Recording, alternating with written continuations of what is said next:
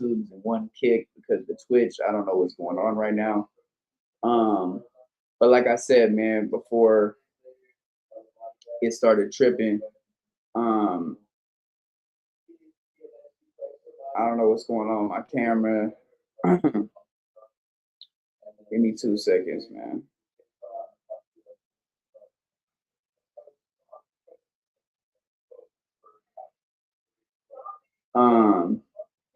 So yeah, man, like I said, man, I don't know what's exactly is going on right now with my Twitch, bro, but it's tripping. I'm gonna pull the show back up. But yeah, not necessarily, man. Daygo, there's people that out of the city that went all over the world and worked with people, and those people in return didn't come back to the city. And so yeah, I don't think that's a true statement. I really don't. Like I said, I don't know why my camera keeps timing out. This is really annoying. I'm not gonna lie to y'all right now. I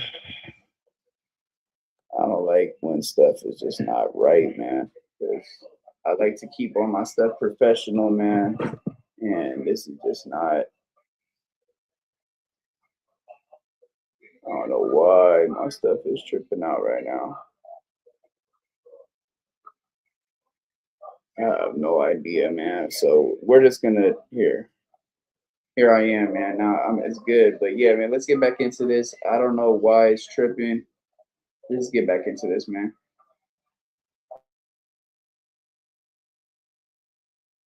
Goes on down there. It's a lot of talent, but they don't come up, right? And it's really out of it being the Navy. You got the beaches, the border, TJ, right? People.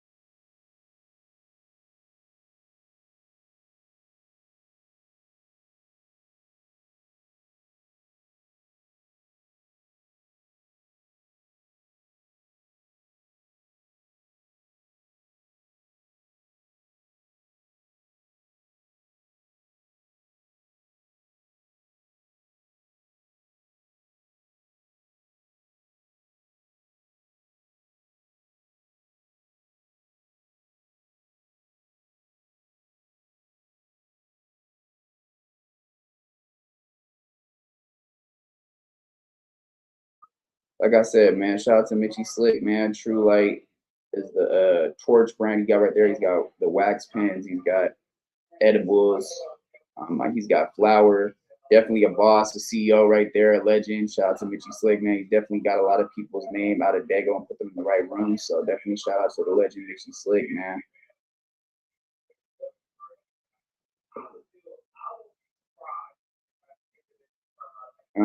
But yeah, man, like I said, man, definitely Wack did say some stuff that was true, but not all of that statement was true. But let's get back into it.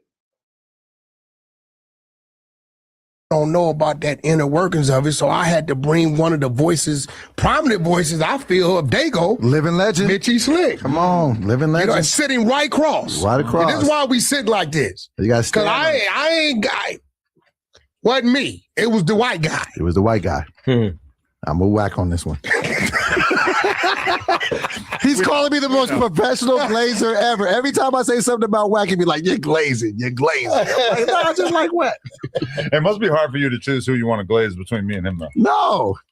Wack. Nick was here, you'd be really fucked up. No. If Nick was here, you'd be really But you know what's crazy? Nick is here. Yeah. He know Mitchy. Yeah. From Nick. All right, but he's not physically here. Nick here with us. Well, that's one dude. You think you get favoritism? Shit. That dude, Nick, but he earned it. He earned it. Nick ever tell you no? He's never told me no. He's never told me no. Hell no. Nick is the homie, man. That's big, bro. The closest I got to no is we gonna work it out. We'll figure it out. He's coming to the Monday show soon. So yeah, shout out to Nick Cat. Nick, Adam, tell me whatever you want to do, Slick. Just let me know what you want to do. Yeah, Adam been over there with Nick and Nick's been over here. You know what I mean? So they got that relationship. For better or for worse, he inspired me to get this building because I saw his compound. When I took you over, like, something like that. I think, that's when Adam started really realizing, all right, I think Wack really is fucking with the movement.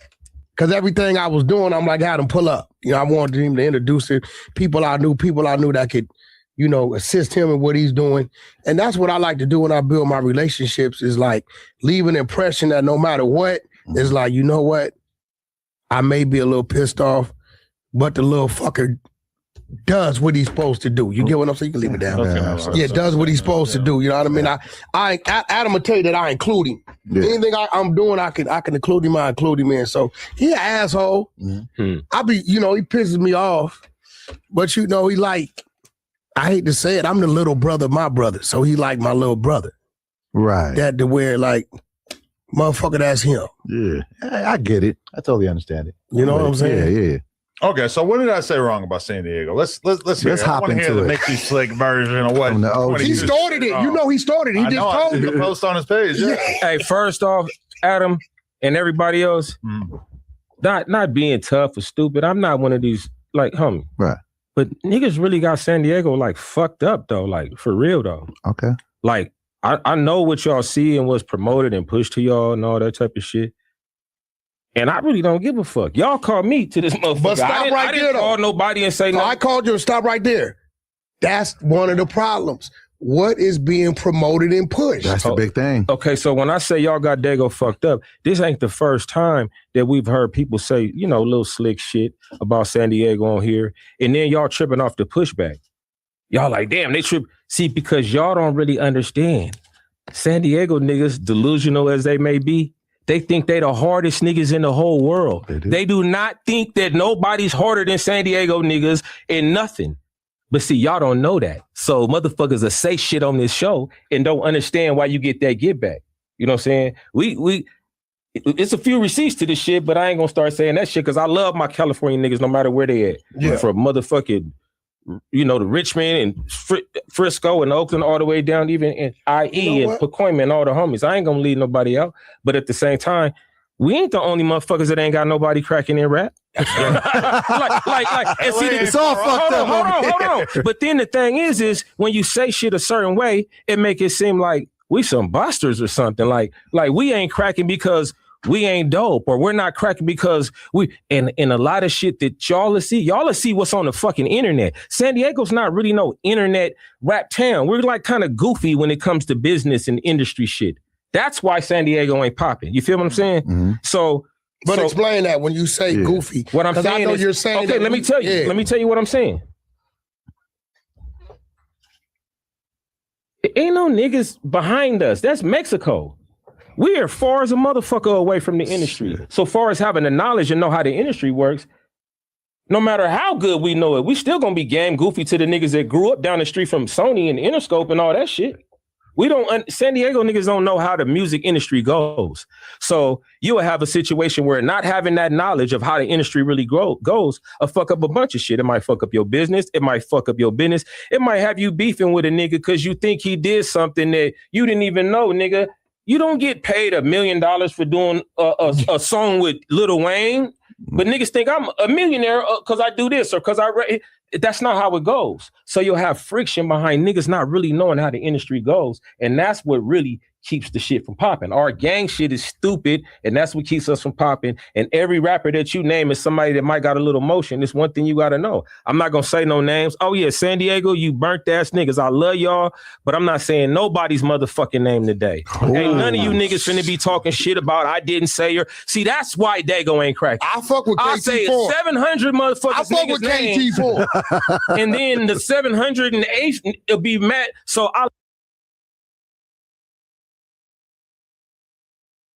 Hey, he just said some real ass shit right there, bro. Because I'm not gonna lie, bro. The reason why he's not saying nobody's name is because they came about it the wrong way, bro. The only really person I really see that came about it the right way, and they didn't really even mention Adam in the diss, but just put it out there. You feel me? Hey, we ain't nobody to play with. Is Ryan Anthony. So shout out to Ryan Anthony, man. As well as I think Tiny Bang made a song about Adam, but there's a couple people, bro. But I could understand why Mitchy Sli.Ck didn't sit there and say any names, and that's no love lost, bro. But there's something behind that, and that's real though what he just said. So yeah. Love all y'all niggas. Everybody that want to get their props off this motherfucking interview. Put your name in the motherfucking comments and all that shit. Look up every Daygo nigga. Every nigga down there is dope. We all, whatever, you know what I'm saying? But Adam, when he said what he said, it ain't about what you said, homie. It's how you said it, homie. And you say it connected to some like, it's a bunch of motherfuckers that ain't cracking, but you ain't gonna say that about them or about them, because on the internet or whatever y'all will see, y'all will think San Diego is about some motherfucking Magic, I mean, what you call it? SeaWorld and the beach and man, it's a popping ass. I say this, shout out to my to the young homie Ryan. It's a popping ass brand in San Diego. The motherfuckers barely see the beach. We don't go to the beach. We don't see that shit. We don't go to the zoo. I mean, when we little kids, we do, but shout out to Ryan Anthony, man. Y'all go over to Barely See the Beach, copy some merch, man. He got Greetings from the Southeast, you got SD Legend, you got a whole bunch of stuff right now, man. Y'all go check out Ryan Anthony's brand, man. Shout out to Ryan Anthony. But for sure, man, like that's real, bro. We went to the beach. I mean, people go to the beach still, bro. I'm not gonna sit there and say that, but we used to go to SeaWorld when we was kids, you feel me? The San Diego Zoo, but that's not really what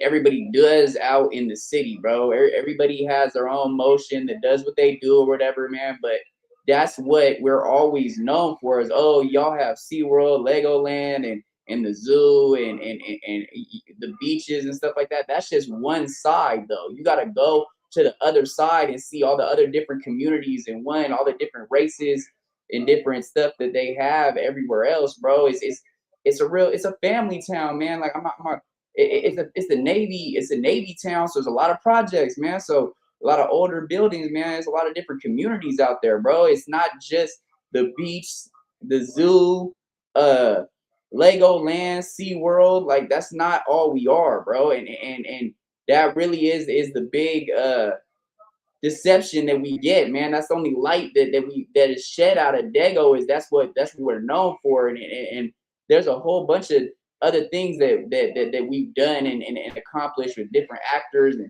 different athletes, and the list goes on, man. You know what I'm saying? So yeah, bro, definitely shout out to Sli.Ck for saying that real right there, man, because it needed to be said, bro. It really did. It really needed to be said, and he said it in a professional and not in a threatening way or aggressive way. He just spoke the real right there. So definitely shout out to Sli.Ck for that, bro. That was real right there, and it definitely needed to be said, man.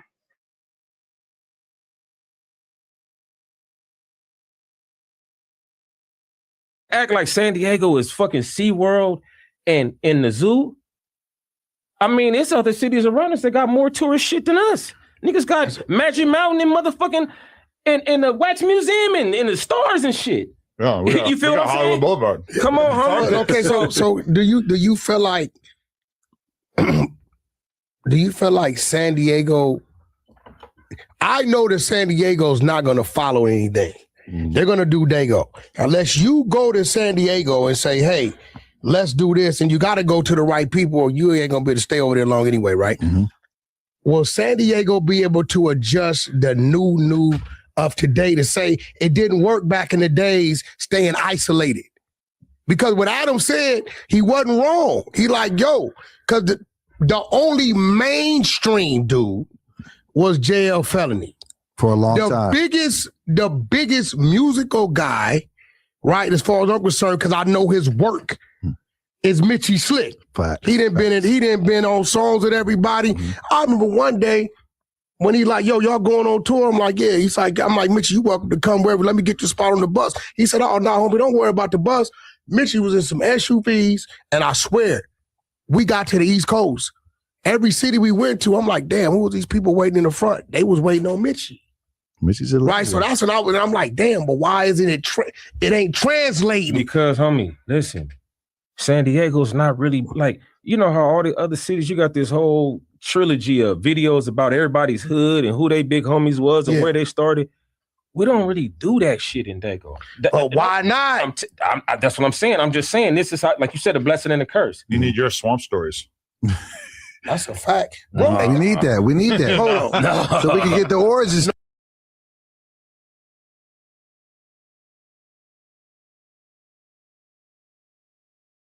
Nah, and there, I mean, people like, shout out to Alex Alonso with Street TV. He went out to the Emerald Hills community. He went out to the Lincoln Park community. He went out to the 5-9 Brim community. Like, but this is the thing though. Like, this is the thing though, bro. And I'm gonna keep it all the way with that. Wow, we don't need that type of negative push. Swamp Stories, they already did stuff on communities out in Daygo, bro, and it wasn't a good look. So nah, I don't think that's what we need, bro. And there is people that do hood vlogs out in Daygo. It's only a couple few, but that's just not. I don't think that's the push, bro, that we need. Really, nah.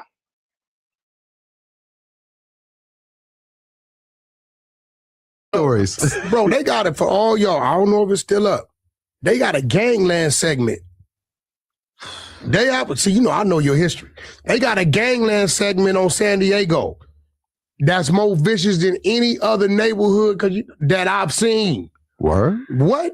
Oh, shit. Listen, that segment, I think that's what caused you from getting banned or restricted. It was a bunch of shit before. He couldn't even go, but then, you know, like back when radio, I swear, I don't never remember on our radio runs, you know, they tell you got to go here, there.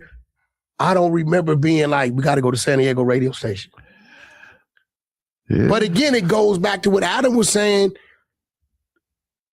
What did you say? What?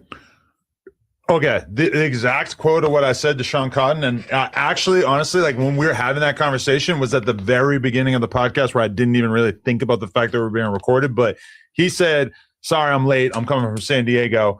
And I said, yeah, you know, San Diego's not so much of a music city these days. I was like, you're probably not going to find an artist to sign down there. But then immediately I shouted out Lil Weirdo, who I believe is coming on at some point in the near future too. So where Lil Weirdo from? San Diego. Yeah, from San Diego? Yeah, There you go. the Mexican from out there. But honestly,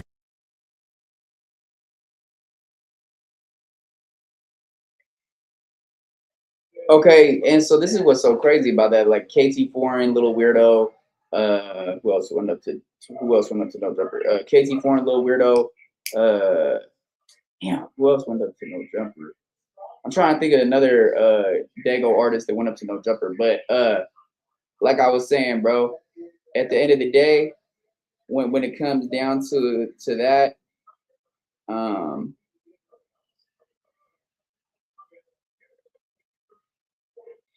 you know what I'm saying? Like,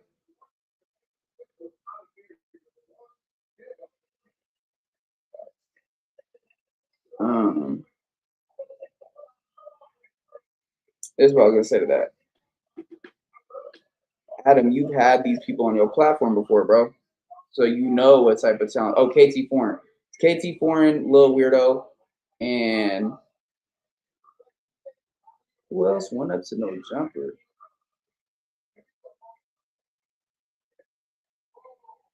Okay, well, whatever. Basically, what I'm saying, man, is just because you said, "Oh, shout out to Lil Weirdo," that still doesn't cover up what you said before that, bro. Like, nah.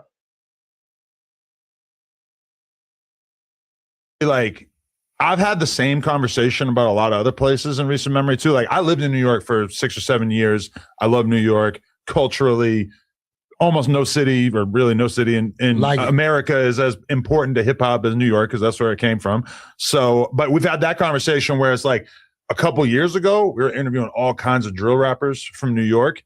Nowadays, that scene has kind of just fallen apart, which largely because, you know, people got locked up and killed and everything like that. But for sure, it's not just a San Diego thing. Because even out of LA, if you wanted to pick out like the top, bro, it's 10 hoods, bro. But pick the top Right. 10 It's rappers LA. out of LA in the Right. last It's 5 years. It's hoods in LA that ain't never had a rapper. That's a homie. fact. It's 100 hoods in LA that ain't never had a rapper. That's a fact. Oh, yeah. So then why we ain't saying slick shit about them though? No, that's a fact. That's real. That I just told somebody that today. I said, bro, I could name a bunch. Listen, I'm gonna be real, no disrespect. And we both know a rapper that's from here, but people don't think about it when you say his name. And you know I'm being real saying this because I don't really fuck with this dude. Who? King Peel got Pomona popping. He did. He did. Now To we some know it's another rapper from Pomona, but when you hear his name, you don't think Pomona, right? Shout out to King Pill, man. But who he's talking about is who a lot of people don't know is from Pomona. They think he's from LA. South Central is Sugar Free. That's what Wack is referring to. But yeah, what Sli.Ck said is dead on, bro. There's about 12 hoods out in LA that don't have no rappers, bro. So why have we not sat there and said, oh, this and this and this and this? Like, oh, hey, there's no talent coming out of this area. You know what I'm saying? Like, why is it just throwing shots to us? Why is it always just throwing shots to us? Like, what? Like we're the only ones that aren't out there with artists like that, bro. Like, yeah, that right there, nah. Which is our guy. To be fair, he got it popping more in the internet, social media. But what's Adam? People see you first today before they hear you. Mm-hmm. Now it didn't flip because you can use your visual content to force people to your music, right? So we've never heard Pomona this much in this lane. True. Since King Peel. That's a fact. Now the homie, everybody know him. He's a hell of a rapper. Right. Our pimp guy. Mm-hmm. Who? Sugar Free. Oh, See? he's from Pomona. Yeah, but see, you would like when you think. See, that's what I'm talking about, bro. Adam didn't even know that Sugar Free was from Pomona. That's why I just said that. A lot of people think that he's from South Central. No, Sugar Free is from Pomona, bro. So at the end of the day, that's what I'm saying, man. What Sli.Ck saying is just is real, man. He's keeping it real, and yeah, man, he's keeping it real, man. He's saying the real stuff that needs to be said, and yeah, man, definitely props to Sli.Ck, man, for this one coming out on this platform, man. 'Cause a lot of people don't want to come on this platform anymore, bro. So much respect to the legend, man. Sugar Free, you don't think Pomona, Right. Because Sugar Free don't really be. He not like a Compton rapper, street dude coming up. Right. He gonna push Compton on you. He gonna push Inglewood. Gonna push Inglewood on you. Sugar Free did. So it's like, I think now it's time because there's a lot of talent down there. It's time a movement could start. But Right. I'm coming. do they have the open mind? This is what I'm saying. The reason they don't have the open mind that you're talking about is because San Diego, they think we think we the shit like a motherfucker, like with Right. all the shit. Like, you been in jail with Daygo homies. The niggas ain't acting like they second to nobody or none of that type of shit. So that's the reason why you have that. But they don't understand that it takes for you not to have that to be. I think the biggest thing is a lot of Daygo artists, they think that they're so hotter than everybody else, and they're not able to take constructive criticism the right way. They feel they get offended by it, and they feel like somebody's dissing them or hating on them, but they're trying to help them, and they're very stuck in their ways, and they're very stubborn and very hard-headed when it comes down to business. And Sli.Ck said it before, bro. A lot of people would have been blown up if they were able to go in those rooms, actually conduct themselves the right way, and be able to bring a lot more to the table than just, oh, hey, how much am I getting signed for? How much you're gonna give me? This and this and this. I got my lawyer with me, but it's not like, okay, well, I know how to market myself the right way. I know how to carry myself the right. I carry myself the right way. I know how to really be articulate about certain things, and actually conduct myself the right way, professionally. And I know my worth at the end of the day. I know my worth, but I'm also not opposed to constructive criticism, So at the end of the day, like, basically just able to maneuver the right way and not just go in the boardroom like, hey, how much money you giving me? If not, fuck y'all. I know I'm popping. I know I'm hot. I know I got this motion. Like, you can't be that cocky, bro. You still have to listen to certain tips that people give you. You have to soak up that game. You can't just think that, hey, you're already a veteran and you know everything already, bro. You have to be able to sit there and have your open, with your listening ears on, you feel me, and really like be able to soak it up, bro. And understand when people try to give you certain tips and stuff like that, it's not them dissing you or hating on you. They're trying to actually help you, bro. The people that are not trying to help you, the people that are yes men, are like, hey, bro, that shit goes. You know what I'm saying? And they're just telling you that just because that's what they want, that's what you want to hear, you know? So at the end of the day, man, Sli.Ck is saying some real stuff right there, bro. At the end of the day, bro, we never come to second with nobody. Daygo homies are very stuck in their ways on how it goes with that, especially when it comes down to the music and the business side, man. So definitely, man, Sli.Ck is dropping some gems right here, bro. He's saying some stuff that's been needed to be said. Yeah, man, like let's get back into it, bro. But I just had to put that out there because that is very true, bro. At the end of the day, people would have been all the way up to the highest stardom they wanted if they were able to conduct themselves in the right way in these boardrooms and actually be able to get themselves in the right door. But look, this is the thing. Even Sli.Ck said it on the live with shout out to Young Hollywood, man. Mr. Wayne, man. You know what I'm saying? He was saying, man, like, I could get you in that door, but it's up to you to be able to conduct yourself the right way for them to see that they see you as an asset to actually take you in, bro. You know what I'm saying? I could only do so much for you, bro. I can't babysit you the whole way and get you a deal just by my word and my pull. No, I can get you in that door, but are you going to be able to be the one to actually get yourself that deal by showing, you know, that you have the passion, you know, that you're dedicated, you're motivated, and you're also willing to learn, and you're also willing to listen, you know, and you're hungry, and you're not feeling so entitled and so cocky, you know, then boom, you know, you're gonna get it. But you got to do that for yourself. I can't do all the steps for you at the end of the day, and that's the realest. That's gems right there, bro. He's speaking very real stuff right there. And I really want this right here. I stopped it because, like I said, man, this is for anybody coming out that's an upcoming artist, man. You gotta be willing to be able to listen to constructive criticism, man. That's gonna get you the long way, bro. If somebody's telling you, you need to work on your delivery, work on your bars, work on your cadence, hey, they're trying to help you, man. They're not trying to hate on you, bro. And that's real right there. So, man, shout out to Sli.Ck, man. Daygo legend, man. We got to give him a round of applause in this one, man. Daygo in the house, man. 619 all the time, man. We can really go up, man. Let's work with each other. Let's get the city on. But like I said, man, let's change that narrative. Let's be able to get into these boardrooms and be able to conduct ourselves the right way and actually listen to constructive criticism, man. You know what I'm saying? So let's give an applause, though, man.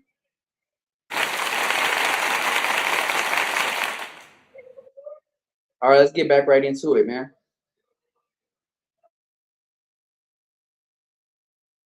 Able to get through the door. And that's what I want my young niggas to know. And I always told my Daygo artists that it's a lot of shit they don't understand. And then instead of getting a book and reading and figuring out the answers to this shit, they'll just turn their nose up to certain shit. You know what I'm saying? But can I ask this question? What's that? Because I'm from Sacramento, right? Okay. And we right next to the Bay. And the Bay was always bigger than Sacramento. So we always had to go extra hard. You're not next to the Bay. No, the Sacramento was like 45 minutes You're from the 100 Bay. miles. You crazy. 100 miles. Frisco, but an hour away is what I'm saying. Nigga, you doing 100 miles per hour? Adam, what's up? It's an hour, homie. I'm saying no, because every time somebody say they from Sac, they be like, oh, you from the Bay? They be like, no, I got to correct you. It's 100 miles from LA to Daygo. 110. So that's the parallel I'm trying to draw. So because Sacramento, he said by the Bay. Right. So we're close, and so we had to act extra hard. So about Vacaville, driving Stockton, Davis, all that shit. 1.5 to 2 hours, 85 to 90 miles, and that's the same amount of distance from San Diego to LA. So do you feel like San Diego had to act extra harder because of what LA was doing? They ain't gonna put on no acts. Hold on, homie. I ain't talking about that. Okay. I'm talking about far as just musically and with the industry shit. Like, How the fuck, if all the industry and all the businesses and all the labels and all the shit is in LA, how we posted? Like, who the fuck gonna let it? We ain't gonna get to the door first. That's the same way we felt in Sacramento. That's the same way we felt. We Yeah. get to the door first. Right. We're most definitely overshadowed by the biggest motherfucking damn near rap city on this whole side of the earth. God damn it. Right. By LA. Yeah. Niggas got real deals in LA. That's the same shit we dealt with in Sac. Like, you know what I'm saying? So like, yeah, these are real deals. And I'm talking about from a history of rap. They've always had the real deals. If they giving out rap deals and the place that's giving them out is in LA, the shit we gotta go through to get there, then you gotta also understand this. In the beginning of the shit, like say for instance, when I first came in, I'm in the same generation with say right before Game and right in the Game, G Malone pocket, you know what I'm saying? It was tricky for us at that time because that's when niggas didn't know where they was gonna get no music money from in the music. Yeah. It was free online and all that shit. That would have been our opportunity when the West was really pumping shit out right then. So then you figure like, without that period of shining and then shit just falling the fuck off, and we like in the shadows of LA, like how the fuck was we supposed to be able to make some shit happen? I'm not knocking. And I'm not saying that somebody owes us nothing. That's not who I am. All that support and all that shit. I don't give a fuck about none of that shit. Motherfuckers don't support the rapper that they listen to. They listen to a motherfucker because they like his fucking music, not because they want to see a YG, Little Durk, or so get some more money. They listen because that's who they a fan of. You feel what I'm saying? But yeah, homie, like that generation I was in, homie, like nobody really got popping out of that group. You know what I'm saying? I mean, nobody that was their chance to shine. So now you hold on. Yeah. Now check it out. Now.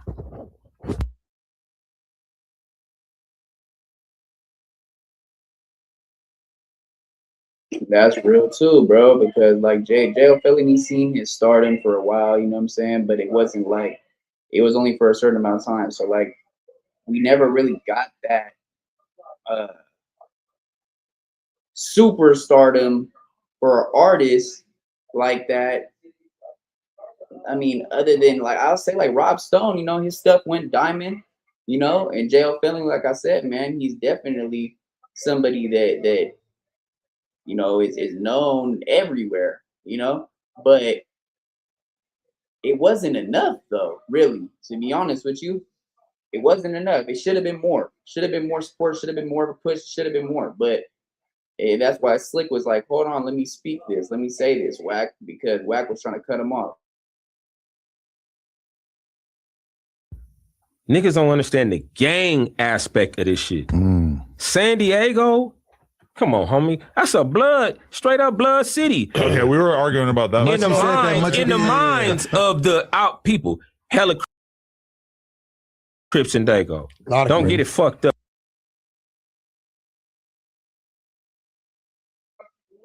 Hella Crips and Daygo, but we are predominantly a blood city, because if you really want to be technical, we got Little Africa, we got the 5-9 Brands, we got Lincoln Park, we got Skyline, we got O'Farrell, we got Parkside, we got 5-0, we got the Usos that are whoops, you feel me? We got what else we got? I already say O'Farrell. We got O'Farrell. We got man, we got a lot of predominantly blood and Pyru sections in Daygo. We got the West Coast for the Keyways. We got the 40s for the Keyways.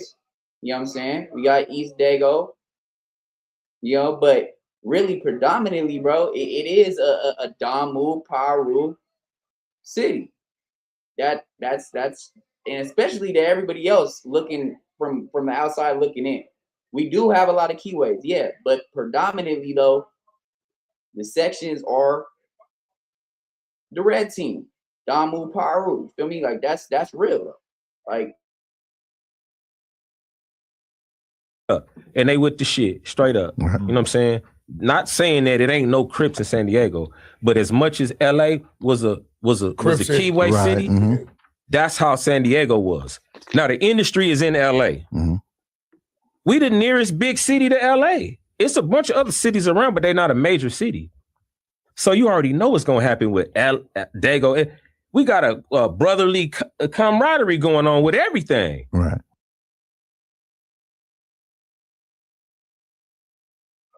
I couldn't say it better myself. We have a brotherly camaraderie thing with LA, but it's also like a competition thing, bro. It's like they're always trying to one up us. We're trying to one up them. It's never like, oh, let's just work with each other. There is certain people like shout out to Sli.Ck. He definitely reached out to Big Newton from out of the Denver lanes. You know what I'm saying? He's reached out to a lot of people out in LA, worked with people out in Barson, Inglewood, Bompton, all that. You know what I'm saying? But most of the time it feels like we're in like a competition, brotherly type of, you know, like a brotherly feud.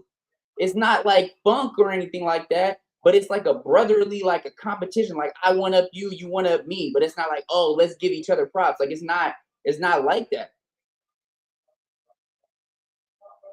It's been that way for years, bro. And really we're just barely starting to get more of a camaraderie. My bad. I was about to say camaraderie than we have before, where it's more tight. You know what I'm saying? Because there were times where LA didn't want to work with no Daygo artists at all, vice versa. Then we had Nip come out, you know, and work with a bunch of different people out in the city, man. You know what I'm saying? And more so, I would say the Keyways was working with the Daygo artists more than the Damus and the Pyrus were from LA at a time. Now you see it the other way around, right?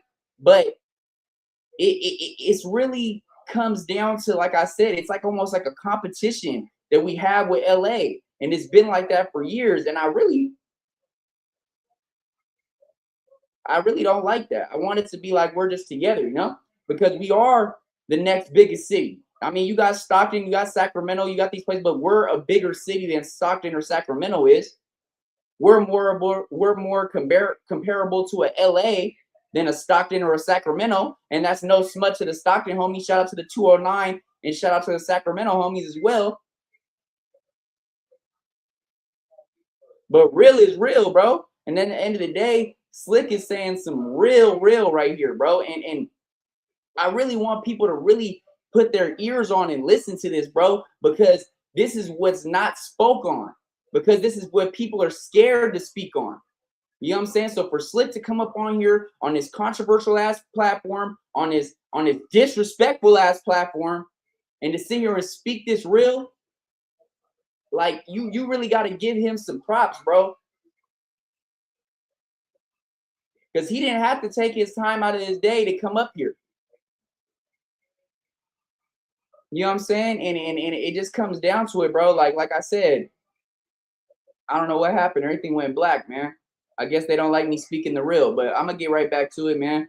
I just had to put my take on there, bro, because it really is. It feels like it's like a competition factor between us and LA, man. And shout out to everybody in LA, man. Bompton, Inglewood, Watts, you know what I'm saying? Barson, Long Beach, man. Shout out to everybody out in the LA area, man. Shout out to Long Beach as well, too, man. But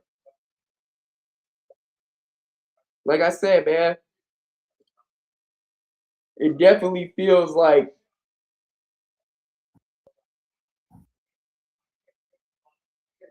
So Bloods, the industries in LA, San Diego camaraderie, I mean, little bullshit. How the fuck? Wait, I have an important question though. Did you feel like it was a bad look or a good look for San Diego when Compton AD got beat up by the security guards in San Diego? You knew he was gonna do it. You knew he was gonna do it. that's exactly what I'm talking about, bro. Sli.Ck shouldn't even waste his time coming on this disrespectful ass platform, homie. Because, bro, he's speaking some real ass shit, and Adam has to go in here and talk about, so I just wanted to ask an important question. Was it a bad look for San Diego when Compton AD got into that altercation in that club in downtown, and he got laid out on his pockets? Bro, why does it always have to be some trolling shit with you, gang? He's speaking some real game right now, bro. People want to hear this bullshit. Like, that's disrespectful to Sli.Ck's time, bro. You in the presence of a motherfucking legend, homie. Act like it. He over here speaking some fucking real game, and you over here talking about some bullshit. Come on, bro. Like, man, come on, man. Cut that shit out, bro. Like, for real, man. Cut that shit the fuck out, bro. Like, that right there is just, that shit's just bad. That's a bad look on your platform, homie. And Doughboy and Wack are eating it up because they're content fiends, and all they care about is this trolling shit.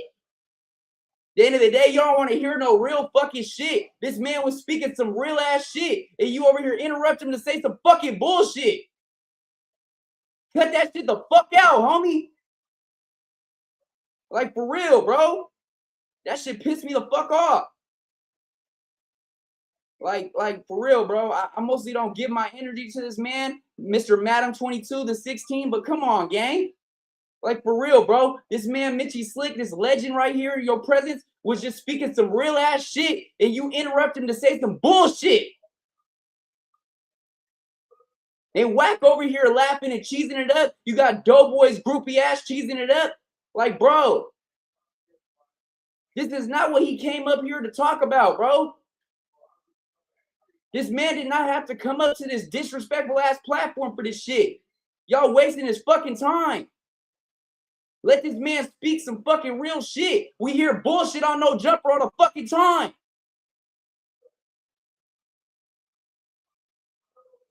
Like, come on, bro. Like, come on. Cut that shit the fuck out, gang. Cut that shit the fuck out. Like, for real, bro. Cut that shit the fuck out. Like, real shit, bro. That shit's disrespectful as fuck to a legend in your fucking presence, homie. Come on now, bro. Let's be real, man. Come on, bro. He gave you your time to talk. Now give him the floor, bro. Let him fucking land. You asked the fucking question. You didn't even let him fucking answer it. Come on, man. Like, for real, bro. Y'all want to sit here and say y'all the best podcasters in the fucking world, but don't even know how to conduct a fucking conversation, homie. You can't give a man his respect to let him land and get off what he had out of his chest. You want to come in here and interrupt him to say some bullshit? Shout out to Compton AD, homie. Straight up. This is just disrespectful, bro. I am not fucking with this shit, bro. But let's get back into it. My bad, y'all. I was like, we talked about San Diego a lot after that. We did. We did. I'm gonna tell you, listen, check this out, homie. I don't know what happened. I didn't see the whole fight. But I know downtown niggas be rumbling. Sometimes it be your night, and sometimes it might go. And you just get up and go back the next week and just rumble shit. I'm gonna tell you a story. That's how we came up around that motherfucker. I'm gonna tell you a story, Adam, that you probably forgot about. You probably know the inner workings. I called you. I get a call. It's a certain artist on a certain tour. Mm-hmm. This big artist, which is one of Adam loves this artist, is handling this one artist crazy. Oh, I look at the roster, I look at the routing, I say, hey, I get on phone, I say, hey, bro, y'all got to touch Daygo in like 5 days. Tell dude to pipe down. He's talking about X and Ski Mask. Bro, dude got on the phone, cause I get the call from down there, and he talking crazy, like, oh, bro, ain't nothing out. I said, ain't nothing what? Ain't nothing I said, all right, I tell you what I'm gonna do. I'm gonna withdraw, and I'm gonna let you figure.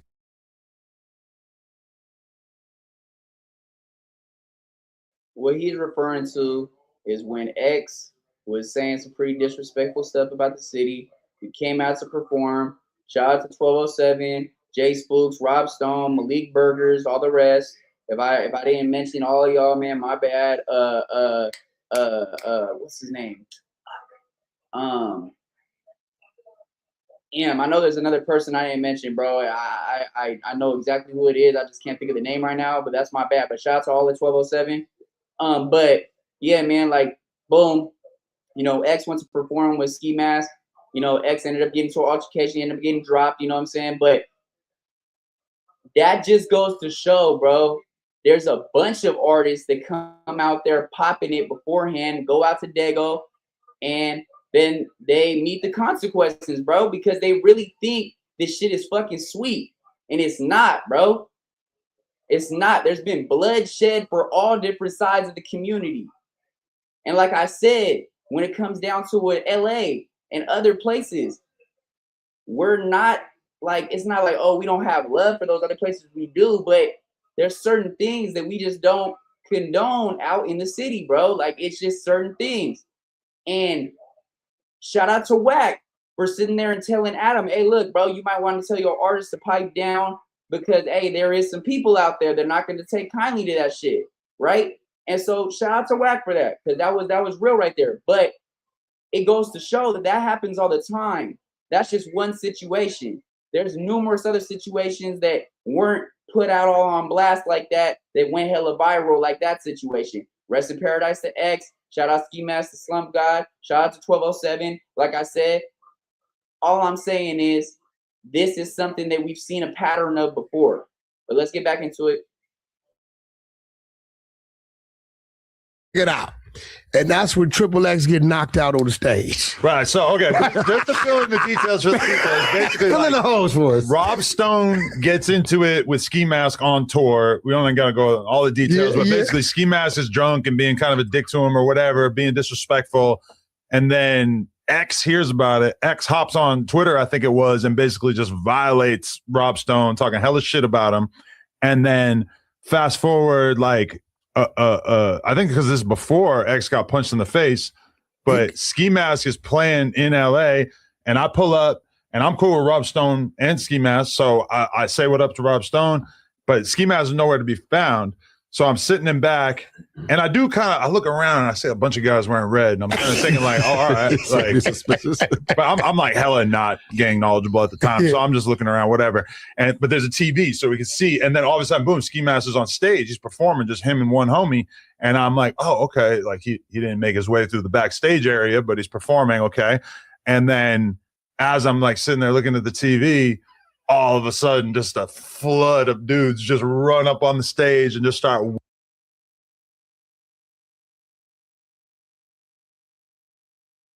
And see, look, this is the crazy thing about it, bro. This is how contradicting Adam is. This is how he backtracks. Rob Stone, you're cool with Rob Stone, right? Adam, you said, oh, hey, you said, what's up to Rob Stone? You're cool with Rob Stone, right?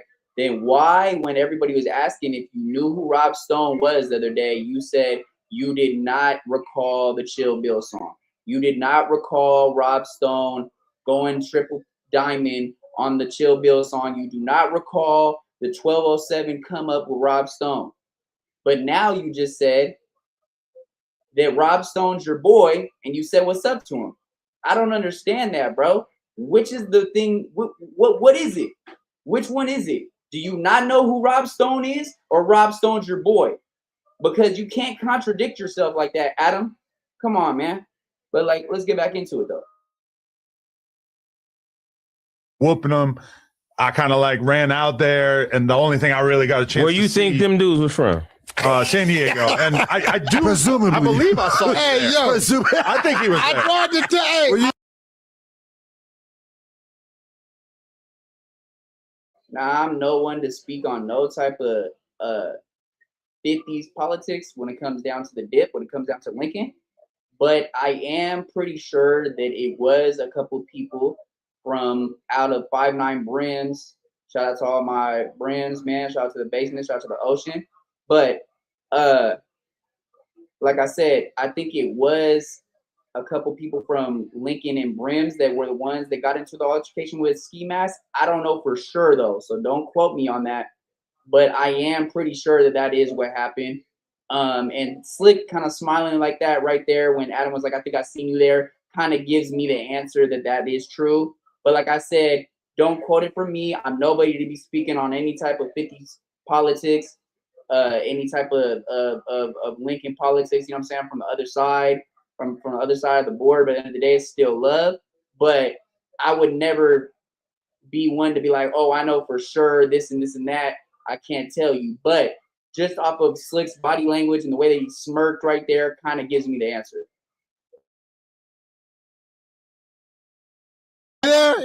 I'm trying to tell him, like, yo, I'm like, listen, because I don't be knowing what people be thinking. Yeah. You know, my celly in prison for 2.5 That was years. a little nigga. I didn't do nothing to that. No, yeah, my celly for 2.5 years was Big Crunch, Big Sad from 5'9" Brim, Daygo. You know what I mean? Right. So I got a chance to hear a lot of Daygo history on the yard with him.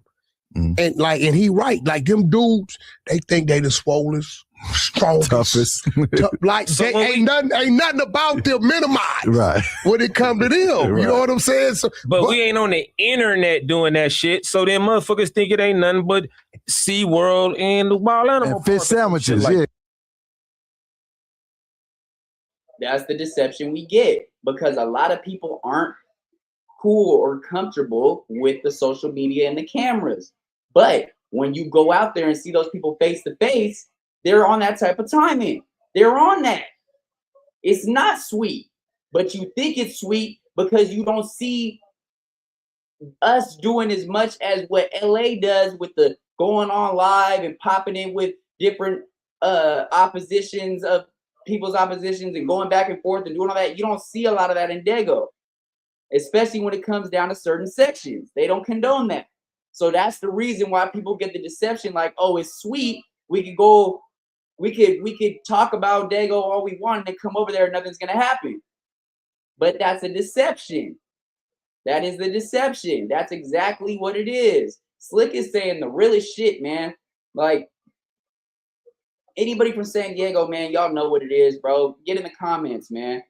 Give us 619, put a palm tree, put a Daygo in there, man. Let me know something. But like I said, man, Sli.Ck is speaking the real. And if you're from San Diego, you know how it goes, bro. So let's go. Yeah. But listen, I'm not bragging this shit because LA, i.e. them niggas is my brothers, homie, straight up. Everybody know I fuck with niggas from Bonton, Inglewood, everywhere. Right. So it ain't that. I'm not looking at it like it's Daygo in LA. I'm looking at it when I say these things like we right all together. Homie, from Easy-E to the homie, shout out to Corrupt, Snoop, to every nigga that came to Daygo, they done rumbled in Daygo, homie. Everybody, homie, since back in the 80s, my nigga. You know what I'm saying? Everybody. Right. It's a city full of knuckleheads, but they not on the internet with the shit. And if you understand, all the rappers in San Diego that's popping, that's on the top of that, it's one thing they got in common. And I love it. But none of the main Daygo rappers, as far as views and shit like that. So is Daygo? They not gang members. Is Daygo they not from real? a gang. Is Daygo too real to make it in this industry? Yeah. The street part of it is. It'll be some other artists that can make it. But I'm saying the homies, like the shit that built Death Row, the shit that built TDE, the shit that built. And that's very real, man. Rob Stone, Little Weirdo. Little Weirdo is a member. Little Weirdo is a member. But Rob Stone, a lot of other artists that got a lot of the limelight out of Daygo aren't members. And that's why they're okay to do certain things they do, pop it on the internet, whatever it is, whatever it may be. But the members that are pushing the music, they're not getting the push that they need.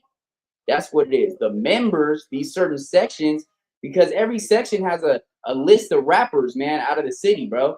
So even when it comes down to the Cambodian homies, Asian homies, the Uso homies, the homies, the Rasa, there's a bunch of different sections with all these different lists of rappers, bro. So what it goes with is the people that seen some type of light out of Daygo for music, 9 times out of 10, the majority of them were not members, other than the legend right here, sitting right there, Mitchy Sli.Ck, J.O. Felony, Big June. But what I'm saying is the other people like Rob Stone. Now Rob Stone was affiliated with a clique called Rob Stone was affiliated with a clique called 1207. There is 1207. There is a 1207 actual gang that is a bunch of Rasa out there in Lemon Grove, but they're artists. Like shout out to Bo Sosa, man. He's definitely talented. Y'all go get a bar of his stuff. He hasn't got put out there and he's a member. But like I said, Rob Stone isn't a member when it comes down to that though. He's able to still do those certain things. There's rules and there's rules. I just say there's rules and there's codes that we go by when it comes down to members that we can't do certain shit. So that's why you wouldn't see somebody like a member popping off. And there is that very true what he's saying is a bunch of knuckleheads out in the city. It gets real rowdy. People are real rowdy. People are real wild when it comes down to it. But you don't see them doing that on the internet. At least the majority of them don't do it, especially when it comes down to the members. Now let's get back into it.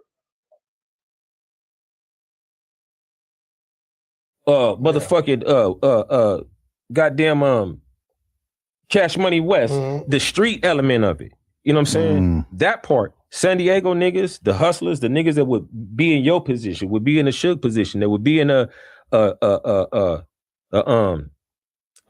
top position.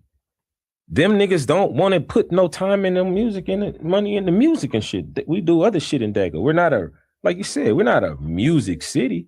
Really, niggas in San Diego is athletes and shit like that. Gang members and athletes, like the best athletes in the world. But they're trying to do music. It's a lot of rappers down there. No, it's hella rappers in there, but there it goes right there. We're known more for athletes. We're known more for birthing and producing basketball players, football players, actors. The music is not what is being seen out of Daygo. That's not what we're really known for. We're known for actors, athletes, activists, you know, different people like of that nature. But when it comes down to the music, we haven't got that type of push that LA has, that Stockton has, that Sacramento has, that Vallejo has, that any of the type of the Bay Area has, that you know, that Oakland has. You know what I'm saying? That's the difference. That's what the difference is. We're people that have known. We're known for producing known athletes, some of the best athletes, probably the best athletes, basketball players, football players, actors. Like just to name one. I mean, Nick Cannon, man, come on. But other than that, we haven't got that type of light shed on the music side. Now, don't get me wrong, there's hella slept on artists out of Daygo, bro. And I've interviewed the majority of them. But the thing is we haven't got that push for the music side. We're known for producing actors, basketball players, football players, activists, comedians, stuff like that. I'm saying it's just the rappers. If it was just Kendrick, it took a team of niggas to make that shit happen. In San Diego, the only niggas that's really into the music shit is niggas that rap. Let me ask this. Why do you think, and I say this respectfully and with the utmost respect, that we haven't had like a big mainstream success artist come from San Diego? Because in California, there's so many rich people, rich in the music industry. Like, why haven't we had like a mainstream success come from Stockton San Diego? had a breakout. Yeah, Sacramento with I'm gonna tell you why them niggas had breakouts though. Sacramento and Stockton, yeah, of course. Sacramento's got Mozzie, there, you know, Lavish D, other people, but it's because we're not so in tune with the music like that. We don't care about the music like that enough to go out there and work with everybody. There's only a few people like Mitchy Sli.Ck, like a J.O. Felony, like a Big June, like numerous others that have went out to Stockton, Sacramento, Oakland, the Bay Area, Vallejo, LA to work with other artists because it's not that big of a thing to them. San Diego's on a different type of timing. We move a different type of way than LA does. We move in the music nature. In the music sense, we move on a different type of timing than the Bay does, than Stockton does, than Sacramento does. And that's what it comes down to, bro. We need to start caring about our music more. We need to take all that other stuff and stop pushing all this negative light about Daygo and actually get together, all the rappers that have talent, get together and actually try to put the city out there for the music sense. We need to care about the music more. That's the point of this conversation right here. That's the point of what Sli.Ck is saying right here. We need to care about our music more. We need to care about our music as much as Stockton does, as much as Sacramento does, as much as Oakland does, as much as the Bay Area, Vallejo, LA does, Atlanta, Detroit, all these different places. We need to care about the music as much as they do, and we will get further. That's the main point to this. I want y'all to really listen to that. Okay. No disrespect to their talent. Niggas is talented. Okay. But niggas be living and thriving off of that drama food bullshit. You know what I'm saying? Right. Okay. You know,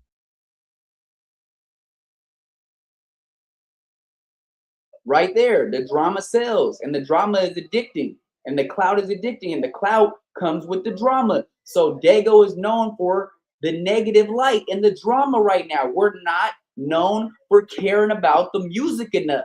And that's the point of what I'm saying. We need to get together as rappers, as content creators, as podcasters, as comedians, as actors, any type of talent that you have, local businesses, and come together and show that we care about our worth enough to really push it the right way and not let the city be clouded with this negative light that we're all about gangbanging and drama all the time. And that's the main thing, bro. Like, that's just the real, bro. You know what I'm saying? That killing and that and all that type of shit. So a lot of niggas got attention, and the main niggas, if you know, they got attention from them type of records and that type of funk and feud and beef and shit. So, you know. Yeah, internal. Yeah. Amongst each other. The truth is that there are, like, even throughout the whole history of California rap, there hasn't been that many huge stars. So, like, when you really break it down by like a city by city basis, it's like the fact that you haven't necessarily seen like a huge national star come out of San Diego is not really that surprising, because you could kind of say that, right. Even though San Diego's a big city, Compton, I mean. you could kind of say that, yeah, but then Compton somehow has like 10, you know? Yeah, right. Yeah. Yeah. But that's just them being in the, they having the connection. They cater to them, like, you know, If it wasn't for Snoop, we probably wouldn't talk about Long Beach Facts. as being This as is what I'm significant as Right. it But is. look what it took. It didn't take just a rapper. Right. No, They're not just rapping and then going to get a deal from some. No, all the niggas that's popping from the West that got those movements going, it's they big homies or somebody from LA. And That's what it comes down to. We don't have enough G homies out there networking, pushing our word the right way to actually get these plugs, to actually get these conversations, these business meetings, these alley-oops from OGs and certain artists out in LA, like how LA does, the way that they move and work with each other. We don't work with each other enough, point blank, period. And if we do, we don't work the right way, because we still put it out in a negative light, and we still put this big old map on us that we're just drama. And that's not the case, though. So that's the difference between LA, Long Beach, and Daygo, because LA and Long Beach, they have those people that is internal pushes where it's a family thing. It might be a big homie to get you an alley-oop, whatever it is, but they're working together and it's all love. We don't have that in Daygo. We don't have that type of support. We don't have those type of people putting us in those doors other than somebody like a Mitchy Sli.Ck or a Big June. the streets that, you know, put together a Wack. That's why I say a Wack, a Suge, a top Dre. dog, a Dre. That Yeah. easy. All that shit was street oriented. It wasn't just the niggas that rap. It was the niggas that do business and wanted to do rap business. In San Diego, the only rap business for a long time, the youngsters is rapping. They don't know the industry. That's why They don't know. They don't know the game. They got the music. Yeah. But where do we go from here? Right. They don't know what to do with it. So what I'm saying is this: listen, man. It's hella kids down there that want a favorite artist in San Diego, but it's hard to compete if they got to compete with a nigga that got a real deal, and that's what it's been. So what I'm saying to all the niggas that might want to look at a new zone where you can make some millions of dollars. It's a whole city full of motherfuckers that's open to some motherfuckers that want to come in and do some business, straight up. Like I said, they're going to put all their names in the comments and all that shit right there. It's hella niggas is It's talented. definitely wide open. You know what's But crazy? it's not because they busters or it ain't You because know niggas you is do lame those, or none of that shit. That ain't why we ain't popping. It ain't because of that. You know how you do those when you be the talent search, how you got Doughboy, right? I guarantee you it's a bunch of dudes down there. Not saying you should do it, but if you just did like it might be crazy. Hey, Yeah, like an American. we got the San Diego only. We want to see who's down there, who's gonna show up. Because we And need to guess hear what? it. Because if nobody shows up, y'all, we don't want to hear it. We don't hear it no more. But if 20 of y'all show up, and I'm Niggas, like, yo, San Diego niggas some of gonna y'all show kind of up. talented. I've been to some rap shows in San Diego over the years. Back in the day. No, yeah, that's what I'm saying. Nah, y'all need to They just got a go to healthy the scene. hood and to the hoods of San Diego and grab a homie and watch that movement. That's what I'm talking about. That's what built LA. Homies. That part right there. We don't have enough homies building each other the right way, how LA and Long Beach does. And we do need that. I'll be there. I'll go over there and put my name on the list, whatever. But the whole thing is that's what it is. Y'all need to go out there and find some people that are in the trenches, bro, that have pure talent. They can sing, do R&B, make beats. Shout out to Nick Knox. Shout out to Nick Knox, man. Shout out to 88 the Gang, man. Shout out to Thomas Tyrell. There's videographers, there's producers, there's artists. These people are hungry and ready to work. And they're from the trenches. This ain't no sweet shit.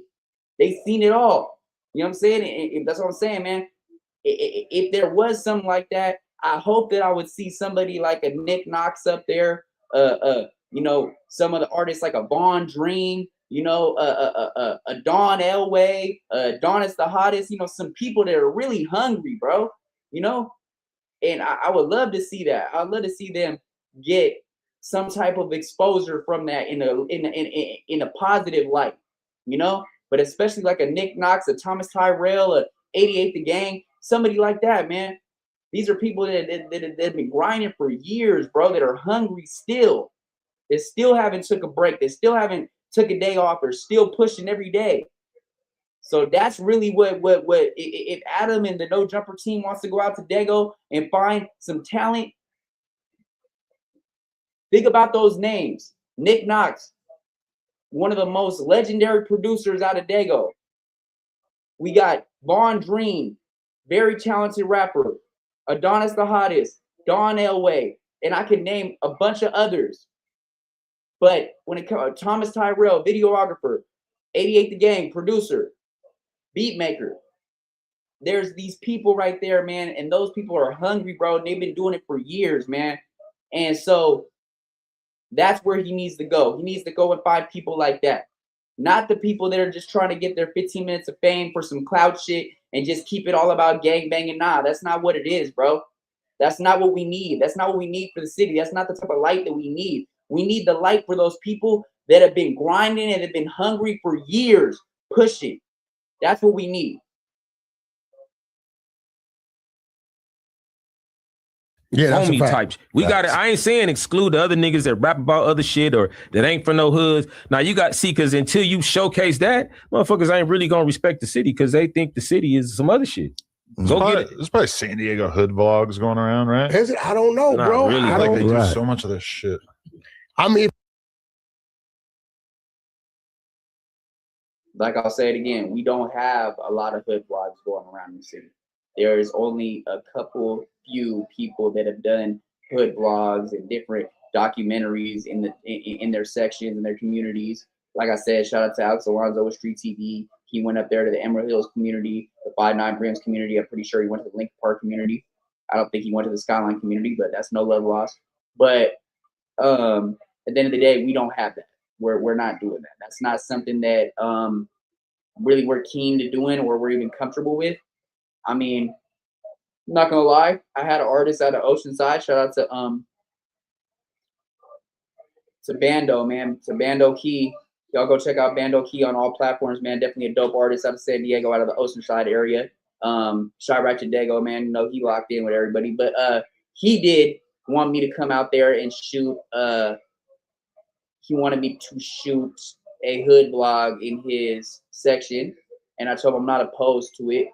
But I really don't hear people really saying like, "Hey, I want to go do a hood vlog out in Daygo," or somebody from Daygo saying, "Hey, let's do a hood vlog." It's not as common as you would see Sacramento, Stockton, Arizona, the IE, LA, Long Beach. It's not as common as those cities.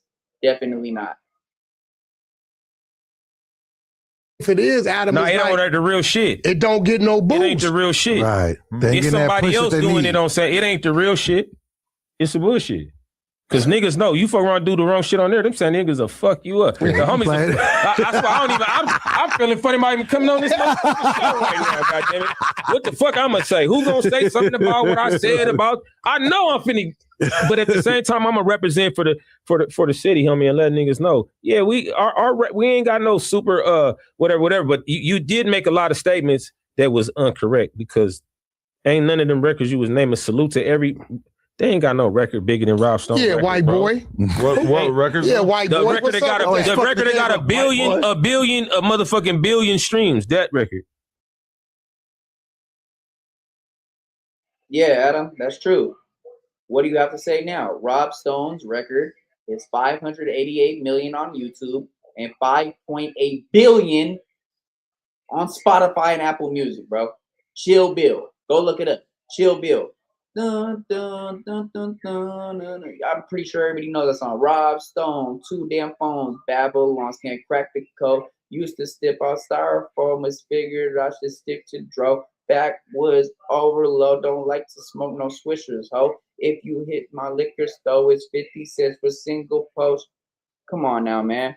That's a classic, bro. Everybody knows Chill Bill, bro, because of the movie Kill Bill, because of the sample. Come on, man. That's a legendary song, and I'm sure you heard it before, Adam, because you said Rob Stone was your boy. So come on, man. Knock it off.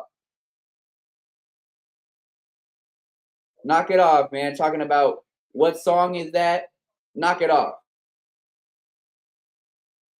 Well, okay, but Kill what's Bill. not bigger than that? No records. Right. Shit. Who the fuck got Fresh a Montana. billion streams? Well, he stole that record. Is that the biggest record out of San Diego ever?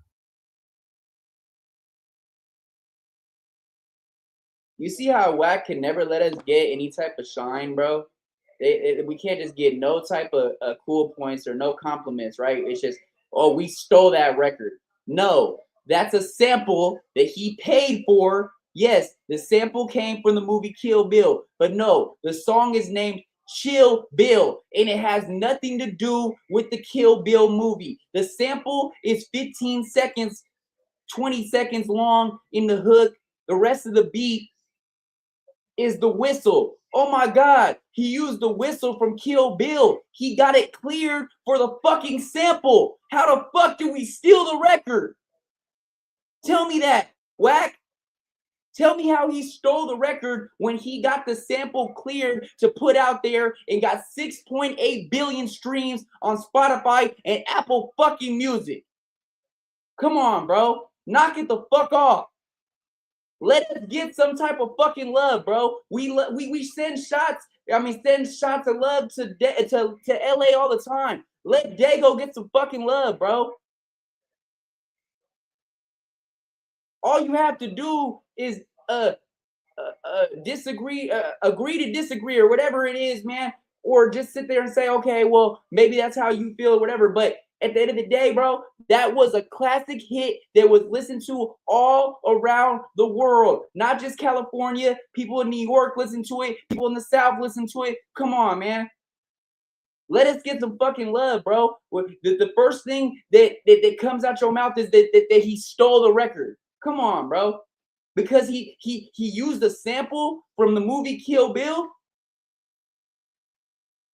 He got the sample cleared. If he didn't get the sample cleared, they would have took down the song and it wouldn't have seen as much light as it did. So come on, bro. Knock that shit the fuck off. Let us get some love one time. Knock that shit off.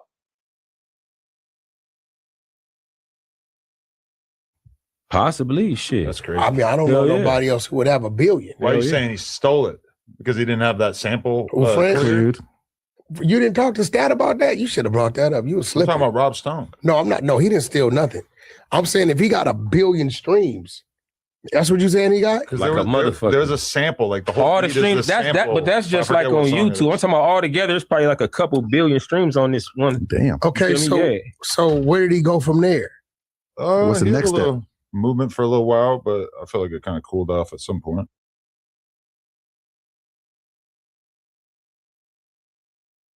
One of your most famous interviews, Adam, is with shout out to Ruby Rose. Rob Stone, after he dropped Chill Bill, he worked with Ruby Rose. He worked with some of the greats out of LA. He worked with some people in the Bay. But lately, Rob Stone's been focusing more on doing other venues within his brand. But don't get it fucked up. He just dropped like maybe 4 months ago, and that shit's still hot. So don't sit here and say that, oh, he just fell right off after he made Chill Bill, because that's a bullshit lie. So just be real, Adam. Why can't you just fucking be real, bro? You don't have to always hate. You don't always have to be this like, oh, I can't agree if it's not an artist out of LA. I can't give him no props. Like, that's just, it doesn't make any sense to me, bro, because it's not the other way around. We give love to LA all the time. So why can't we get just a little piece of that love from y'all when it comes to Daygo?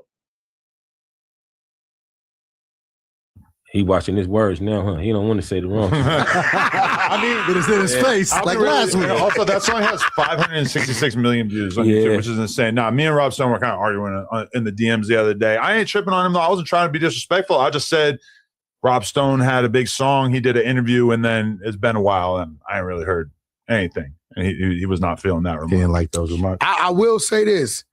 When I fired up Cash Money West, I was Daygo hunting. This is how I came across the KT Foreigns and people like that. Right. But it was kind of like, I ain't gonna lie, they was playing hardball with the business. Because I don't think they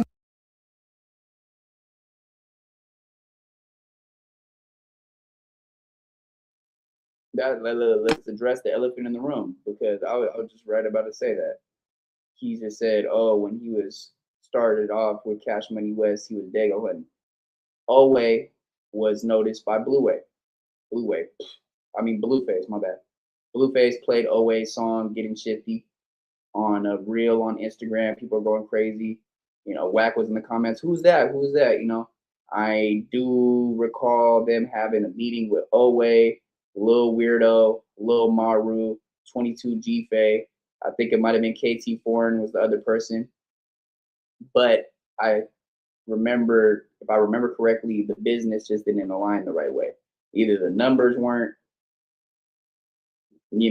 respectful, or just something to that nature. But I do recall Wack with Cash Money West going out there and scouting for Daygo artists at a point in time. It was between 2018 and 2019. Oway was one of the people that did get noticed and did get, a little bit of shine from it, because Blueface did play his Getting Shifty song and made it a little real, listening to it, and he was vibing out to it. And I think it was KT Foreign too, Blueface might have mentioned. But yeah, man, like, I guess when it came down to it, either Wack's people weren't on the right business, or it was Oway, Lil Weirdo, KT Foreign's people, their team didn't feel like the numbers were respectful enough. So I mean, I don't know, man, but we did have that little bit of light. Yeah, that's true. Wack did scout for some Daygo artists before, during the period of between 2018 and 2019. So that's true. Understood the business. Getting the lawyers involved and all that. It wasn't that, because when I was I told them I was giving dudes back. KT, my little nigga. And I was telling them, like, bro, I want to put majority of the money into marketing you, because I'm finding you, because I know what's down there, right? But in their head, they was saying crazy. They like, yo, we want $500,000. What? Right?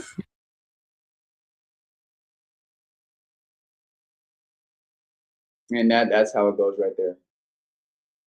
We know our worth, but we sometimes are a little bit too far out with what we ask for.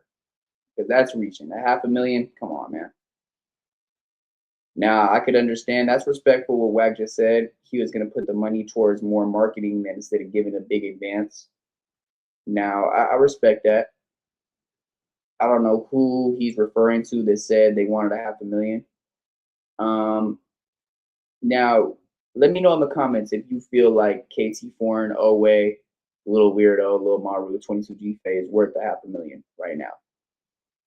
I think they are, but still coming off just on the first conversation saying that, I feel like it's kind of a bad look just because of somebody like Wack that's just kind of real, how would I say, what would be the word?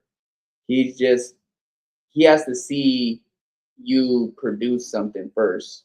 He has to see the actions behind your words, and you actually produce numbers for him to really be like, okay, you're worth that.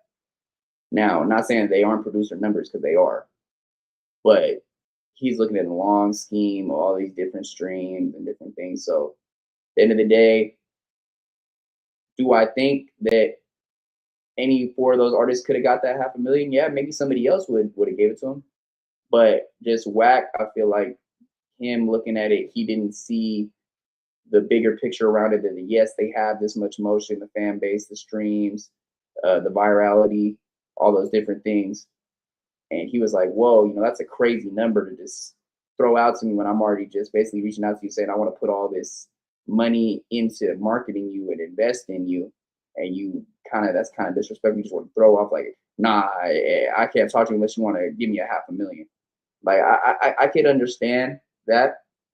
And I'm sure Sli.Ck could understand that too. So. But because they've been hearing these other numbers from these other people, they like, well, shit, if he got 5 million and 10 million, I'm good for $500,000. I said, I tell you what, how about we give you $500,000 budget, and I give you 100,000 out that budget for your pocket, and this other 4 go towards producing the album, shooting your video. He know, all right, go. I got to move. I got to move you around the country, radio runs, promo, all this type of stuff. And they was just playing hardball. It was crazy. It was nuts. So then one dude said, well, how much would you offer LA artists? I said $250,000. I was real with him. Right. And when I told him that, he said, oh, you got me fucked up. Nigga. Yeah. Daygo. Straight up. Right, but he's not understanding. Adam is like, it's a different.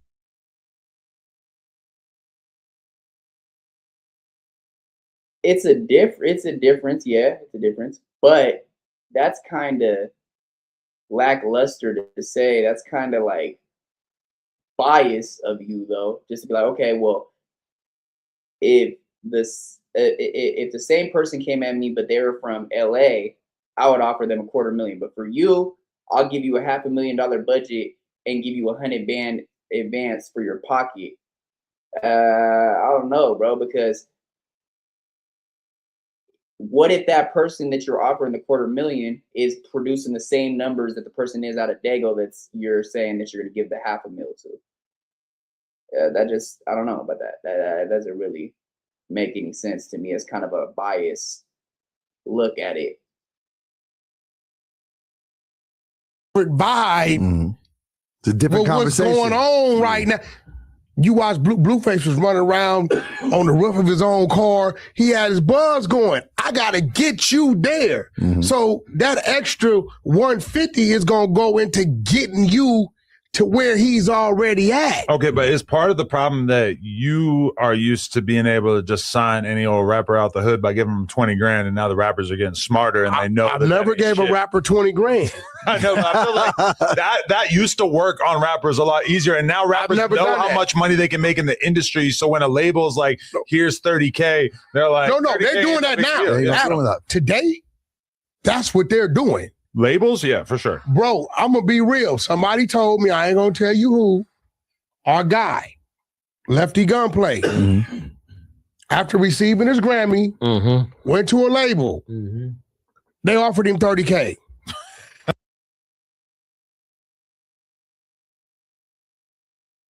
And to be honest, that's sad to hear because I feel like Lefty Gunplay is worth more than 30K.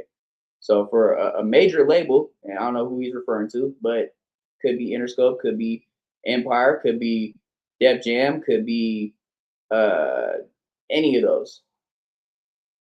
I feel like Lefty Gunplay is worth more than 30K. 30K, that's not that much money really to put into an artist. Like 30K is only gonna get you so much studio time, videos, all this different marketing. It's not gonna really get you where you need to be.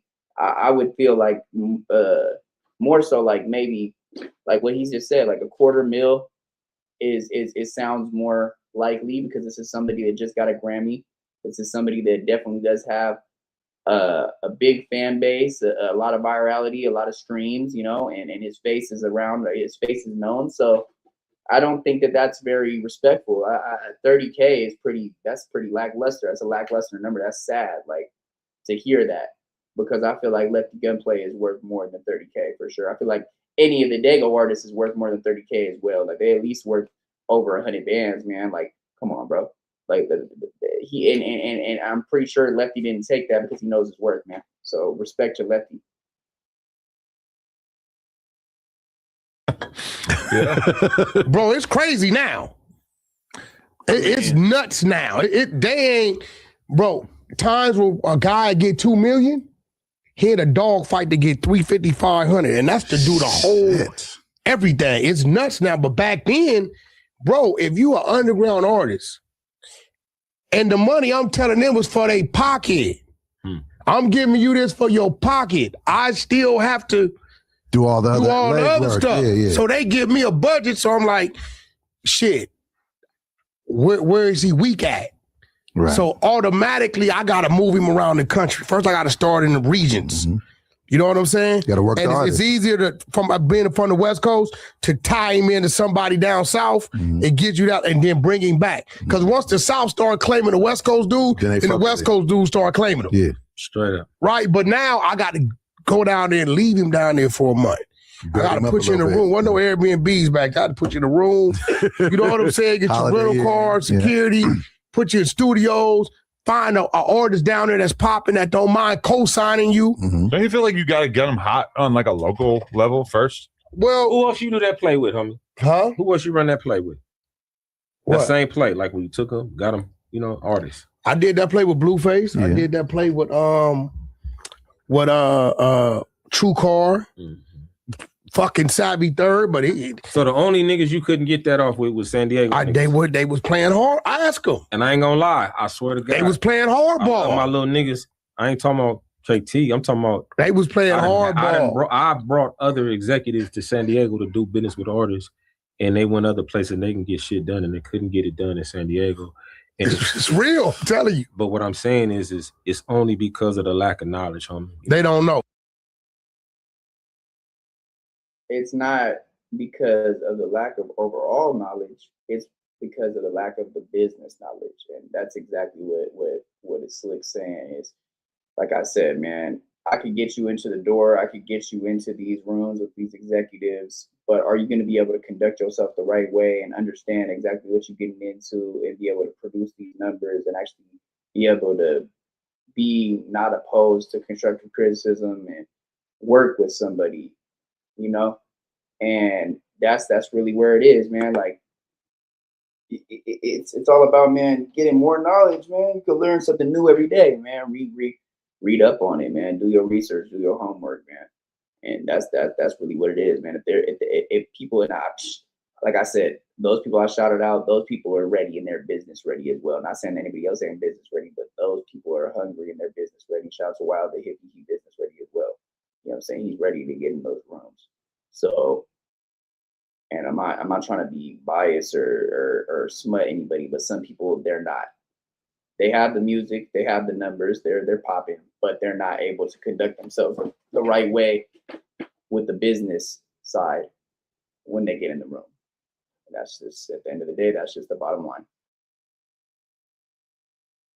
Right. We just don't know, homie, because they not in the industry shit. They in the street shit. You know what I'm saying? You won't know that because if you watch just the internet, you're gonna hear and only know what Adam knows. Mm. He don't know that in the streets, nigga. Go to the jail and see who they bumping amongst. Right. You know what I'm saying? Mitchy Sli.Ck, you feel what I'm saying? Go to the penitentiary all over this motherfucker. But not that that's worth this or that, but I'm saying where we come from, that shit's worth something. So when you say shit like that, they're gonna take it a certain way. You know, They haven't they're left gonna Adam. take it They a certain haven't. way. They haven't left that old mentality. That state of mind. You know The what I'm music saying? is popping, but the business is not caught up. How would you expect the San Diego any artist from 2 hours away to understand the game as well as the cats that's right here by the game? You feel what I'm saying? Like another LA artist or artist for Compton might have understood that play you was trying to run. You know what I'm saying? He done heard his homie ran the same play. He went and asked his homeboy, hey, check it out, what you call it? Because you know, it's a bunch of niggas that ain't got deals around here. How'd that go? Wait. Oh yeah, that might have worked. Homie, I had a deal similar to that. We don't have no reference. Think about it, I got Adam. no reference. Think about it. Because you was a Blueface fan, right? I was. Now, right? To this day. And I'm not taking nothing from nephew, right? But I signed him in like September. I was working Sappy 3rd. He went to jail. I got him out. And then November, when he went back, the PO told me, we putting a hold. You can't bail him out this time. I called Blueface in November. Cause I told him, look, Sappy 3rd up first. Here go your bag. Keep doing what you're doing. We're going to plug into you. I said, dude, go, you ready? Now, follow this. November. I call Cash Money and say, hey, I'm ready to go on Blueface now. Right? They said he got some new music. I said, yeah, but I'm not tripping his new music. I went through his old music, and it's a song on here I want to remix.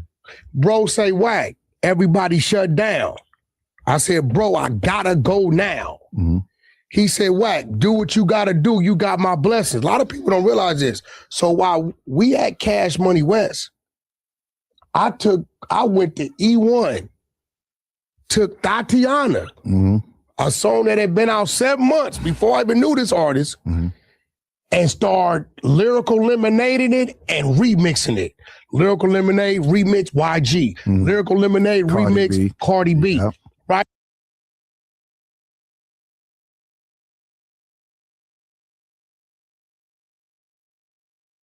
That's real right there. That's real. That's real. Shout out to Cole Bennett. Shout out Cole Bennett. Shout out Lyrical Lemonade, man. But yeah, that's real. Definitely. That song already was out for a good 7 to 8 months before it really got the right push. So yeah, that's definitely true. And that's definitely true what Sli.Ck said too. Somebody from out of LA, Compton area, Long Beach, whatever it is, they would understand that was a good play that Wack was trying to do with them. But we don't have references like that. And that's really the bottom line too. That's what it goes down to. Then I had his own version. Then I put them together. So I had like 5 or 6 DSPs on one song. By the time the label came back to work, late January, Blueface was gone.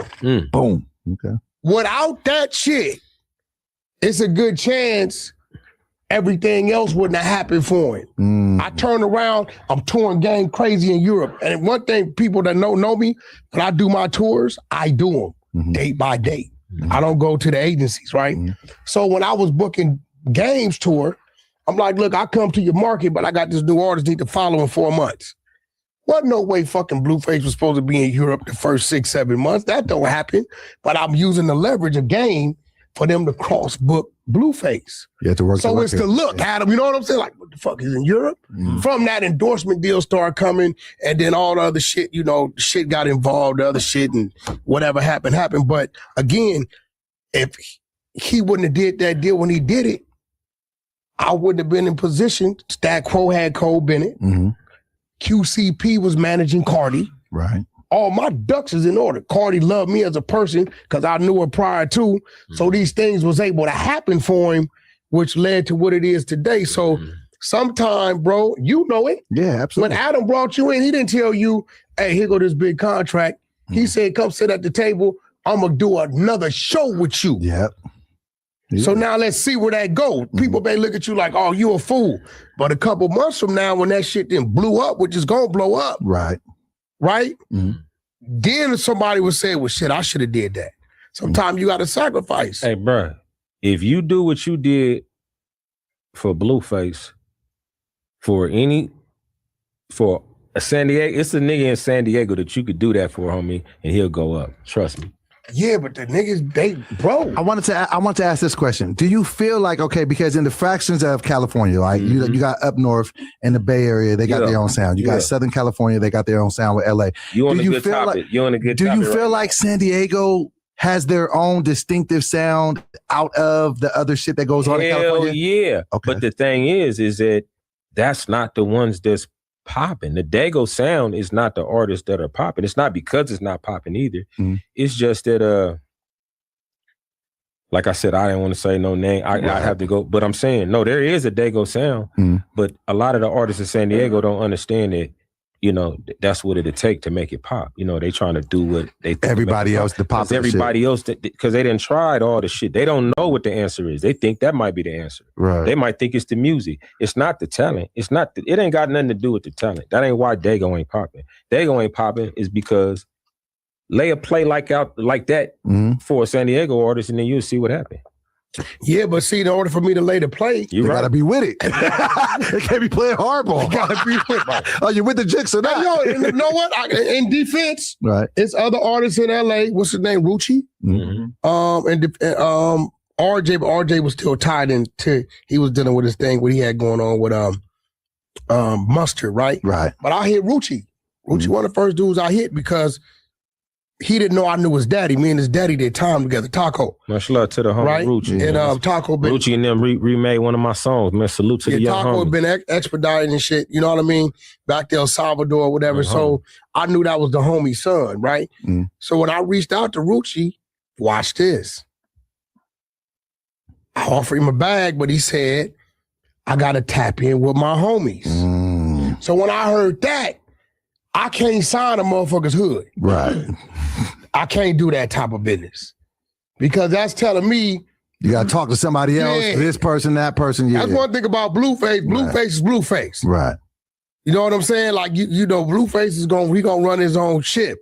So I reached out to him before I even reached out to Blueface because he had a buzz going. So I just kind of think you're right. It's just like people don't have the knowledge of and they don't trust. They don't trust. So that's what I'm saying. The not having the knowledge leads to not trusting. I done tried to do a lot of shit with a lot of San Diego artists, you know what I'm saying, on a major level. Shout out to the homie TK over there, Art Baron. I brought damn near the whole the whole crew. I introduced us too. Yeah, he did. I had to guess. I brought the whole crew of Daygo artists.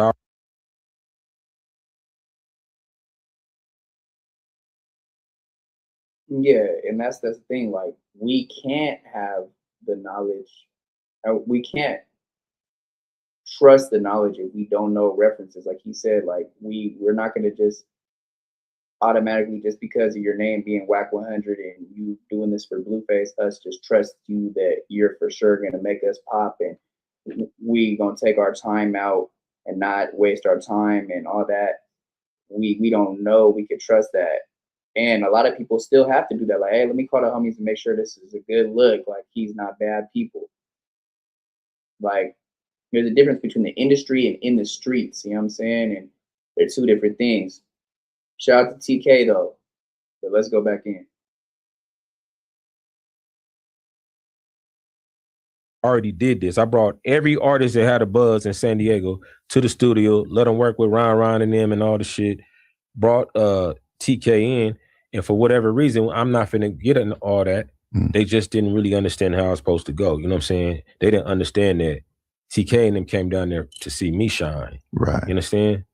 And then you put the light on them. Come on now. And when I say me shine, I don't mean me shine as an artist. I mean me shine as the executive. We done did business together. These my homies forever. I've been fucking with TK and them for 20 years. Huh? Yeah. So when they reached out to San Diego, it was, Mitch, we gonna get you popping. It's time for you to be executive and do your shit. And so I try to bring that together. Yeah, I was gonna ask him how that happened. If somebody it wouldn't be a bad thing for Empire to say, we're gonna create a division to go down there. Let's find some talent in Daygo. He did it with Detroit. It was Right. the time Ghazi was. That kind of shows how you're not very knowledgeable about the city, because Empire is very big in San Diego. Ghazi has reached out to different artists out of Daygo, and certain people are backed by Empire. Shout out, I mean, really bigger labels. Shout out to Juice Lee, CEO Juice Lee. Check out the Juice Lee interview on my page. He's signed to UMG, one of the biggest labels right now, Universal Music Group. Shout out to Marty McFly. He signed to Bungalow, which is under Universal Music Group. So there's people that have got that, but it's not been shown out.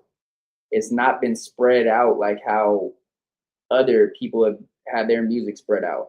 And the thing is with that is Empire is very big in San Diego. Like, really, shout out to Nick Knox. Nick Knox is somebody that works with Empire to help artists break out. A lot of people are backed by Empire with their publishing to make sure that everything is good with all rights in their beats, their samples, whatever it is, that everything's done the right way. So that's not true that Empire Ghazi hasn't came out to work with Daygo artists, because he has. Empire has. Shout out to Empire. And yeah.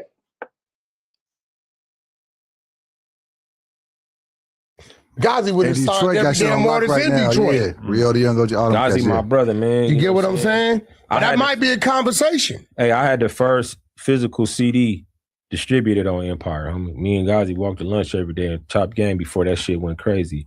Ghazi even tried to do this shit with me. Lightweight, you know what I'm saying? But when I tried to bring it back home, how Ghazi laid it out was this, and you gonna be familiar.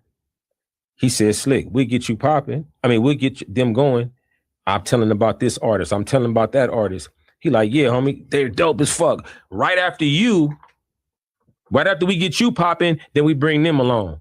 You know what I'm saying? And that's every label I ever went to said that about any artist I ever brought. You had the buzz, though. Any artist I ever brought. See, but San Diego niggas think like, I didn't do that. You feel me? Because it didn't materialize into nothing.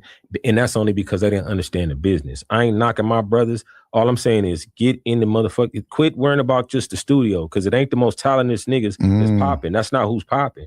The most talented niggas is not the niggas that's popping.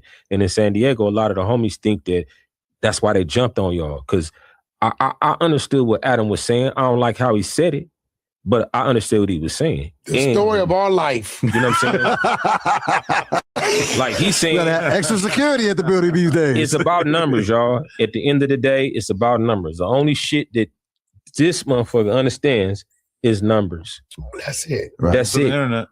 That's it, homie. That's it. Right. He didn't say you niggas can't rap. Right. If he did, then we'll have a real argument. Mhm. But that ain't what he said. And so what I'm saying is, all right, you dissed, and a lot of people think you a Daygo hater too though, Adam. They think I'm just a hater. Just a straight Daygo hater. Daygo, yes, you. I don't know why I ain't ever think that. It's good for your ass. See, but I'm gonna tell you what it is because y'all loosely throw Daygo around sometimes, but y'all don't really understand like Daygo is the importance of San Diego niggas in the streets. Y'all don't really know that because Like, it's not on the internet. I remember Right. the last time that you were summoned to the podcast to defend Daygo was because I can't remember who, but somebody basically said that San Diego was soft or pussy or whatever. And And I honestly can't the remember. Mexican homie, the one that be with Oh, was Duno. AD. And I brought him to the Daygo. big dude. And I brought him to He Daygo. was just The chatting. homies was, He said that? he said some Duno shit. said That was a that? long time ago, but I But guess, them, yeah. hey, them Daygo S. Okay, that's not exactly what he said, but I'll go back to this is what I remember from what he said. He said they basically the same type of things that they were saying on the Tuesday show that I didn't agree with. Oh, you know San Diego from SeaWorld and the beaches and the San Diego Zoo and what else is there? Legoland, but we don't know Daygo for being a hard ass city like that, and that's why Slick came through last time. And actually, AD agreed with him. But see, look, this is the type of approach that I respect from Slick. Slick didn't come off like aggressive, like, oh, yeah, watch when y'all come to Daygo, y'all gonna get touched type of thing. No. He took him out to the trenches, bro. They went to the fish market in the Southeast and had a lovely meal. They did a food review for like 3 different restaurants out in the Southeast, from the Lincoln Park area to all around East Daygo, and that was cool to see, man. So definitely, shout out to Sli.Ck, man, and he definitely came at it with the right approach. It was all professional, respectful. But yeah, that's what that was, and that was 2023, 2024 when that happened. Says be about to they be with Tear some shit up, yeah. And then soft about Daygo. Yeah, and that's no joke either, man. The Raza don't play in Daygo, man. Shout out to all my Logan Redsteads, Logan Heights, Shelltown, and everybody else that I didn't put out there, man. All the Raza out there, man. They definitely pushing. I have no knowledge of how gangster San Diego is. We know you don't. We know you don't. But he said we know you I don't don't. think I've ever commented on such a That's thing. cool though. But I didn't come here to explain this to you. Mm-hmm. I came here to use your platform to explain it to all the motherfuckers that you influence. For sure. Because you will have them fucked up thinking that Mitchy Sli.Ck walk around acting like he tough for no motherfucking reason at all. Yeah. Like where I'm from ain't like, it wasn't Daygo niggas. When they first kicked the Damu shit off in the pen and all. If you really want to be technical, in the 90s, man, we were like the murder capital, bro. They was shooting cops. It was going up with the keyways because there's so many out there, and there wasn't a lot of blood hoods made yet, or Paru Damu hoods made yet. So it was friction. There was riots going on. It was going up. It wasn't like how it is now, where people could just say whatever they want. That's not how it was. So yeah, bro, when it comes down to it, that's the reason why Sli.Ck carries himself like that. And it's not a tough guy persona. That's a real OG right there. And that's real for me saying that, because I'm from the total other board. I'm from the total other side, right? But it's all up. But at the end of the day, though, that's an OG right there when it comes to the music, when it comes to marketing, when it comes to just being a boss, and when it comes to the streets, that's an OG right there. I'm gonna give him that. But that's what the deception is. They think that, oh, there's all these rappers out of Daygo that just have this tough guy persona, but live in the nicest places. That's not what it is, bro. There's only one side of Daygo that you guys see, and those are the nicer spots, the beaches, the zoo, SeaWorld, all the different rich areas. But there's still the Southeast. There's still East Daygo. There's still Spring Valley. You know what I'm saying? Like, there's still Lemon Grove. There's still El Cajon. These places still have members. These places shit still goes up at. You know what I'm saying? And that's the thing. That's the deception right there. And we know, Adam, we know you know nothing about the gang stuff when it comes out of Daygo. We know that. And we know that you only care about the numbers. But that's why when you did that ChatGPT stat search, shout out to KO Hustle, shout out to OD Hanks TV, they made you look retarded because they showed you that we have produced numbers. There has been artists that's produced numbers out of Daygo, produced the fan base, produced streams. But you didn't want to see it like that. You wanted to be stuck in your ways, and you wanted to keep with that same opinion and that same look on it. All that shit, like, it was Daygo niggas at that table, day one. That's a fact. Straight the fuck up, though. You know what I'm saying? Straight up. Fact. They mention them. Go look at all them old shits. They're naming Daygo homies. And I'm not saying I'm glorifying that, but I'm saying I know that's what y'all use to judge whether we can say slick shit about this city or.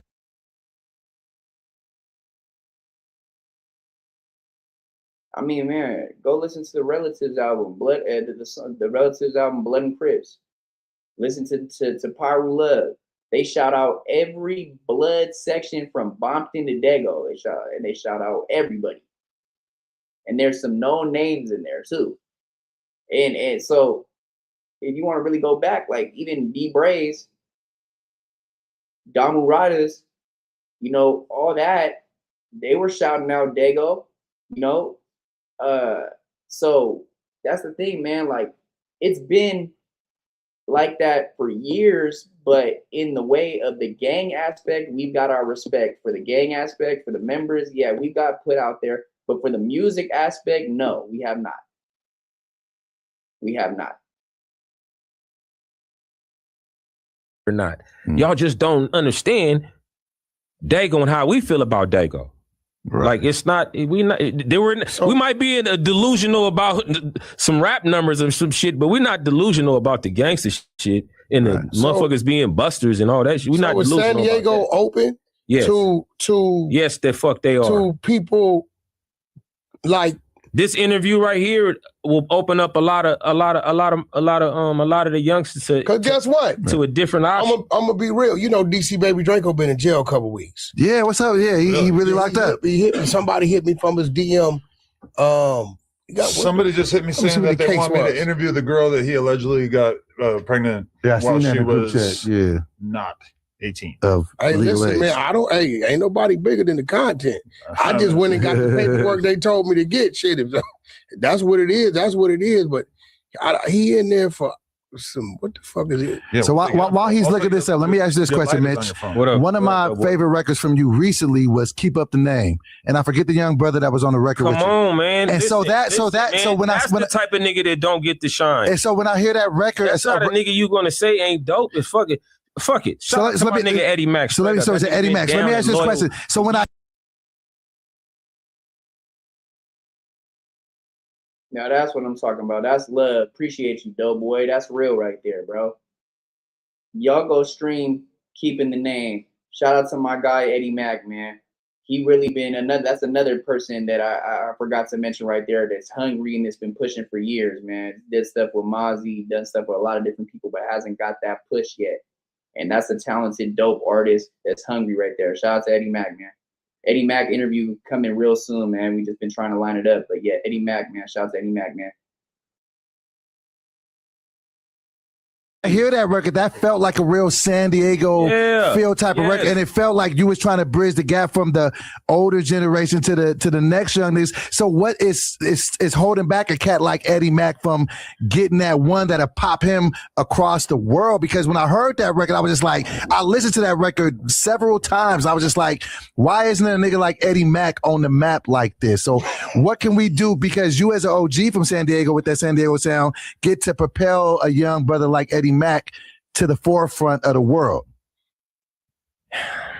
This shit is about having button pushers. It's about having a nigga next to you. You know the record I'm talking about? That I'm talking about, to Keep Up the Name? Listen, man. And I love that video. The visuals is crazy. You, a nigga like Wack can push a button and make everybody, at least in your city and all the 5 neighboring cities, know who you are overnight. Right. You know what I'm saying? We're from San Diego. There's not didn't nobody that could push a button went to no high school or related to our relative or no. So you're gonna get a lot of that shit when you in the industry type of areas and shit like that. You know what I'm saying? All it's gonna take is somebody to push the button and people to put the light on Eddie Mack. I think you might have to be the man to do that. It's a lot of. Do you know about this Eddie Mack kid? He's dope. He's fire. So that we might need you. We might need you for that. Listen, Adam, that's that little chick that was with him at the fight thing. But you're talking about something different. Yeah, so we need a nigga like you to take a young nigga like Eddie Mack to the next level. Because when I heard the record, I'm like, I hear the potential. Like, and I see an OG. He from Brims. 5'9". I'm telling you that Keep Up the Name record and the way they shot the video, I was like, why isn't this young nigga? And that sound. He did what he can do. What he's saying, he did what he. Man, it's a lot of legendary shit in history come out of Daygo. I watched a Daygo nigga slap the shit out of Suge Knight. Shout out Ty from Emerald Hills. This is slack. Man, a nigga slap Suge? What? Nigga, let me tell you something, bro. Hey, listen, you got to remember, I didn't did it. Rest in peace, Charlie Bo, Nick Mo Bang, 7-Up. Straight up. Lonnie. Come on, right, I didn't did it. You know what I'm saying? I didn't get it. These are my big brothers you naming right now. I'm the only one like me.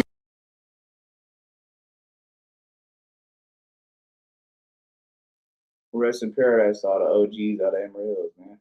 They definitely did make a name. Lonnie, 7-Up, you know what I'm saying? That's real for me, like I said, man. That's not my people, but still love. At the end of the day, they did have a name, and they were legendary. So, yeah, man, rest in paradise to them. But, yeah, that's real, man. Eddie Mack, if he could get that push, that would be dope to see, bro. That would be really dope to see. As far as it goes with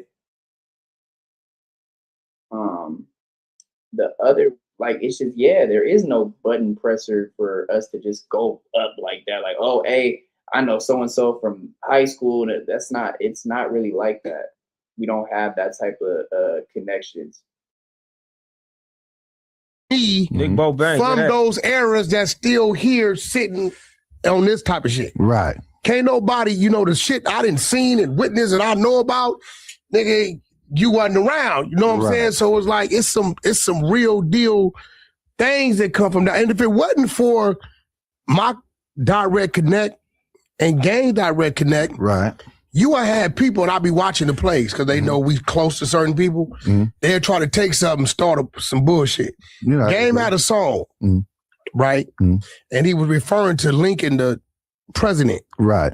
But he used the word fuck in front of it, right? All of a sudden it went up, right? So I'm getting the call. I'm like, what? This Lincoln? I said, bro, you nigga, first of all, Gang love you to death. Right. And you know, bro. I love the homie too. That's my nigga. No, you know that. No matter what nobody say, that's my nigga. You know, nigga, that y'all my comrades, right? Right. So when I go listen to the song and I'm like, man, he talking about the president. But, right. I don't want it no more. It's too if we, listen, because the relationship was so strong, nobody bit. Right. But I've always sat back and thought about, because it's an untapped market. Would anybody, if I can go down to Daygo and break an artist in that market as a rapper on some podcast shit, reality show shit, which we definitely probably could do that. Hey, Twin, we over here chopping game. Twin hit me up yesterday. If I can do that, anybody does that, they won't be. Shout out to Twin, man. Shout out to Big Twin from out the Bay House, man. That's my boy, man. Definitely dope booking manager, marketing manager, man. He definitely putting a lot of artists out there. That'd be cool to see him work with some people from Daygo, bro. That would be dope to see for sure, for sure. He definitely works with me all the time. Got me some alley-oops. You know, shout out to Paper Chase Nutty. Shout out to Shay Monet. You know what I'm saying? Be the man in Daygo. Because at that point in time, Tyree, at that point in time, like Adam, it'd be a great look for Adam to go down there and just do a hood vlog and really turn it up. That should be crazy, like to go down there because you said what you said.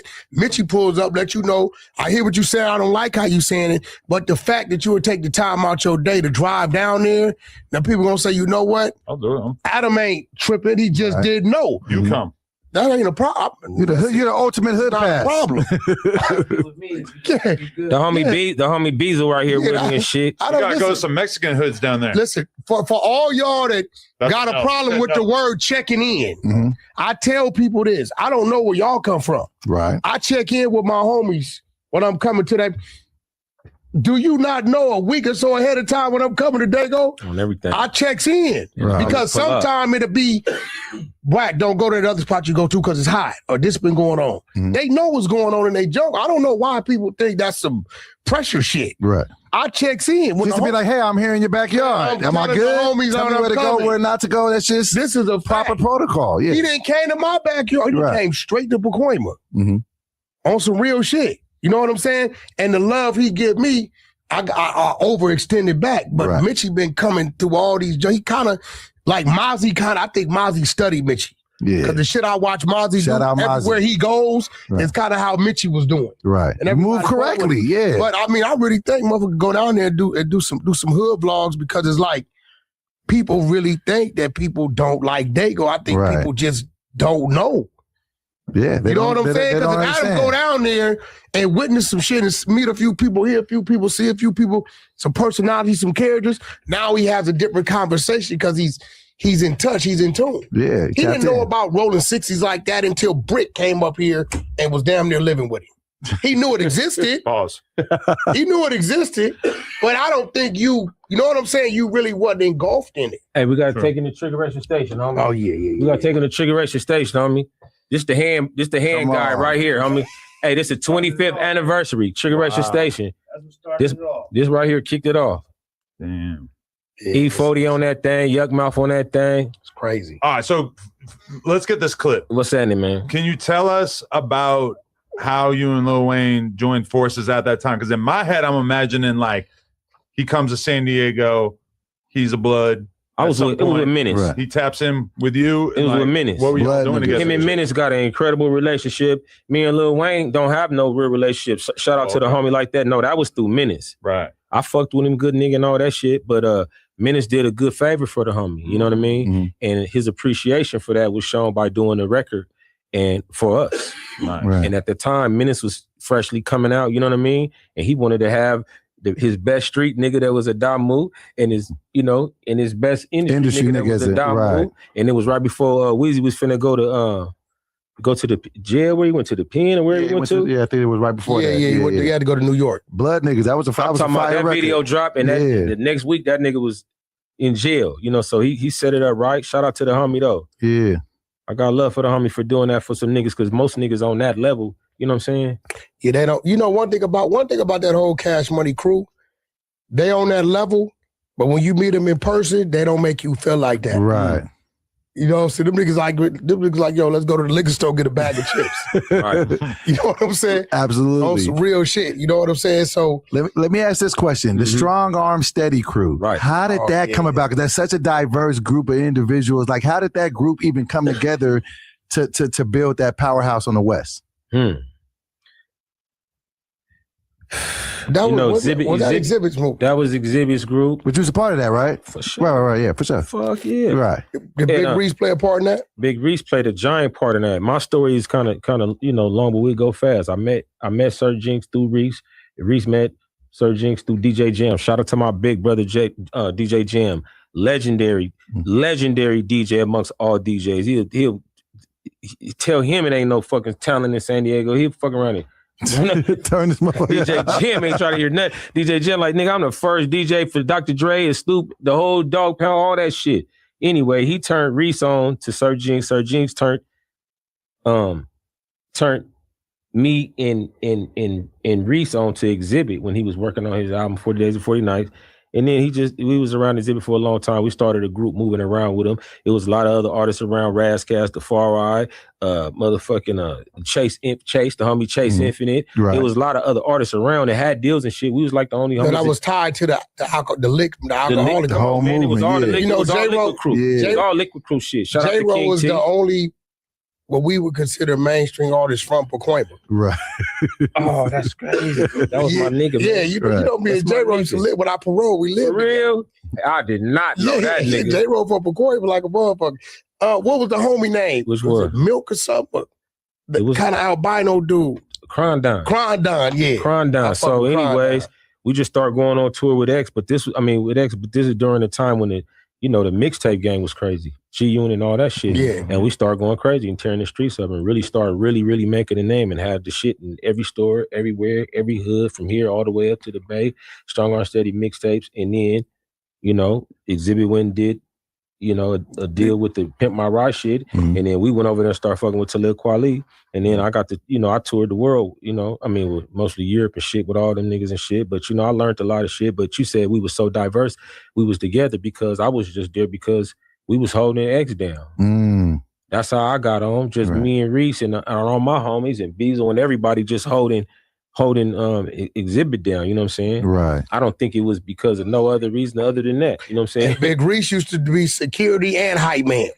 You know the big black dude with like the big pump it up and knock you out. With the Straight up. Yeah, that's just real shit. Straight up. And so that's why it seems so diverse. But then also I like to look at it as like the first stages of niggas coming out of having to basically wear khakis and shit to get accepted on the West Coast. That was the first shit. And then from that, we happy to say we know we had influence for sure, like on Black Hippie and shit like that. Because Black Hippie is like an extension or like that's crazy. That's the same type of, you know what I'm saying? That's the same formula we had. You know what I mean? Right. So shit, The Far Right, that was a school teacher homie, right? The Far Right. I'm school teacher. Yeah, I remember him. Yeah, man. That's all right. That was believe it or not, that was my introduction into music, because when I paroled, Wolf from OVG started Wolfpack Records, right? And Wolf, I was part of that. Man. Right. Dave Elliott and all that. We did the Roger Troutman project, and they was always around the Far Right and Licks. This back before Exhibit even got his deal.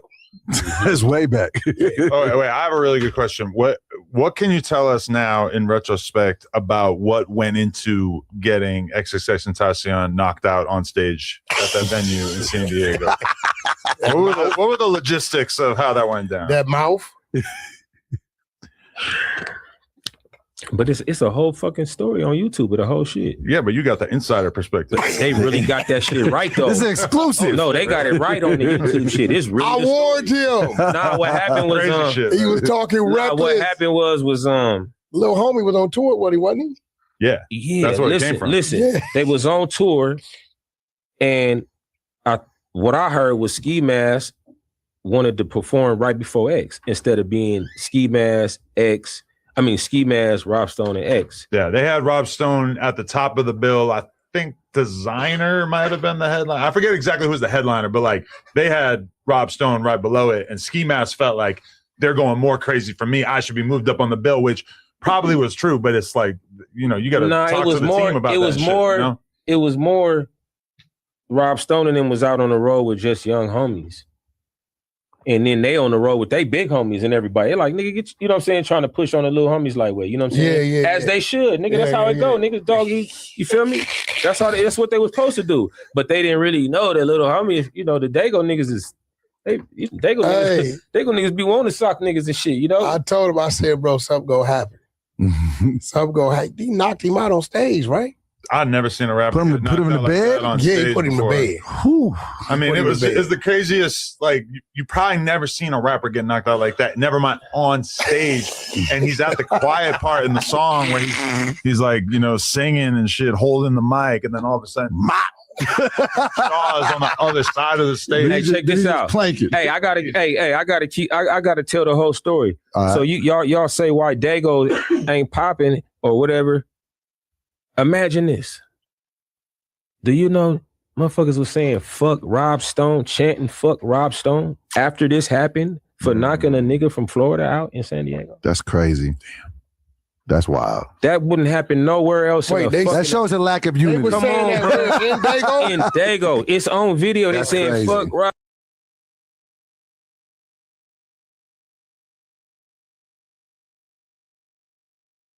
Yeah, it's hella true, bro.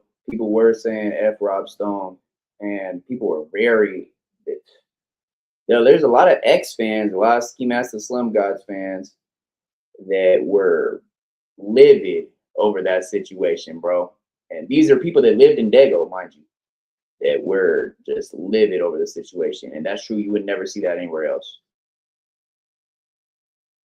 Rob Stone, like y'all don't understand what we go through as artists in San Diego. Motherfuckers is down there mad because we ain't got our opportunity to shine, and everybody fighting over this small piece of pie. You know what I mean? So They don't understand that this nigga ain't really in your way, man. You know what I'm saying? He ain't in your way. It ain't his fault and all that shit. Right. We just gotta open this motherfucking book of the game, homie, and reach out and call niggas that got the game and figure out how to make this shit really happen. Because straight up, we can't make it happen the way a LA nigga or a Bay nigga can happen. We can't because we don't have the industry. So we got to figure out how to wiggle through that. You know what I'm saying? And the reason why niggas fucked with me as much as they did was because I wiggled through LA just like a LA nigga. Yeah, you definitely did that. Shout out to my Inglewood niggas, my Bonton niggas, my South Central niggas. You know what I'm saying? I moved all through. Now I'm gonna tell you what I didn't do though. What's that? I really wasn't hanging out on the east side, homie. I wasn't, you know what I'm saying? Shout out to my Brent niggas over there. I've been all over there, but I wasn't hanging. Most of my hanging is on the west side, you know what I'm saying? Right. Even shout out to the 60 niggas too, because them niggas always show me love. The Mansfield niggas always show me love.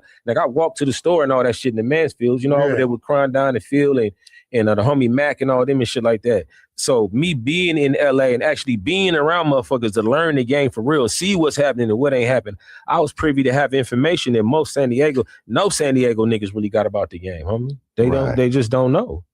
And I try to tell them, they ain't gonna believe me. Nigga, you ain't passing out no chains and shit, Slick. You know what I'm saying? What we gonna listen to you for? You know what I'm saying? Like, nigga, if you listen, I will be passing out some chains. Right. Just listen. I'm gonna call Wack. I'm gonna tell Wack what's happening, my nigga. Wack, you gotta set the play, man. You feel me? Bro, like I would have been put this play. I know, I just know.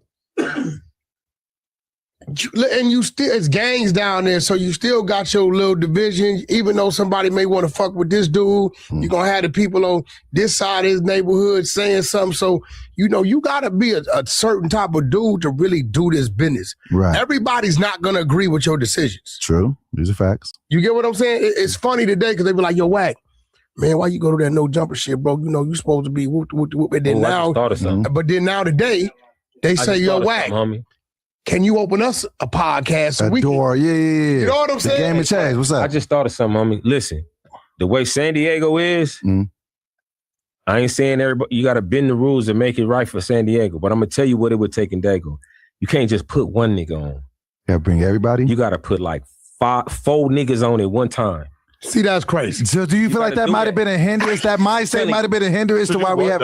Like, no, I'm saying just like we pick a nigga from here, there, and there. So everybody can't be mad or nothing. Everybody got their guy. Now everybody got to do their part. And if your guy don't do his part, then y'all ain't in the shit no more. You know what I'm saying? But it ain't no reason to look at it as a bad thing. That's 4 motherfuckers. That's 4 times money. That's 4 bread. So you're talking about like a rap group, or you're just no, about I'm saying like let's take 4 artists that's crack. I got something. You know what I'm saying? What about so that way? The main thing, the problem that we got, that'll eliminate that. Maybe what he just we said. Gotta eliminate cannibalism in Daygo, homie. That's what about a group like a up super north, group in the Bay and shit? They got One Umbrella right now is like a movement with a 22nd Gym and all. But is it working?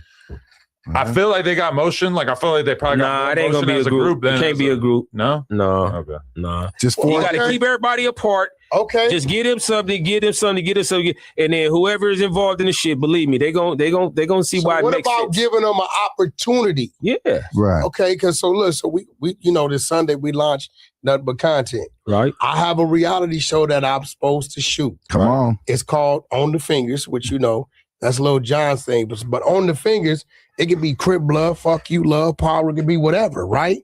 So what we're doing, and I've already contacted about 20 neighborhoods, and they want in. Mm-hmm. So what I'm doing is I'm going to different neighborhoods and we jumping out with the camera, and it may be 2, 3, 4 cats. And we may be like, look, them 2 is hard. We ain't fucking with them, but only one of y'all come back to the compound. Whatever they got to do to figure out whatever they want is, they squabble up, they toss a coin roll. I don't know. But we're bringing back a representative from 10 different neighborhoods, Crips, Bloods, Power Rules. We even threw the Hoovers in there, right?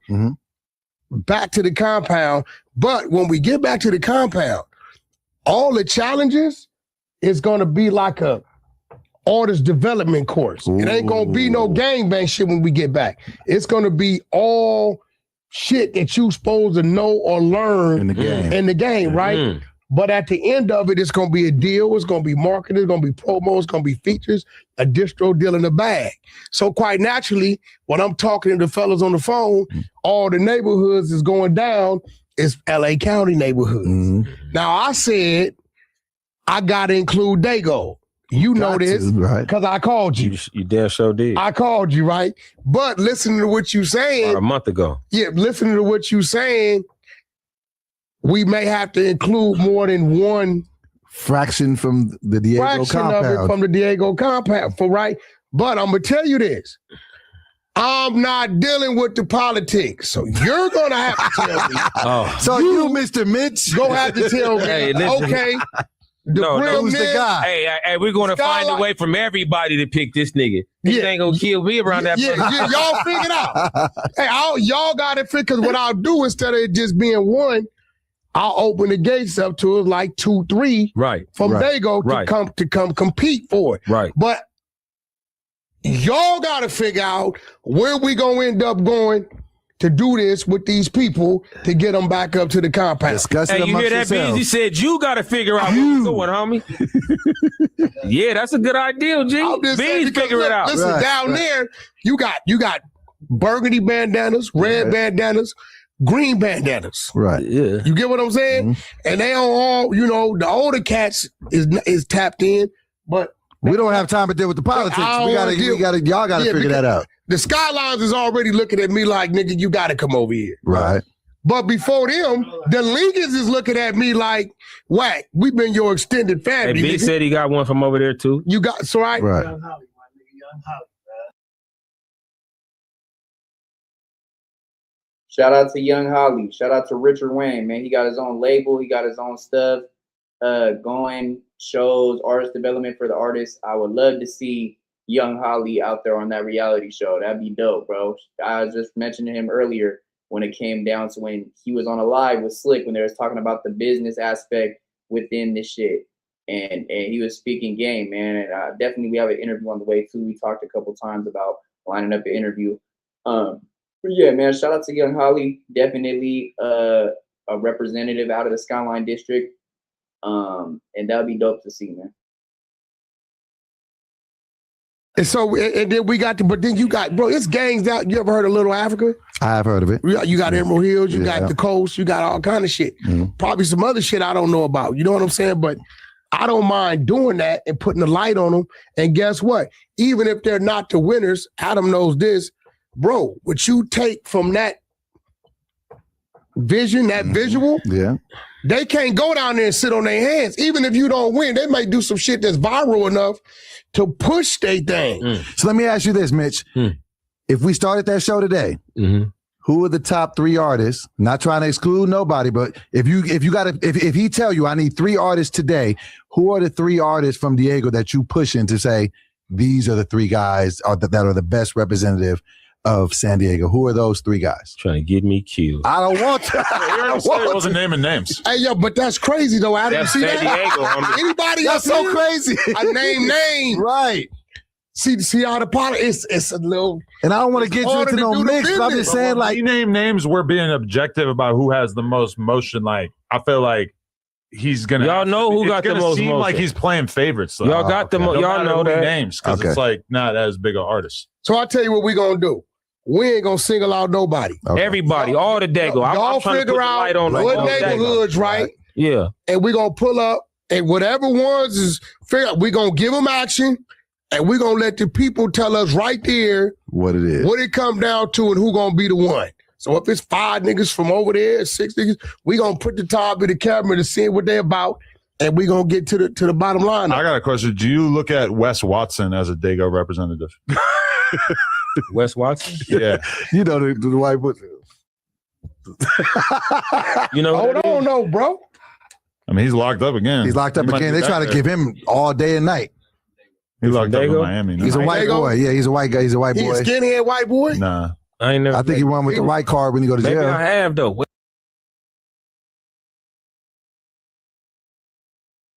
Yes, he is a skinhead white boy. I think he kind of turned his life around. I don't know if he still pushed Peckerwood, but he was from out of Lakeside. And he was Wood, Wes Watson. He kind of went viral for beating that guy up at the gym. He kind of is kind of racist when it comes to a lot of things. He did some stuff with Andrew Tate, people like that. Wes Watson. Oh wait, hold on. What did he do? He so basically he went to prison, then he came out, he started doing like a prison vlog and all this shit. Oh, then, Wes? Yeah. Wes? Is he official? Big ass white guy. Let me see. Who you talking about? He was a big Wes- YouTube Wes star. Rep? He locked up now. Nah, Him on nah. the right. No. Oh, you on this? Oh, okay. On the way. Who? It's the guy on the right. Big ass muscle head. Nah. So what did he do? He got a blow. He got a. Where he from? So basically he blew up on YouTube, made a bunch of money, was like doing this whole self-help thing, and then he got caught up, got a bunch of money. Now they got him with He some shit with him became a beating huge- up his girl. He Yeah. beat up a nigga at a gym. Oh shit. And now he about to do like they trying to hit him with like Yeah, he's 30. from San Diego. Yeah. Okay. He reps San Diego hard. Yeah, though. he You did know, 10 San Diego is real segregated, But then bro. he did Yeah. 10 years in prison for robbery, burglary, and violent assault. And then he's been in Miami for a while. So He he's became- locked up till Do 2018. they got white gangs down there? What? Cause we don't got white gangs up Yeah, here. we don't. Oh, Yeah, they hiring? We don't got white Y'all gangs. do got white gangs. No, we don't. Mexican You gangs. got skin.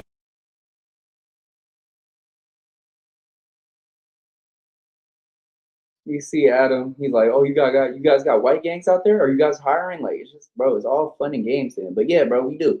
We got Peckerwoods, we got the Lakeside faction, we got the Santee faction, we got skinheads, we got Aryan Brotherhood out there, we got Nazi lowriders, we got the other AA. And so yeah, there is some white gangs, more predominantly skinhead Nazi gangs out in Daygo. Lakeside, Santee predominantly. I think they might have a faction in El Cajon. They're a little bit deep in El Cajon as well, but it's more so Lakeside and Santee. Heads and all that No, shit. but we can't like where they be. No, we. you know what I'm saying? you mean like a hood where it's white boys in the Yeah. gang? Yeah. Who? Lakeside, Santee, Lakeside, LSG, Lakeside Gangsters. Yeah. Oh, okay. Oh, see, that's crazy. Yep, LSG, Lakeside Gangsters. Shout out to Tall Boy from Lakeside Gangsters. Shout out to the other Tall Boy from out of the Outlaws, from out of Santee. You know what I'm saying? And they got a name, but and I'm not saying that like glorify that, but they did put in some work. They got a name, not for no music shit, more for some gang shit, to be honest. But yeah, man, they definitely do have their area where they're basically, like what Mitch said, it is real segregated in certain areas. You don't see no black gangs or Mexican gangs in Santee or Lakeside. You're gonna only see white gangs in Santee and Lakeside, and it might even be different. It's multiracial though, because there's still Mexicans that push the white card, the wood card. I've seen Mexicans that don't claim the raza, they claim Peckerwood, skinhead, Nazi lowrider, AA, all that, those type of things. You know what I'm saying? So when it comes down to that, yes, we do have that. Now LA, I don't think they really have that like that. They have Peckerwoods, but I think that's it. And then Orange County has the Nazi lowriders, Aryan Brotherhood, stuff like that. OC got some white boy gangs, right? Like Orange County, they got like the skinhead gangs and shit like that. Right. That's what I hear. I never really seen it. I've never.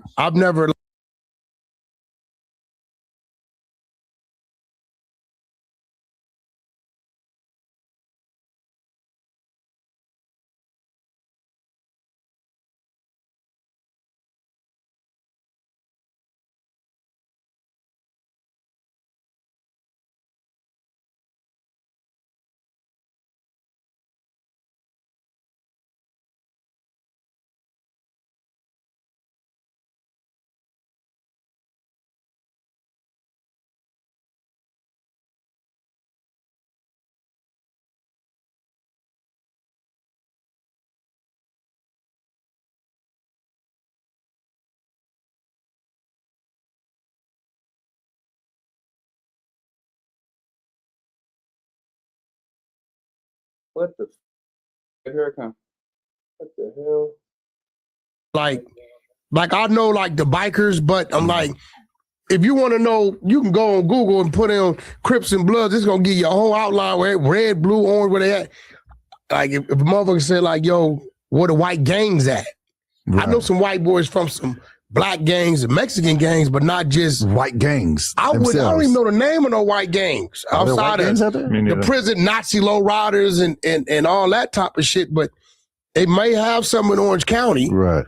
But so do they have like sections where it's Daygo, homie? I'm sure they do. They do be what they got, B's Lakeside, LSG. But y'all don't bump heads with them. No. They do their own shit. Okay. Nah, it's shit all the way from Daygo to Oceanside, Southeast, East Daygo, Linda Vista, hella gangs in Oceanside. It's a whole nother world in Oceanside. What happened to that dude you interviewed? Bishop Snow. He's a GD from Oceanside. Yeah. He's a what? A GD. That was happening in jail. I don't know. His older homie or something. Well, he's like a black dude from a Mexican gang, right? He's not from black gang. Well, he's a gangster disciple. A black gang?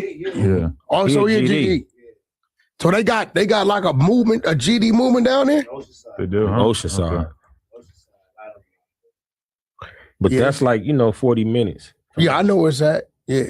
That's right on top of we never run into none of them. Oceanside between like Mission Viejo and Encinitas. Pretty much, yeah. I know a little bit. 163, 78. I know. You know a lot of bits. He tapped in. You know a lot of bits. Oh shit! Let me ask this question. So this album that you dropping, this is your 25th anniversary of this, right? So I want to ask about this. So how are your views about the industry? Like, so when you was getting into the game 25 years ago and now, like, what are your views of the game and the industry that have changed in 25 years? That's a lot of shit, homie. But the main thing, I'll just talk about one thing. Okay. Then you had to really be outside. You know what I mean? Mm-hmm. Now you can make it happen from from your laptop, your motherfucking computer, right?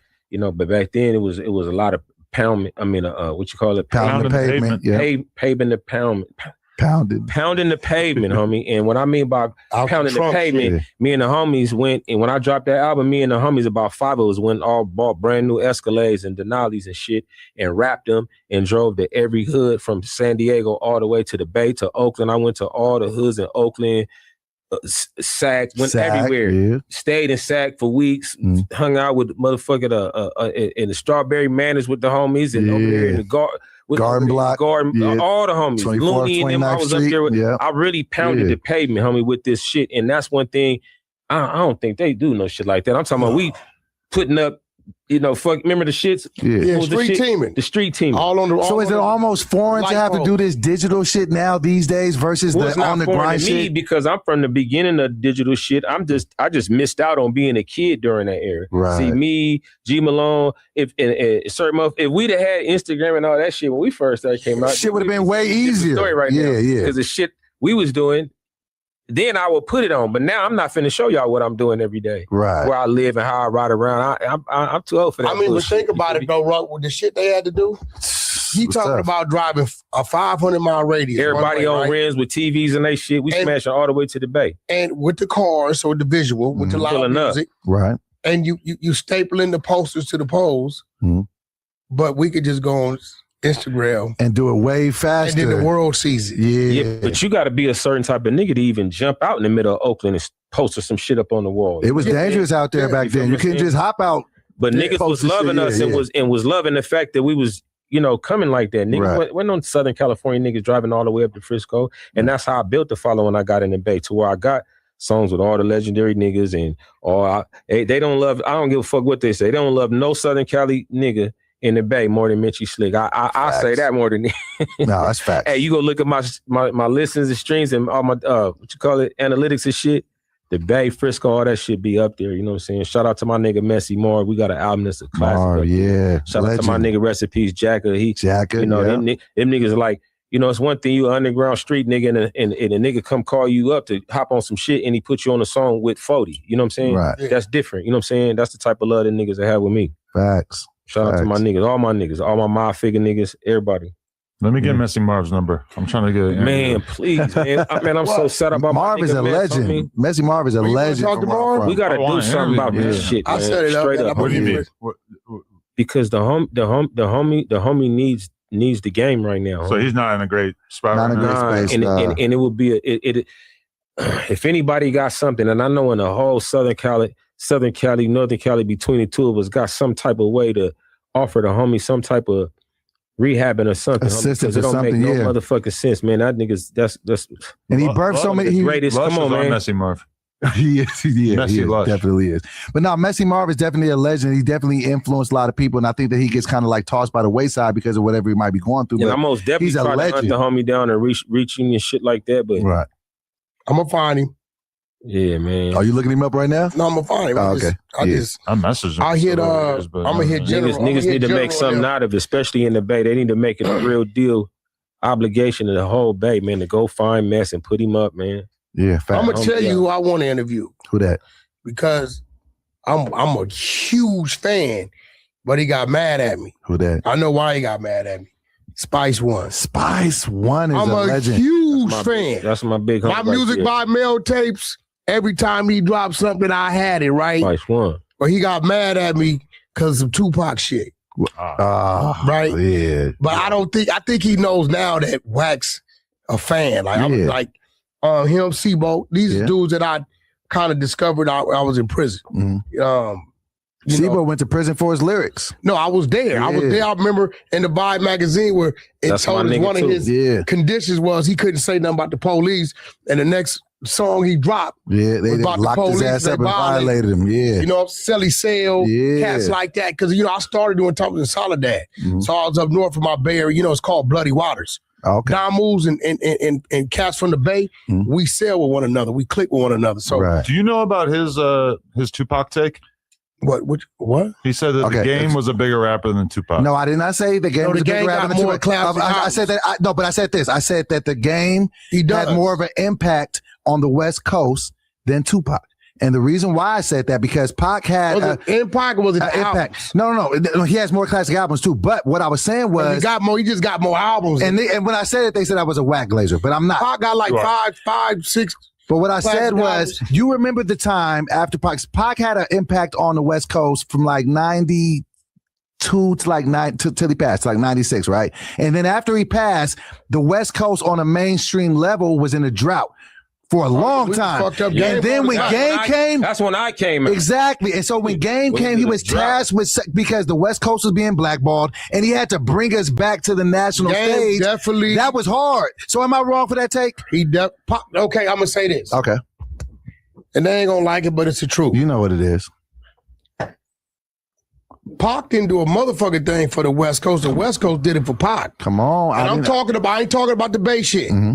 Right? But even with that shit, because he was sitting in the penitentiary in New York. And then shit came and got him out, signed him on a napkin. Took a West Coast nigga to do that. Yeah. Right? And then when he got... talk about Pac when I'm on. No, hold on. No, we're just having a conversation. Pac is one of my favorite Respectfully. rappers. Pac, we just talking about real shit. Realistically. When he got to the studio, a lot of them joints was done. They was somebody else. Dr. Dre shit, yeah. We ain't taking nothing from him, but Game didn't have the help Pac had. None of that. Adam, I think you know this shit. Come on, like, thank you for being here, Game Wack. didn't have the help. Nothing. Pac, think about it. The West Coast bailed him out of prison, brought him to the studio, gave him songs. Like signing to the biggest rapper in the world? No, I'm saying gave him songs. Right. Like these 50 Cent gave Game his biggest songs? No, we're talking about Pac in there with Dre. But how is this an argument against? This is an argument about why Game had a lot of help. No, listen to me. Game definitely got help from 50. Right. Right? But Pac never had to face the opposition that Game had to face. That's what I was saying. And still survive. And it was difficult because at the time we was dry. We didn't have shit 50 going. was a monster. You don't get points for having to face more opposition. And win? It's about your contribution. And that's why I feel like he was more impactful to the West Coast. It was no disrespect to Pac, but to the West, what Game had to do, it was. You don't remember that shit, Adam? That was tough. We was dry out here, bro. On a mainstream level. Pac, Biggie had died. Pac had died on the West Coast. Niggas was like, I ain't even fuck. Thank you. I'm talking about nigga. I'm talking about I been in Atlanta at the time. I go all up. Nigga, they wasn't playing a West Coast record nowhere. And Pac didn't have to go against that. They hated niggas. They hated it. Exactly. And Pac didn't have to do that when he was doing his thing. That's why I said what Game did was so difficult, such an uphill battle. That's why it was more impactful to the West Coast. But of course, when I say that, but we have to say Pac did it by the time he was 25. Yeah. I get that. Game had like 30 years. You know what I'm saying? But Game was young when he came out. When Game dropped his debut, what was he, 22, 21? He was young. No, what I'm saying is Game still up and kicking. Right. To this day. Drillmatic just dropped with Big Easy on him. He just dropped a mixtape with DJ Drama. Yeah, you get what I'm saying? So and he did the shit with Mikey Keys. That shit dope as fuck. I think it's at least a discussion to say what he did. Keys, let's talk about who developed him. A Daygo nigga. Come on. That's Big Reese. Talk on it. Speak on it. First time I met them, they was just over there. We was in the jungle sleeping on the floors. Them niggas was so dope. I was like, I ain't leaving these niggas until we get some shit finished. I just went over there, stayed with them. We just lived together for like, I had my gates up in Malibu, homie. I built them niggas a studio in my house and all that shit. Like, T-Fly was over there with us too. I had T-Fly at the pad. Yeah. I believe Mike and Keys got the most Nipsey Hussle, unreleased Nipsey Hussle songs. Damn. Them niggas got a drive. Ooh. Maybe we get that music one day. Yeah. This is a fact. So whenever, Black Sam, whenever he get ready to do his whatever he gonna do, like he got some music over there. That's some music. And the one thing I can say about the music, because I've heard it, is that he kind of got what Pac got. You can put a Pac song on right now and don't sound aged.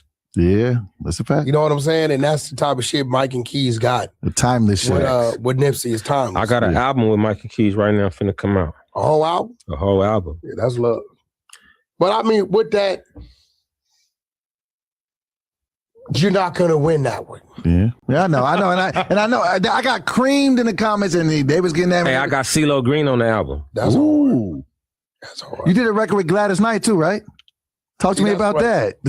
How the hell you get a hold of that? How you get Gladys Knight on a record? Not many people can say that. Hey, I'm gonna tell y'all a better story before we talk about that. Okay. On the Dead Homies. I think it was Christmas 2005. Mm-hmm. Me and all the homies on the block sitting out in front of my grandmama's house.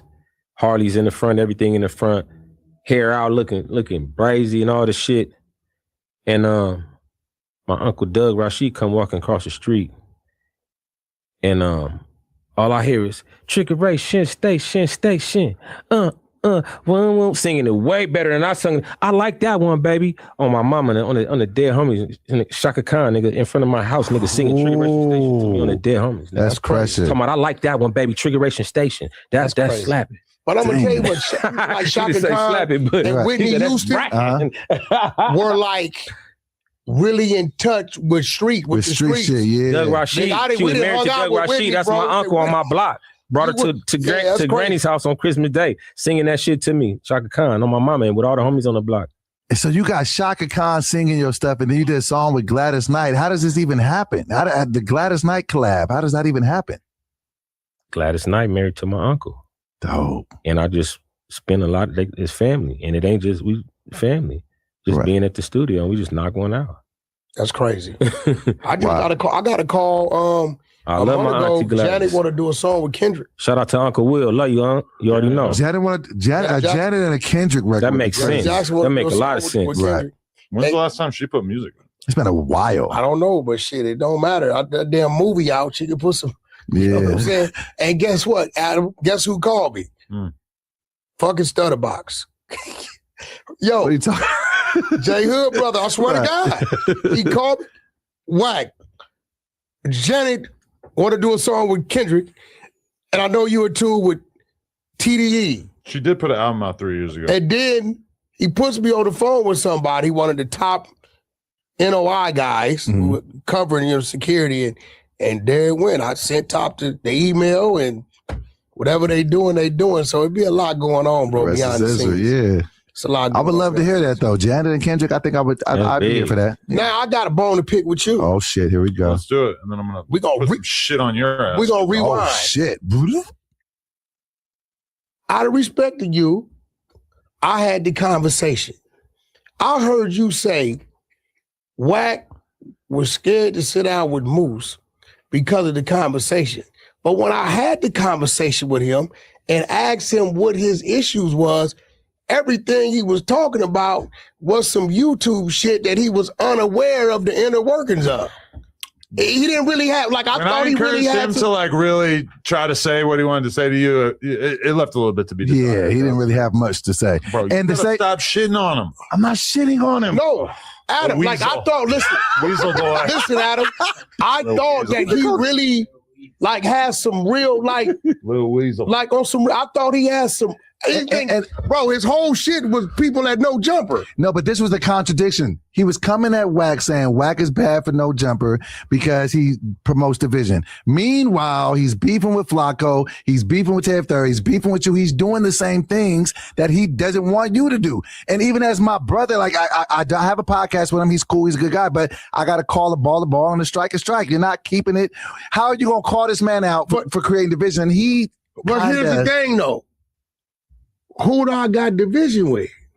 You got it. Because everybody on the no jumper schedule has always been off my schedule. Fact. Now with him, he bounced it around to the new TF30 may want to do the news. Right? Flacco may pop up and you bounce it around in areas and spaces to where it may cause a rift. But with me, it's always been Thursday, every single time. And that's it. And the last show. And it sucks because I have a podcast with him. And with Adam, I'm trying to figure out, maybe I said, let me see what the fuck he got on his mind. Everything the dude mentioned, I said, bro, do you not know how long I was up here before Munchie B came through them doors? Munchie B wasn't here. That was already going on for some clubhouse shit.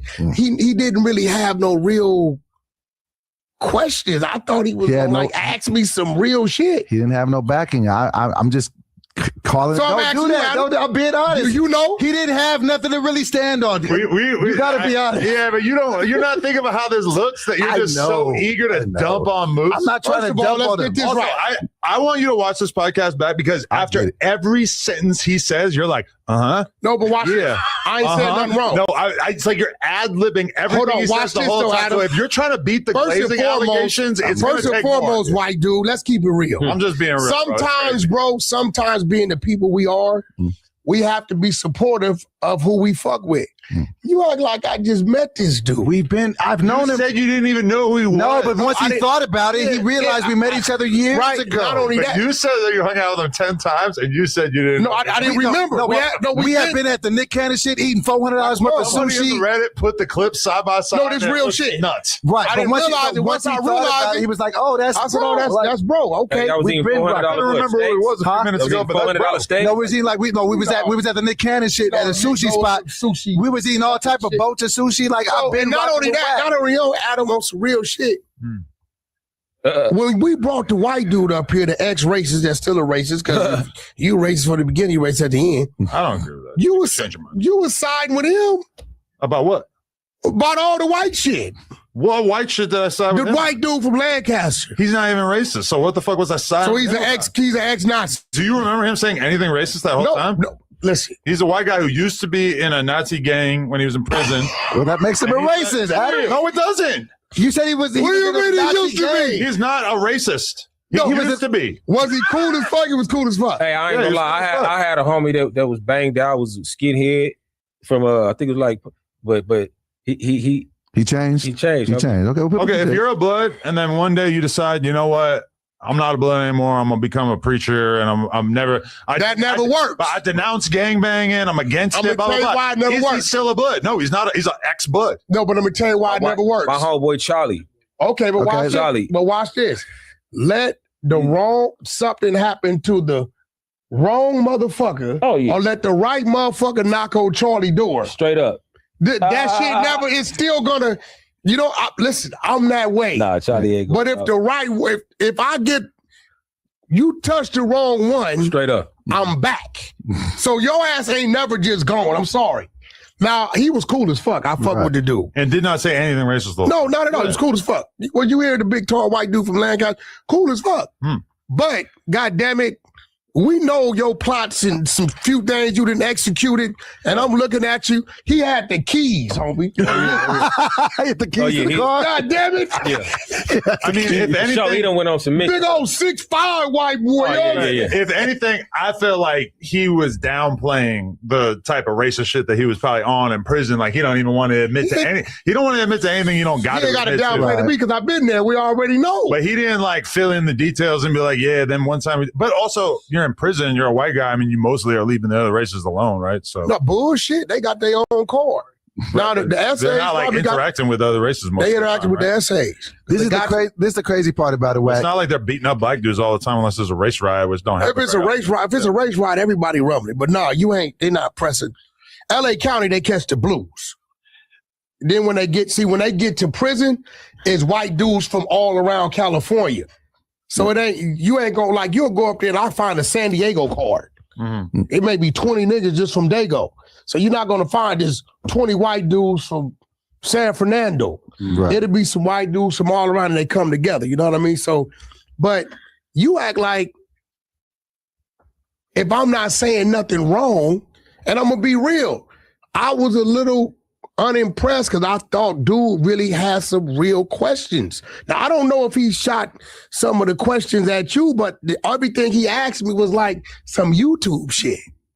Yeah, I wasn't really that impressed. But yeah, I'm just being real. Like, I really thought, and in my mind, it really pissed me off more, but I couldn't do nothing because you had left. Right? And the fact that you had left, I couldn't even frown because, the fact that Adam then left, because once Adam leave the building, it's kind of like on me. Right?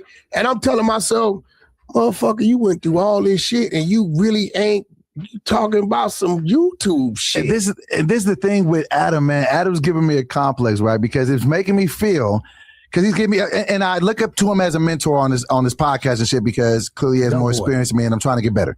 But You what? That- Listen, fuck that white boy. no, he's good at what he does. I look I mean, it's a combination gotta of what tell him I fuck say you. and what the fans and the say. fans say. So now, every time I say anything positive, like towards you, it's like it comes off as like overly glazing or trying too hard or disingenuous. You don't got nothing negative to say about But me. you do have a real problem with that, though. That's not Well, like what? something I invented. So anybody he got something good to say about. Watch this pod back. I'm gonna watch it back. Whoever because he got something good to say about, he glazing him. Okay, it's not just that you're glazing the fuck out of Wack, but it's like every single thing that Wack says, you're just ad-libbing it. Like you never let the conversation breathe. You got to let motherfuckers talk instead of just immediately saying something after everything people say. Okay, You know what it is? I can live with You're that. not doing that for him enough. No, I mean, No, he's something been towards me critiquing would me. also be great. He's been critiquing me about it, and I can work on that. But it's just like, you're right. That's why I'm gonna just take the. I'm gonna just take No, the It's not some hate critique. shit. I'm just trying to help Tell the you. truth, Right, bro. I get it. He's the only one that defends me with facts.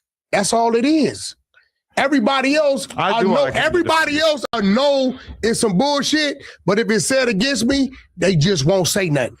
So and peep this, because I called you last night. Did you see me call you last night? Did you just was you Yeah, I asleep was already? checked out. So I was on the podcast with Munchie B. I don't want to say I made, but Spody Face, the dude that I'm about to be getting a boxing match with in August, he changed his stance because Spody Face told me, Doughboy, you should have rolled with Moose versus No, not the pro-black guy. Yeah, and so shout out to Gangland, because Gangland Neiman said he was just like, why is it that Spody Face is always on his pro-black stuff and ride with your people, and then because he has so much hatred towards Wack, he told me to ride with Moose. Stop Even right- though Your podcast co-host is your people. Stop right here. Man, I don't Even if you only did 2 episodes. Stop right there. Spody Face ain't even got a reason to be mad at me. He's only mad because he told me to go get the dude's paperwork, and when I got it, it wasn't in favor of what he said. Remember, I got into it with the other dude. What's his name? Who podcast it is? The brother be coming up here. I always forget his name. Bro Rogan? Bro Rogan. Right. Because remember, I set the whole deal up with Bro Rogan. That's Bro Rogan's podcast. Right. Right? A lot of shit was going on behind the scenes. Spody wasn't privy to because I never did no business with Spody. All my business always been with Bro Rogan. That wasn't the first time I potted with Bro Rogan. You get what I'm saying? So my issues was with him, drop it, release it, drop it, release it. Right. Right? And then he finally told me he wanted to drop it, but Spody didn't like how he looked on the podcast. So let me ask you a question. What did you see me do wrong to Spody Face outside of produce the paperwork that didn't say what he said it said? Nothing. Face doesn't like you at this point.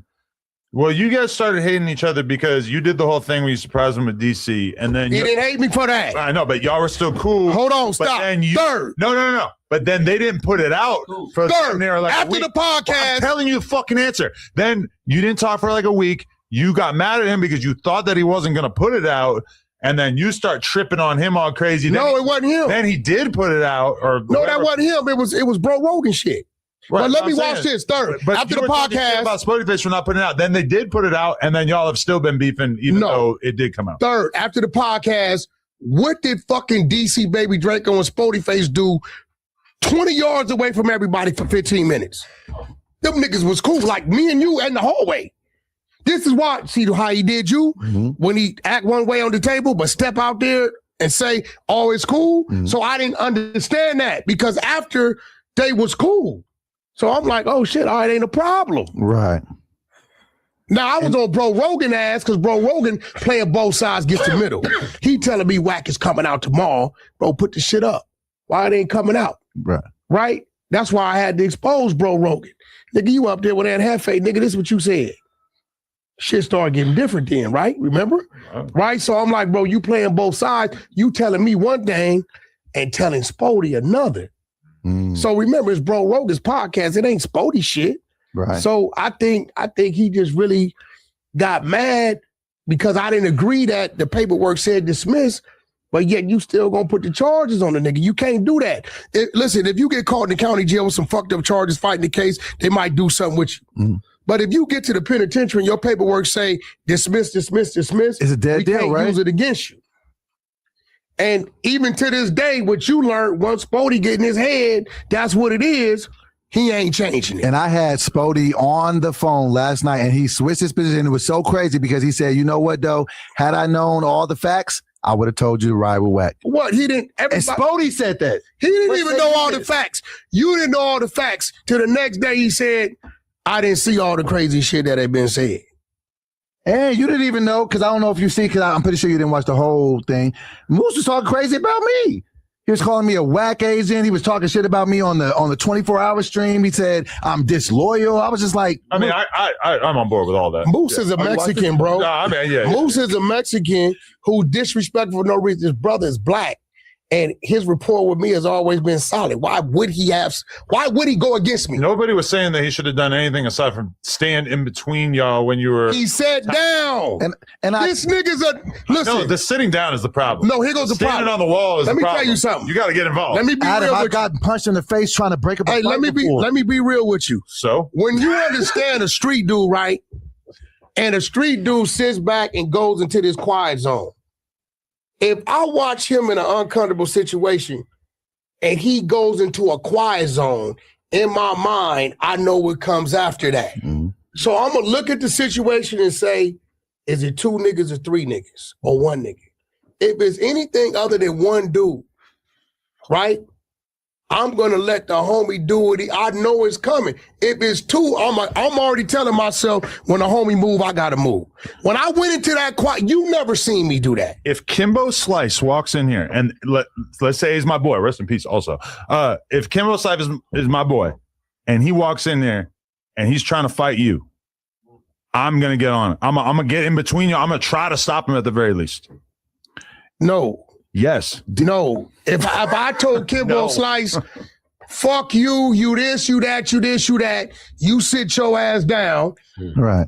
Well, You it's, got- you're not it's fact- partially because I don't want anyone fighting in my building, but it's also That's because cap. even if he's bigger and stronger and likely to fuck you up, I'm still going to try to stop 2 of my friends from fighting each No, other. you- I'm not going to listen, sit there like a listen to doughboy. me. First of all, you ain't even listen. Let me ask you something. So you at this point in time, let's be real, Mhm. dealing with all the bullshit we didn't deal with motherfuckers. You build motherfuckers and motherfuckers getting weird. No. You embrace Moose as your friend. Yeah. Okay, so when it comes to Moose and it comes to Wack, so it's the same level of it? I mean, obviously it's not the same level since I've known you for a lot longer. We've done more business. We've done more podcasts. I feel like I probably know you better. But, I mean, you've both risen to the level of being my friend to the point where I'm not going to just Would you sit by agree- and watch you guys fight. Would you agree that Moose is bigger than me? In Everything. in weight? Height, weight. How much do you weigh? I'm 235. He's Moose is 260. and 5'10", 5'11", right? He's 6 feet, yeah. He's younger than me. Taller. So everything about this situation is in his favor. No. Okay, well, let me ask you this, Adam. Let me ask you this. Everyone knows you got a squabble on you. Wait, but watch this. Let me break it down. Hey, Wack. Hey, Wack. Let me ask you this, though. We've seen a few Wack fades. How do you feel about this? Moose, when he was in here with Wack, and that shit went down. He was hands up. He was, I'm gonna call the police. He was all of that That shit. was some He bullshit. didn't want no fight. But he's the same person that called out Flacco to a fade.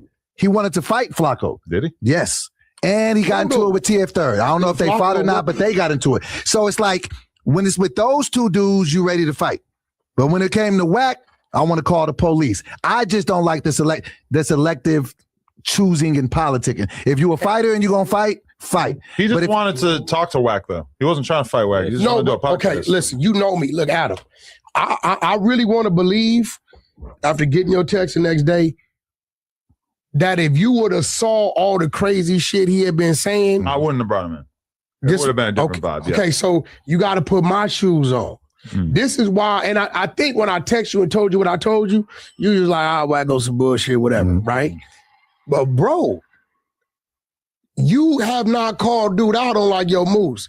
You playing this innocent shit now, but the shit you was coming with wasn't no innocent shit. Mm. Like I know if I'm talking to a priest or a gangster motherfucker.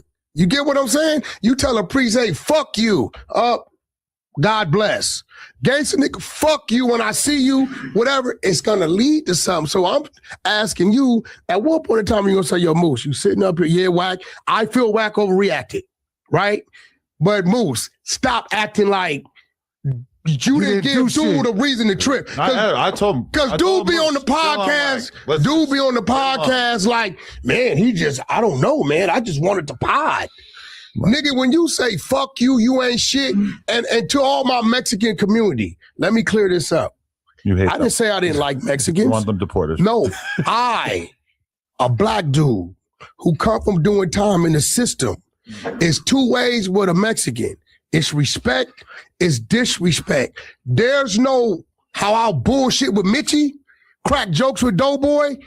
I don't do that with Mexicans because it's the turmoil I've been in, my neighborhood been in, right? So there's no room for me to clown and bullshit with just a Mexican dude I don't know. I'm not going to do that because I don't know how he's going to hear that, and I'm going to hear it off the back as a negative. It don't matter. That's shit wrong from Pacoima. My last 10 homies called life on a Mexican, not a Crip. My last G homie, rest in peace, J-Dog, was killed by a Mexican, not a Crip, right? So I got a bunch of Mexican comrades, but I don't pussyfoot and play around and with Mexicans that I don't know. We got a relationship and a rapport that we however it is, but I don't do that. All he had to do was say, yo, Wack, I got a few questions for you. Let's sit down and talk about it. And I would have did it. Well, you know that Moose got put off Norte because of that conversation. They said he can't even go back to SEC. They said claim Davis. I'm going to tell you this. This another thing he ain't did the math on. Man, these motherfucking Mexicans down here ain't going to give a fuck about this dude. You from Sacramento. He running around here wide open, and I'm looking at him like, bro, chill out. You playing, I don't know why I think you know what? Did you see what he did? The nigga hopped up on the chair. Like you knew it was going to be some bullshit. Yeah. You hopped up on the chair like you getting out the way. I was trying to be funny. No, I took he wasn't serious. playing. And that's what he said like that when he calmed down. So like when I seen Wack get quiet, I seen a man trying to contain himself. And that's why I even give him credit for like not blowing up the spot, because when he banged on the table and said, I want to get out, everything in Wack wanted to get out. Bro, have you ever been in the, you know what we do, go to the mental struggles with ourselves? I seen it fighting with itself. And then fuck it, then like grabbing ourselves. It may be with a little homie. It happened a lot with the little homies. Man. Little nigga, but you know, that's the homie son, rest in peace. So I'm going through like, I'm literally, bro, I thought about my wife, my kids, Lena. Yo, I like that Moose Man can bring out all those. Because I know if I snap, it's gonna lose it all. Exactly. And I don't want to go over there. I don't want to go over there. Imagine sitting in prison doing 20 over Moose Man. Now watch this. And see, watch this. I don't know. We already know that math. It take about, after the phone call, about 12 minutes for the police to get here. And he already would have bled. Because I know that. Right. I'm gonna fuck him up to the maximum. And Wack. And that's because I know it's already fucked up. Leaving 2 teeth in his mouth, nigga, ain't gonna make a difference. And this is why I don't want to go there. This is why I would have never the fact that I text you and told you what I told you was me showing discipline. And that's the thing that I think, bro, I don't wish to sit down with this person because I don't want to disrespect your build. You know, usually we be like, yeah, bring that nigga on up in here. And this is people, and people don't understand my position. I've known Wack a couple of years now, right? We got mutual friends like Chuck, Tay, they'd have been on his Nick. ass. So just think about my position. If I go to a Wild 'N Out party, because we're kicking off a tour on May 9th, if I go to an after party and I show up and you there and Chuck there and Tay there, and then I done picked a nigga that I just got on a podcast with for 3 weeks. This is a straw man, though, because nobody was saying you should have done anything besides got between them. No, but if he get up, the only option he got, like we're saying, I had just shot Wack in the fucking head. But I had just talked. Nobody expected that of you. But I told y'all I wasn't gonna break up that fight because I've been. He said no, and that's why everybody thinks you're pussy. I'm not pussy. What you mean? You look like hella soft, like not standing up for. Hey, I'm gonna be real. If the homie get mad and I know he's upset, been disrespected, if I get up, it better be to move with him. That's all I'm saying. But you're not his homie like that. But I had more of a friendship with Wack than I did with Moose. Crazy. They just think I'm making it up. Podcast with Moose. Wack didn't even know who you were.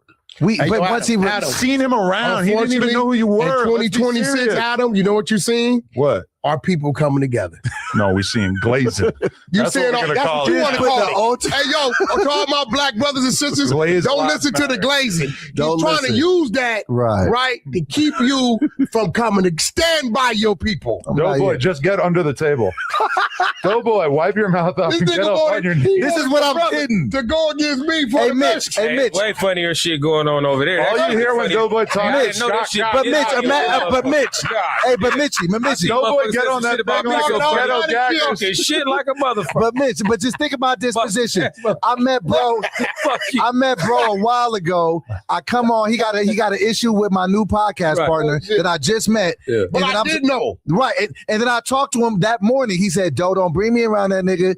I ain't playing like that. I told them they made the play on it, but what am I done tried to pull. I done tried to break niggas up and got punched in my face for my friends. And you're supposed to get punched in the face for Moose Man. Obviously, that wasn't going to happen anyway. But just picture this. Picture this. Picture that the Joe Budden podcast are doing an episode with some gangster ass fool, some dude that everybody knows how to fight and seems like he's on some tough shit, whatever. And that dude just gets up and just tries to start punching on Mark Lamont or Ish or Ice or whoever. Joe Budden gonna stop. Imagine Joe Budden just sitting there. He might though. Right. Depend on what's going on. But then He got enough money that maybe it's justified. But I'm saying Joe Budden is going to look crazy if he just sits there and watches it and doesn't get involved, try to break it up. Nobody's saying he needs to punch fucking Casanova 2 times in the face, but he got to try to at least stop it. Might lead to that. And I said that when it all began, I said, this is not a good idea. We shouldn't do this. And when I seen his face, remember any of that. No.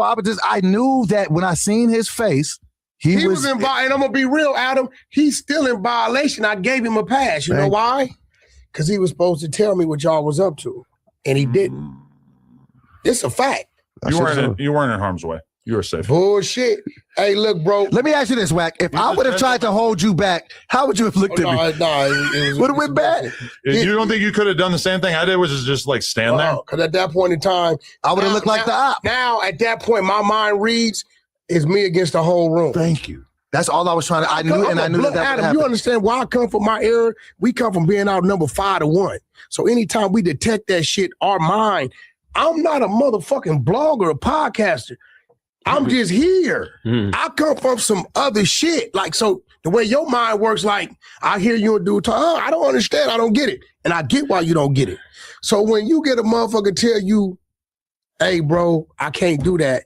That's just somebody trying to respect your shit because we know we gonna go somewhere where we might not come back. Hey, peep this, Wack. Even in Wack. No, I'm fighting. Hey, Wack. Even in the confrontation, you said it in the middle of the conversation. I don't even know if you remember this, Adam. You looked at me in the middle of the shit like, you ain't gonna clear this shit up. So I knew that there was some responsibility. Why you lying too, bro? Like he didn't say nigga. He said nigga. Let's bet 5,000. He said nigga. I'll pull it up. Let's bet 5,000. I'll pull it up. He's he said Mexican. nigga. No, but he lied and said he didn't say it. I'll pull it up. He said Do nigga. you want to stand behind that bet? In front of you. He said nigga. I will When did sit I ever say he did? I don't give a fuck if he said that. all y'all said, no, bro, look, listen, we ain't tripping, but all y'all, the dude sat up here and said, I never said that word. I don't know. No, he did say it. Like, bro, like when y'all gonna call dude on his shit? Because if I say I didn't say something, you click, you're gonna be like, Wack, you a motherfucking lie. So I do too. He said that he didn't say the N-word. Yeah. He said did during the podcast? Yes, he said I got 911 on speed dial, Now, nigga. The He said dude come back up here with the whole crew and said, I didn't say nigga, they're lying. I didn't hear. It's on your shit. I mean, I didn't hear it. I don't know. And he said that you put $1,500 on his head. That didn't happen why he either. keep saying All that? you said was you cost $1,500. I said that's all you cost. He didn't say I was going to put that on your head, but he didn't That's say that he was going to anybody. do it. Yeah, he said you cost $1,500. Yeah, Nigga, but- 500, you go to the right place. But you were saying I could get you killed for 50. No, I didn't. I said, you were. no, what I Cost said $1,500. was, I said, look, bro, stop playing with people because all a motherfucker cost today is $1,500. Right. You, me, So you're you get saying that you could get him killed for 50? it's He didn't say- anybody. right. I just said anybody. But in he general. didn't. But you didn't say I'm going to get you killed never for said $1,500. that. That's a And terrorist. so what I'm saying is this: if dude is playing police games, don't speak on. You get what I'm saying? Like if this is your building, right? Don't antagonize a motherfucker. Leave me the fuck alone. On some real shit. If I'm not fucking with you, why you fucking with me? And then it was thrown off. Adam, this is from real shit. Now we're trolling. Me and Brick troll. You ever heard me have a problem with? We troll. You wanted to fight each other. Very Nah, badly. You definitely. wanted to hurt each other. Yeah. Me and Bridges talk on the phone, bro. Probably a large. You had some bad. 3 days before that nigga went to jail, we was on the phone some talking. bad vibes. Going. Listen, What size? 2X. I'm XL. listen. Appreciate you, brother. The only thing I'm saying is stop letting dude play victim, bro. Thank you. You let me play victim. That's the merch for my new. That's the merch for my new pen I got. Is there another 2X over there? Hell yeah, it gotta be. Can I have these fruits? And then, yeah. Doughboy is saying Hey, he want to bet you on a weight loss thing. So I do want to get that down. So Pete, we got a weight loss competition going on. You probably lost a lot of weight I have, but- during this episode. But motherfucker, I hate you, Adam. So as we, God damn it. So I want to continue the weight loss challenge, but let's put a little bit of a wager up. I bet you, watch this, that I will double your weight loss. Let's put a wager up. My 1,000 to your 5,000. That I will double your weight loss. Whatever you lose, I'll lose too. I'm not gonna lie, like I don't really feel motivated. He keeps eating the bread. Right, he keeps eating the bread. I just told him I will double you up, and you won't take the bet. So if you lose 10, I gotta lose 20. Bro, you compared to me in terms of available fat to burn, it's not really. So do I gotta go 3 times to get a bet? I'm just probably opting out either way, but So you're not gonna put nothing up. You're a betting man. Poker only. 3. Okay. This is my last and final offer. No. 3 to 1 odds. That's a no. I'm good, but yo, I got to dip because I gotta go put the fucking kids to we sleep. all got to roll. But nice podcast, Mitchy. It was great to get to connect with you. Shout out to San Diego. We're going to be doing some San Diego stuff coming up in the near future. I'm happy that I could help light a fire on because they think you be kind of like us, got something against the town, homie. Nah, for real. I love them.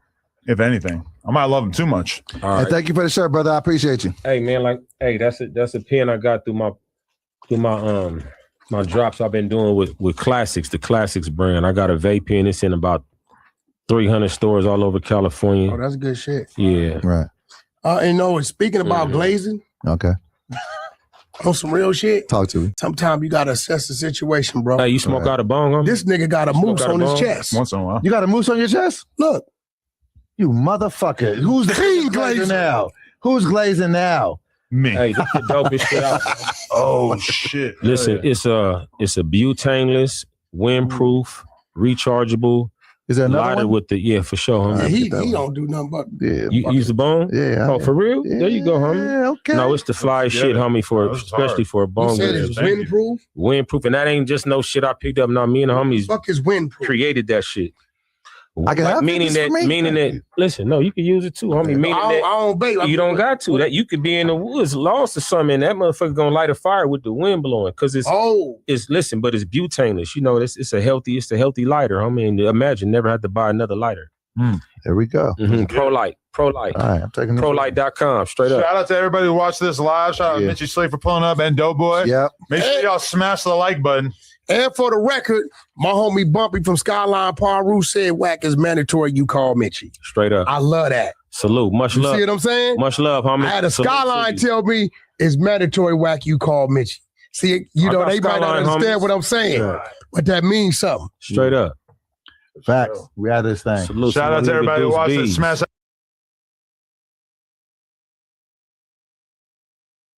What did he say? Took a while to explain what gooning is. Yeah. Yeah, he probably has a different version of what he goons too, for sure. Right. Nah, he has some good stories. He told us about how a guy threw poop on him in jail, so he lit him on fire in a cell. Damn. It's a hell of a retaliation. Poop for fire? How do you strike up a flame that big on somebody? Like, where do you get the gasoline to keep that fire going? Somebody had like a lighter that like didn't have fluid, but it just made little sparks. So he was able to like put some, I think he said he like pre-doused the dude's cell in like baby oil. Whoa. So that like it was super hot. Yeah. That takes some planning. That's the kind of guy I want to interview. Someone who's down. That's why I'm not trying to go to prison, because you got to deal with people that have minds like that can even think that up quickly. You know? No, yeah. And he said that the guy started like throwing toilet water all over the place, trying to like put out the fire. Really like puts it in perspective how crappy being in jail probably is. Absolutely. Yeah, no, for sure. But I mean, you throw shit at people, you know, you might get lit on fire. Yeah, I mean, there's no other response. What else are you gonna do to top poop? Fire. That's the reason. Fire or like Only only block logical. to the head. Something, yeah, because poop is just disrespectful. Yeah, I thought so- spit was bad. Yeah, Glock Dookie and then you got to meet Glock Dookie with fire. That's how it is. Look at Dragonite Crib complaining like he's scared to donate because he might not get his donations read. Wow. Don't let that stop you. Dragonite Crib, we will always read out your thoughts and whatever you have to offer. They've been politicking on Dragonite Crip as a mod lately. I'm not. Oh gonna yeah, lie. because he was just saying I'm gonna ban everybody who's glazing moose. Yeah, they're saying he's going a little too hard. In Hey, the don't chat. make me check the records because if you're banning the moose glazers, I mean that's really all we got as a community. Yeah, oh, Everybody God. gonna be going. We're gonna come through and blow Dragonite Crib's house up. I already lost a couple moose glazers this week. All right, so I need all the ones Really? I can get. Did you? I got disowned by some podcasts. There's been all kinds of stuff going on, man. But I had some people call me from Sacramento, said you can't even claim Sacramento no more. You Yeah, claim man. Davis and Citrus Heights. tell them to Or make the a bigger Thomas. name than a motherfucker from Sacramento did. You know what I'm saying? Once they somebody, they can make that call. You feel me? But I did want to gift the 22ster something because he did, you know what I'm saying, dive in front of, you know, the manic, crazy man, Wack 100 to protect me. Wow. Adam Look at 22 was Wow. heaven sent. That's what I'm talking about. Right there, man, for all that hard work and dedication to keep me LaRussell, safe. I officially killed your joke. Here It's at No over. Jumper, yeah, this is the final. It's a little late. It had to come in the This is mail, it. so I know it's a little late on the joke, but you know what I'm That's, I'm gonna saying. walk around my neighborhood wearing this. Even Adam 22 was heaven Let sent, yo. everybody know, like, hey, be thankful to have me Yeah, while I'm here. even you. But Yeah, Moose, how even does you. that feel though, bro? You said what? You about 260? Yeah, 257 You right now. 257, hiding behind a man that's 230 40. from a man that's 240. That's crazy. Yeah, but it's just like You were really like hugged behind him. No, I wasn't hugged behind him. I was just, you know, staying in a safe distance. You know, isn't that what we're supposed to do? You know, everything that I do, Doughboy, is based on logic and reason. If it's not based in logic and reason, it's just based on ego and being a man. That's not, like, I didn't get here doing that type of shit. You know what I'm saying?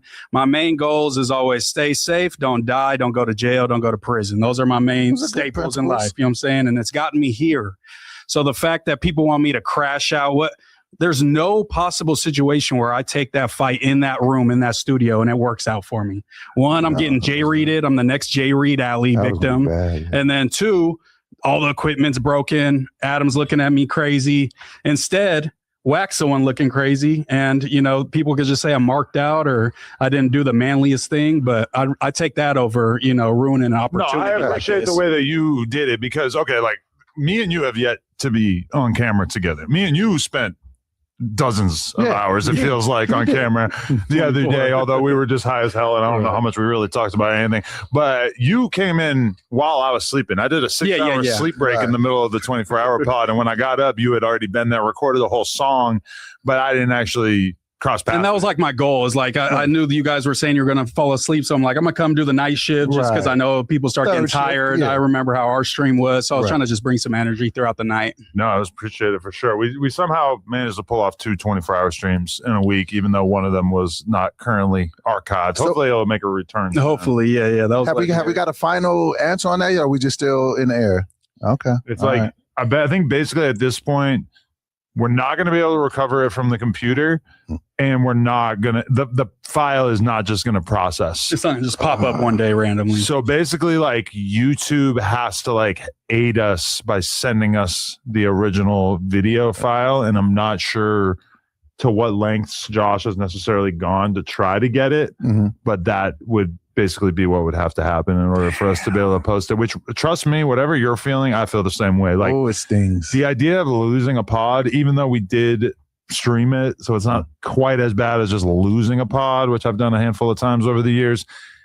It hurts. Like I want everything that I do on the internet to be archived video wise. Like even our kick streams, I just immediately archive them to YouTube and everything like that. And it's not a great feeling. I hate it for Munchie and Lush because I feel like they both shine so much. I'd never seen that side of Munchie. It was so First funny. 12 hours of the stream was a Munchie show for sure. That was great. Yeah, but we live and we learn. And it had like 100, I think 12,000 when we ended. No, so we it's like ended with that many people 117. saw it. Yeah, 120. It can go down like urban folklore. Like Exactly. If you had was to there, be you was there. Yeah. Yeah, meanwhile, even the one we did on Friday is like we had to split into the 4 parts. So it's like 4 different parts with maybe like 60K or some shit on each of them, which is okay. But still, it's like I would like to just have like a massive 24-hour thing. Just go and see. Have the 2 24-hour things at least piqued your interest. Like, yeah, there's something here. Streaming, or you're still not sold just It's yet? a cool idea, but like financially, it doesn't really make sense in comparison to the amount of work it is. Yeah. Right. You know, like when I was kind of doing my like back of the napkin math, it was kind of like it's cool, but it's not like, oh, like we do a 5-hour pod and therefore a 25-hour pod is like 5 times as good. Yeah. Right. It's not really like I definitely think we should keep doing it, but it's kind of like we need to like, I think when I really like think about the one that we did Friday, it was more of just like an endurance contest of like, how long can we all sit here? We're going to get drunk. We're going to eat chicken wings. We're going to smoke a bunch of weed. We're going to basically like challenge ourselves to tolerate each other. Yeah. Since we could talk about Unk in a little bit, but I feel like that was one of the major hurdles was just not killing Unk. And I'm really proud of all of us that we didn't kill Unk. Patience. I talked to him this morning. How was that? It was cool. He's going to come on Wild 'N Out. Like he's cool. And I'm actually going to go out there, I believe, this weekend to Vegas and pod with him. See, okay, that's an interesting decision because you were actually like losing your mind towards the end. Ready to It was, whoop but then once I started to understand, like, that's his character, that's who he is. Like, it's hard to like just let people just say whatever it is. But I learned even today, like, I'm no longer taking what anybody says personally. He called you gay for hours and hours. Me a B-word. Really got you to the point where I felt like, even though you said that you haven't been in a fight in like 30 years, I really felt like I was going to have to like dive in there. It was good. He was pushing my buttons and he knew he was pushing my buttons. And I was just like, but I got a lot of self-control. So, you know, plus I'm not that guy. So it was just like, all right, but I'm not taking nothing that nobody says personally. It just felt like somehow we had created a scenario in which like perhaps the goal was to push Doughboy to his limit. That kind of felt like that. It kind of started to feel very like attacked. Let's talk about my mental health and shit. I'm like, God damn, have you known? Have you known lied you won't cross? I was tuned into that live. I was like, wow, they're getting in depth, man. This is definitely not the party vibe I was expecting. I was like, is that what you want to talk about? Yeah. Yeah. I mean, it was definitely a party vibe, but it was just a different party vibe than what I expected because there was so little to talk about at a certain point. Just like, what are you going to talk about for 24 hours? It's almost impossible. So it just ends up getting to the point of like, let's call each other gay over and over. And that's what happened the first one too. Me and Lush were just saying like queefing out the pussy 100 times and just laughing. It's just like at some point you get delirious, you run out of just think it's genius. and It's like, it what are you sounds guys really funny, doing? and like 3 people in the chat are laughing with you. Exactly. Yeah, it was interesting because it's like, you know, you have the girls come in and then that like gives you a little energy for a little while, and like some other girls come on. It's like, oh, I guess we could get like 2 hours of like talking to these random hoes, whatever. I don't know. I definitely I like the idea of just doing like long streams in general. I'm just like not really sure if the juice is necessarily like worth the squeeze for the 24-hour thing. Yeah, that's extreme. You was talking about 5 days. What the hell would that look like? But what do you think of like a 24-hour stream? Like you guys broke it up, but then there's like a new cast every 6 hours or something like that, like a whole new rotation of fresh people and like different kind of vibes for the different chunks, you know what I'm saying? You know what I do think it was good for? I do think it was good for team building. It felt like real good, like just being around your people. Yeah, once Lush said that, he was like, this is the most like kind of together I felt No Jumper since like, you know, Prime, whatever, you know, a few years ago. I was like, oh, that's a pretty big statement. I think it would have been even more lit, like if even more people would have came out like from the No Jumper family, like the Aunt Hefe's, the, you know what I'm saying, just everybody, you know what I'm saying, the suspects. I think it would have been, you know, but we did it, and you know. We did it, and I think it was dope to do it just because, like, for me personally, especially, like, you got to look at, like, No Jumper in terms of, like, what does it do? And for the most part, we do weekly pods where we talk to each other, There's the news, which is kind of like, you know, the people who are, it's without me. It's like oftentimes that's kind of like where we try out people and stuff, even though there's more established people as well in there. And then we do interviews. So like the three main things that No Jumper does content wise. And then this, like, okay, last year I did a bunch of vlogs where I went to different people's neighborhoods in Texas and New York and all over the place and tried to do the more like high quality vlog thing, which is kind of what you've like learned to expect from like the Tommy G's and the Brandon Buckinghams and whatnots of the world. And I ended up feeling like, although we put together a lot of content that I was pretty proud of, that it just feels like the vlog thing is just kind of not what it once was. So this year I've really been trying to like experiment with streaming more and just what that looks like in terms of us doing a lot of different things streaming wise.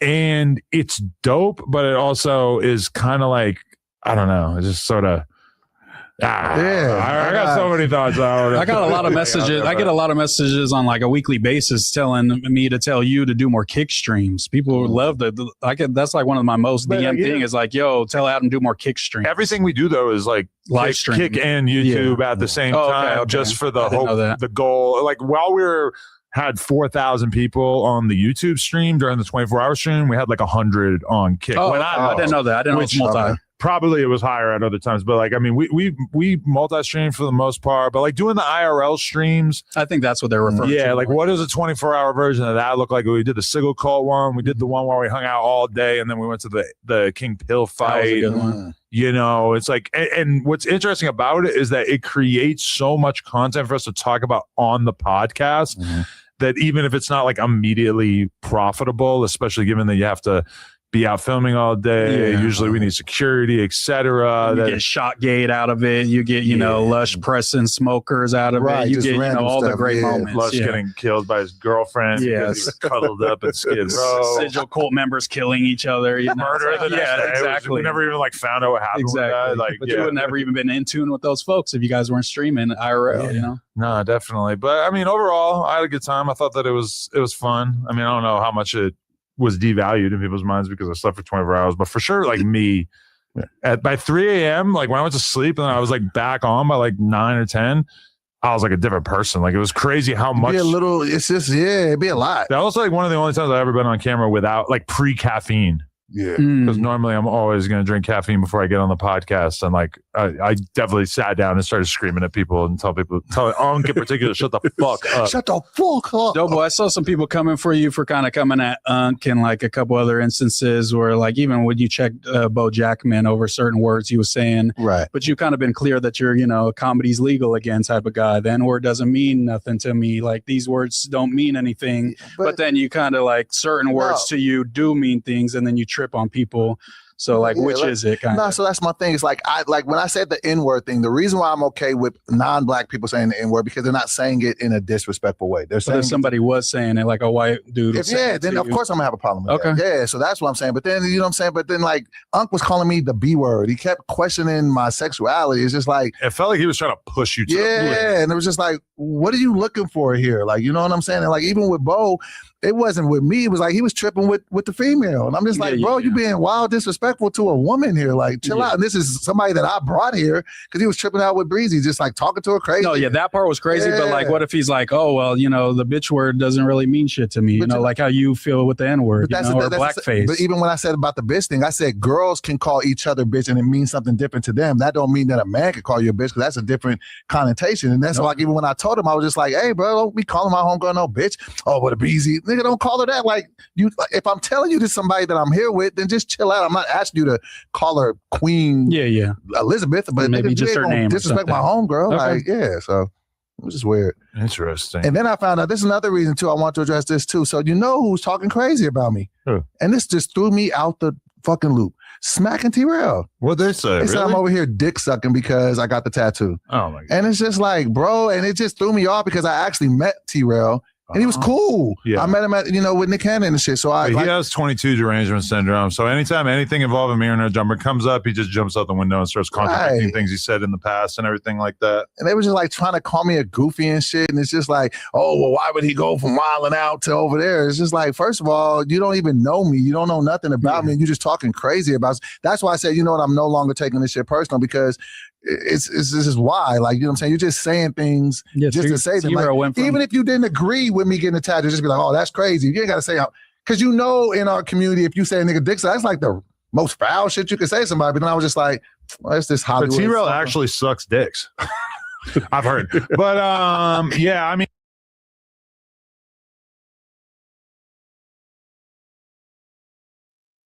All right, man, we're gonna go over here to this Duty Low interview, man.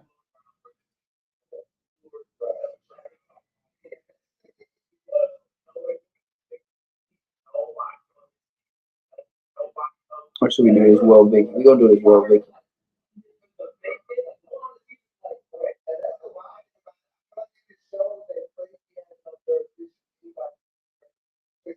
Coolest podcast in the world, and today I'm very, very happy to be reunited with my old friend. Period. Whoa, Vicky, how you living?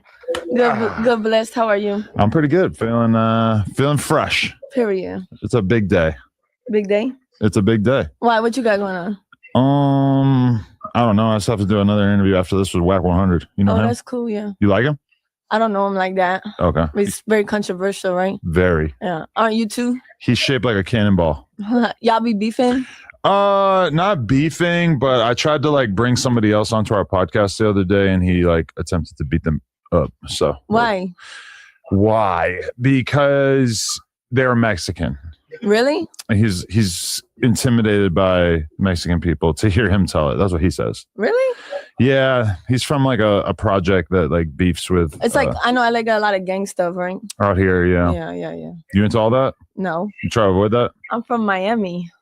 Are you originally I'm too? from Atlanta, but I've been in Miami 5 years. Right. Okay. Yeah. So yeah, because I'm trying to like think back to like I think it was 2018 when we did our first interview. Yeah. At that time, you were still living like in the Atlanta area, right? Yeah, back and forth. Okay. Mm-hmm. And then you blow up on social media. Mm-hmm. And then at what point, I guess COVID era, you decided that you wanted to move to Miami?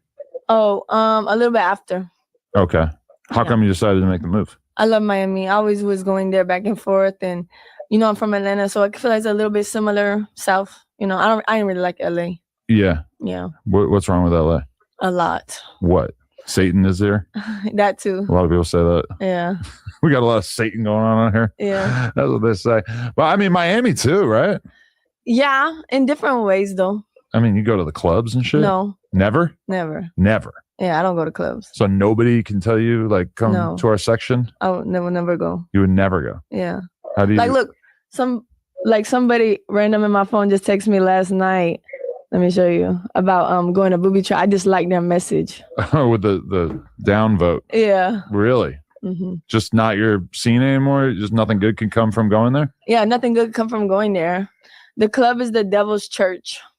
Really? No cap. That's where people go to like worship the devil, you're saying? No, they might not intentionally know they're doing that, but the devil knows. Yeah. Yeah. Yeah. I mean, you go to the club to do what? To sin. Smoke, drink, do coke, do lust. Yeah, take ego. pills, find people to have sex with. Realistically, that's what a lot of people are doing there. So I guess I get that. Yeah. But you go to actual church as well? Yes. Okay. What is what's the church scene like in Miami? Yeah, it's cool.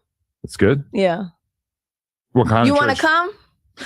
You know, people are always trying to get me to go to church. I know. I don't think it's gonna work. I think it's gonna work. I don't. Okay.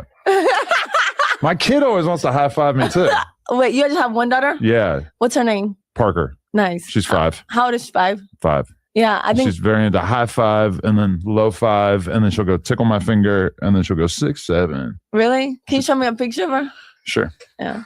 I think she's really cute, but I haven't seen her in a while. Oh yeah, so cute. Period. She looks like her mom. Thank you. Appreciate that. Yeah, her mom is beautiful. Thank you. Oh, as she points to her fleshlight. Yeah, I don't. Yeah, not that. Wait, isn't her mom from Armenia or Iran? Armenia. Armenia? Yeah, yes. Yeah. Right, I almost said Glendale. Me too. Yeah. Wait, really? What do you know about Glendale? I used to live there. Wait, really? Yeah. Out here? Yeah. And so you were around Armenian people in that environment? Yeah. How was that? Well, I lived with the family that took me in. I don't know if you ever met them, but they was the only black people that lived there. In all of Glendale? In their neighborhood. Okay. Yeah, they lived in the hills. To hear the Armenians tell it, yeah, I don't think I've ever heard anybody talk about a lot of black people living in Glendale. Right, yeah. Although I'm sure they'd be welcome with open arms. Don't get it messed up. There's still some Keyways out in Glendale. Yeah, they got some gangs out in Glendale. There's some black Mexicans out in Glendale. It's not just Armenians and Persians and that type of shit. Yeah, it was cool. Right, for sure. Yeah. So, okay, like when you first came out, you were kind of like the most famous, like wigger chick on the planet at that time. Yeah. I think it's safe to say. Yeah. I mean, that was like more than Bad Baby? Yeah, in a way. Yeah. Really? I think so. Really? I mean, at that time, okay, Bad Baby came out for just being like a crazy ass kid. You came out and it was kind of like, oh shit, look at this white girl who is really confused about her identity. Like, she's saying the N-word. She like you really seemed like you believed that you were black. Whereas like Bad Baby, maybe it was more like she was just kind of white trash. Oh yeah, yeah. Okay. I can see what you're saying. But looking back on that, like, what are your reflections on the way that you became famous so quickly? Well, like I said, kind of how it happened was that family that took me in. I love them. God bless them. Well, they were like marketing geniuses, and so when they met me, they was like, "You can go really viral," because this is around the same time that Catch Me Outside Girl was going famous, and they was like, because of the way you speak, you know, it doesn't look like you're white. I mean, it doesn't sound like a white person would speak like that. Right. So they were really good at marketing, and they were just like, you can go viral by the way you speak. Just keep making videos, and I was living with them and stuff. So yeah. Wow. Okay. So, but like, what was the first thing that went viral that kind of took your whole career, like made you sort of famous? Yeah. Looking back on it, was there like a particular moment that stands out? No, probably just, you know, the videos and beefing with Bad Baby. Yeah. Because you ran down on her at the mall. Yeah. To fight at one point. She right? ran down on me. Oh, okay. She pulled up with you. You were with Lil Tay. Yeah. And she pulled up to fight you. Yeah. And looking back on that, is that just seemed like the craziest like little kid type behavior ever? Like the fact that like that was something we hadn't really seen. It was just funny to me. Like a bunch of teenage white girls fighting each other at the mall. Really? Like famous ones? Yeah. And it's kind of like out there. She was serious about it though. But for me, it was just a joke. Really? Yeah. Yeah. I mean, that was one thing that helped make her so viral, is that she was very serious about everything. Stuff, always just getting super mad or just like aggressive about shit. For real. Still, yeah. Yeah. That's kind of sad though. It seems like she has a lot of anger built up, but I know God and Jesus can help her with that. Really? I know, yeah. Okay. Do you think that's the thing that could sort of save her from wherever she's at? Because she had like cancer. I know. And she pops back out with a BBL and shit. I know.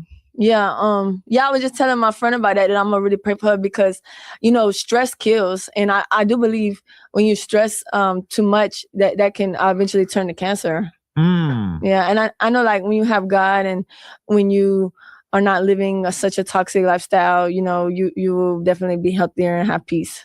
Okay, so I'm gonna mention that to her, is that maybe if you want to get rid of your cancer, you need to stop being so fucking stressed.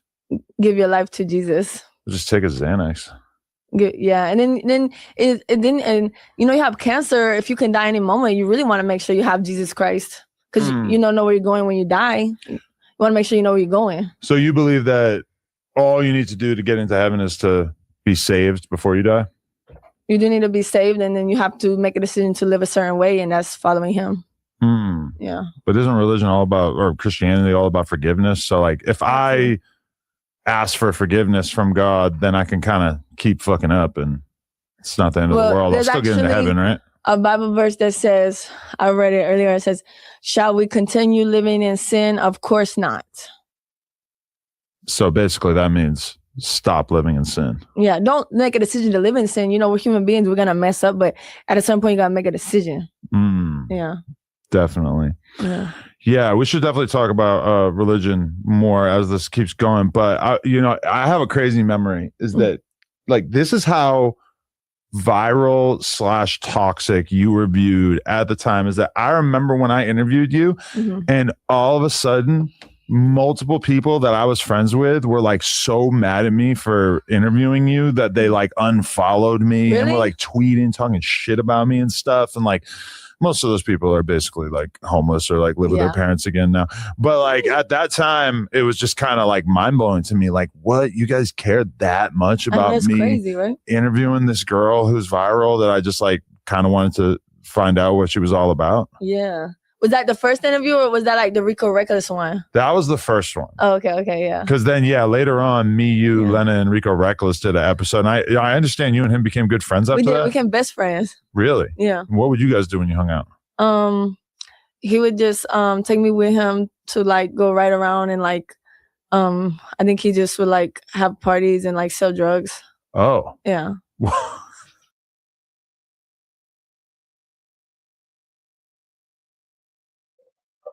Whoa. And she didn't even say allegedly, bro. That's what I'm talking about, man. Shout out to Rico Reckless. Man, I was supposed to do the interview. I don't know if you guys still want to see that. Let me know in the comments or let me, tell one of my mods to hit me, man. If y'all want to see the Rico Reckless interview, but that's another members only one that came out not too long ago.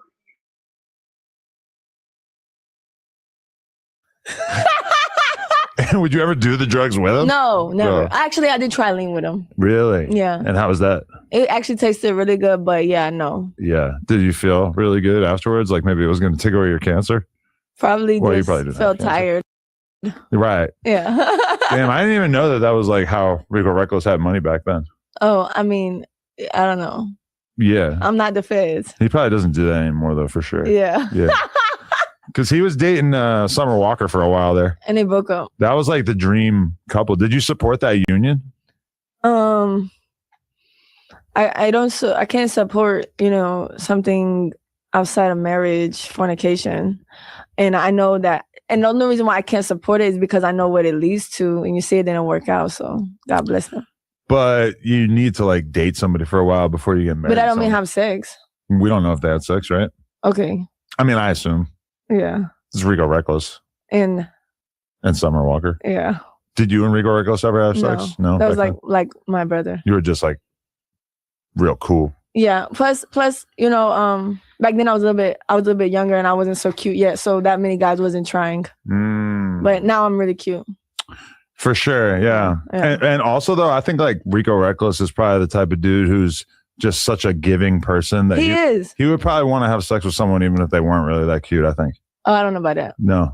Okay. Yeah, I don't know. I mean, not like I feel like he could see the good in a person to the point where he wouldn't even really. But that's like my brother. Yeah. Yeah, I love him. Definitely. I haven't talked to him in a long time though. Did he tell you about like gangster stuff he used to do back in the day in Chicago? Yeah. Like anything in particular? I forgot. Spinning on the ops. Fa, fa, fa.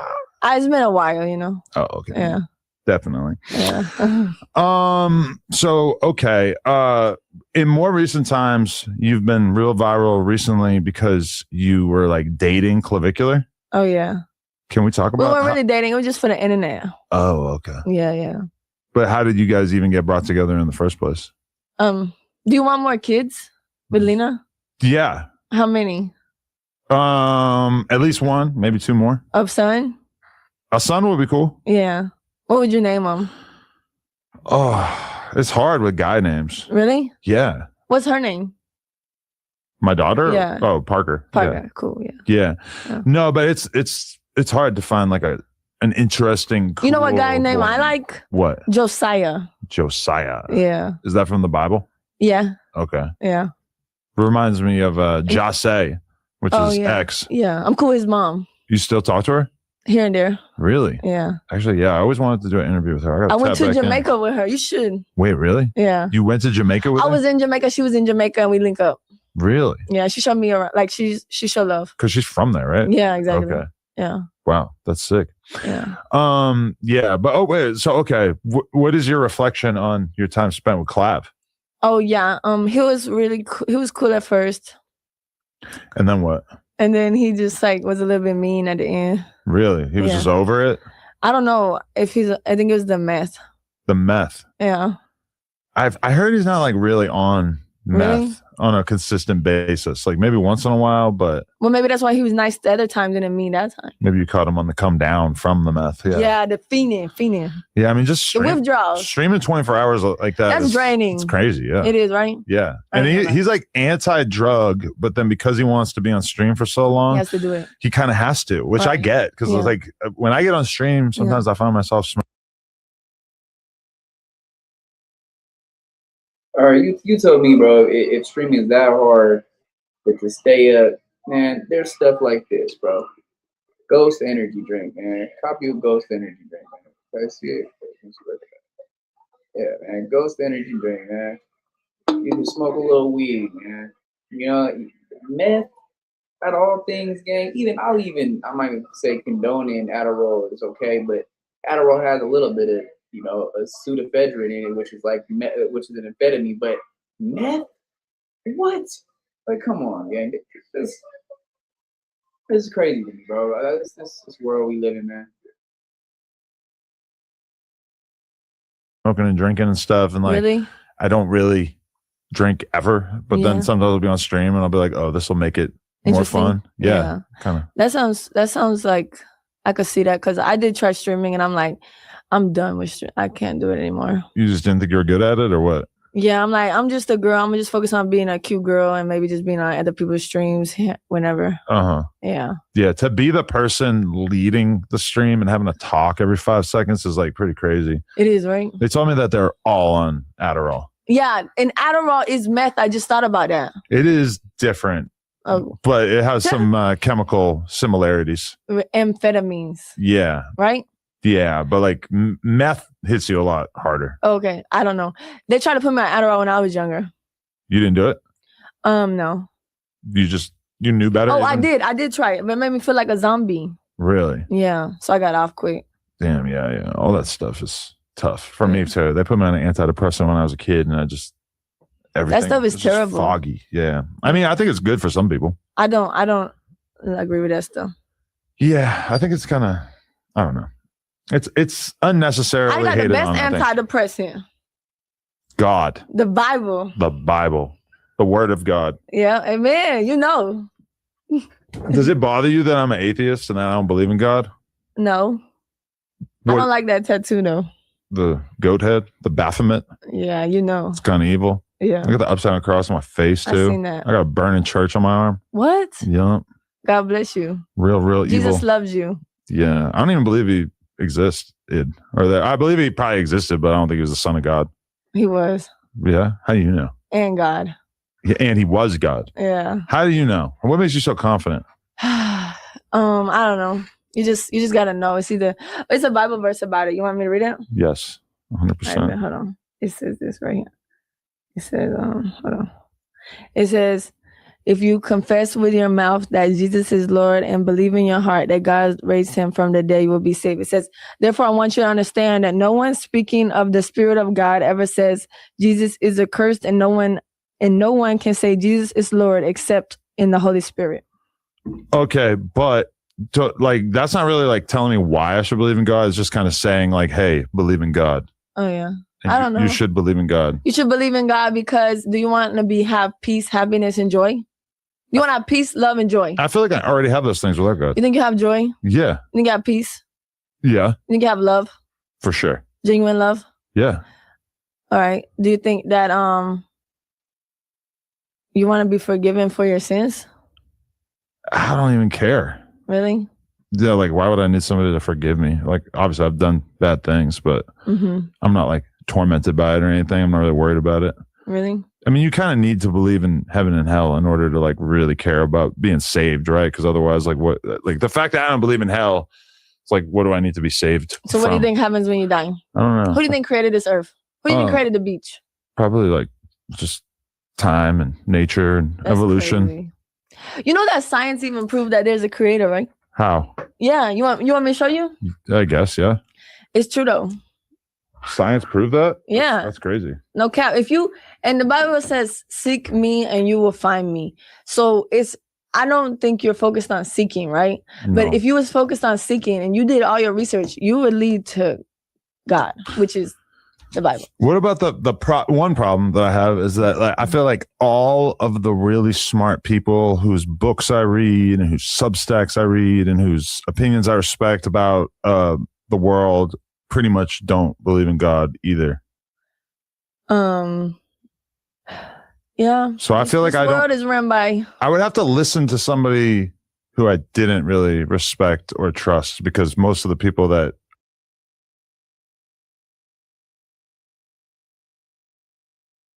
And that's because this world is ran by the devil, man.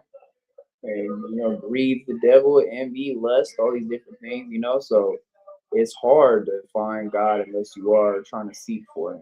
That's true. This is a cool little conversation, man. I'm definitely I'm seeing that Adam does not care though. He's not even taking it in at all. It's going right out.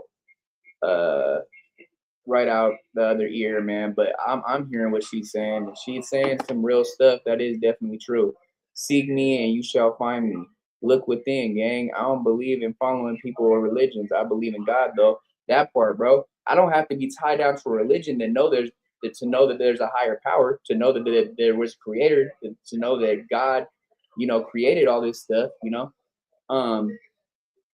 But me myself, I do, you know, practice a certain religion, but that's not no smut to anybody else that doesn't. But if you could find God, man, that's true.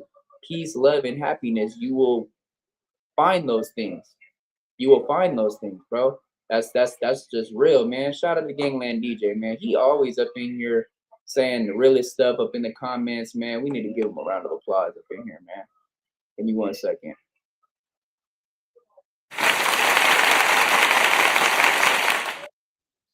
Because what he just said right there, man, is hella real. I'm gonna put it up on the screen too. Seek me and you shall find me. Look within, gang. I don't believe in following people religions, but I believe in God though.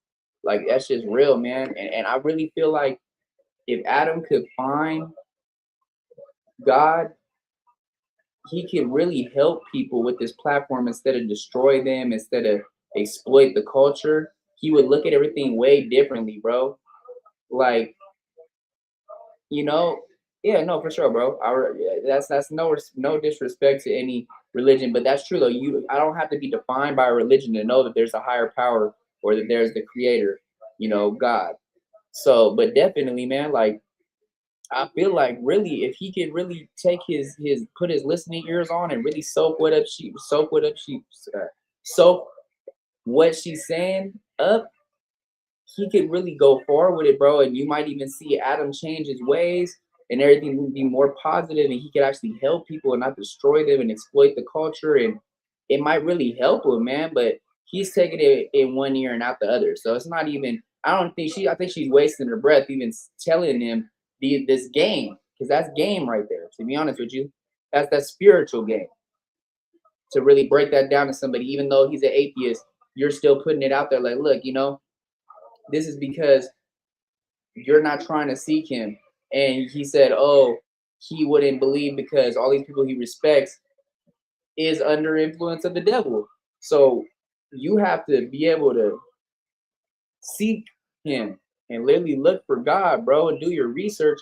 And once you come across and you find that spiritual journey within yourself and you understand that there's a higher power and a higher creator and you feel it, it's going to completely change your life, man. Adam got that JE complex. Some want to be worshipped as a god, so they can't believe in anything bigger than themselves. Yep, that's completely true, bro. That's completely true, for sure. That's what it is. Adam thinks that basically he considers himself a god already. He doesn't think that he needs to be accounted for to anything like he said. Why would I want anybody to forgive him for our sins? I know I did bad shit before, but who cares? Like, why do I have to feel like, oh, I have to go to this person and be like, hey, can you forgive me for my sins? And, you know, try to change. Like, I don't care. You know, that's because he feels like nobody could be above him. And yeah, definitely shows, man. It definitely shows. But man, shout out to Gangland DJ, man. Definitely always speaking that real in the chat, man. Shout out to Gangland Neem, Gangland Pharaoh, all the Ganglands. Those are all my guys, man. Yeah, man, we gonna get right back into this, but yeah, that was some real stuff spoken right there, man. But I really think that Adam's not even really listening to it, so she's wasting her breath by even trying to break it down to him. Are really out there like preaching about God, I just consider either like charlatans or total hypocrites. Really? I mean, a lot of people in the Republican Party, I'll give them that. Okay. I don't really care about Republican or Democrat. I just care about God. What about Trump? You were a big Trump supporter. Are you still rocking with Trump? Like I said, I don't really care about that stuff. I'm Team Jesus. So do you think Trump is like the president of God, like the president that's most likely to bring our country towards God? I don't know, but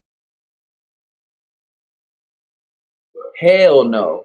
Hell no. Now, I'm not trying to get political like that, but Trump, the only reason we really went to war with Iran like that is because they sat there and they burned the Baphomet, bro. And that's what Trump worships. Trump is under the devil. No, he is not with God at all. No, hell no. Hell no. Hell no. No, no. Get out of here. Knock it off. Hell no. Hell no, bro. What do you think, DJ? You think that Trump is for God? Like, come on, gang. Like, let's really be real, bro. Trump is for the devil, gang. Trump worships the Baphomet. Trump worships the golden cow, gang. Like, come on now. Knock it off. but I know that I don't agree with transgenderism and stuff. So And Trump has definitely done a lot to hurt the trans movement. But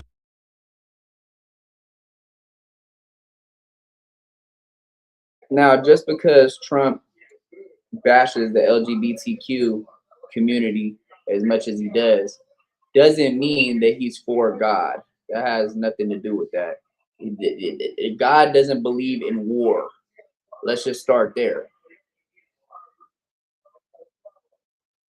God doesn't believe in war, especially blood on sacred lands and certain things, bro. Like, it really, it gets so deep, gang. Like, it gets so deep, bro.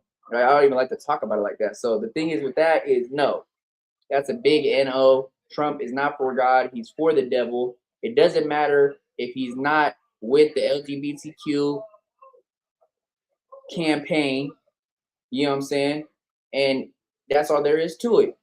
You know what I'm saying? Like, that's just real, gang. Like, come on, bro. don't you think being respectful and kind to trans people is probably like a pretty important part of being Christian? yeah, but that doesn't mean you gotta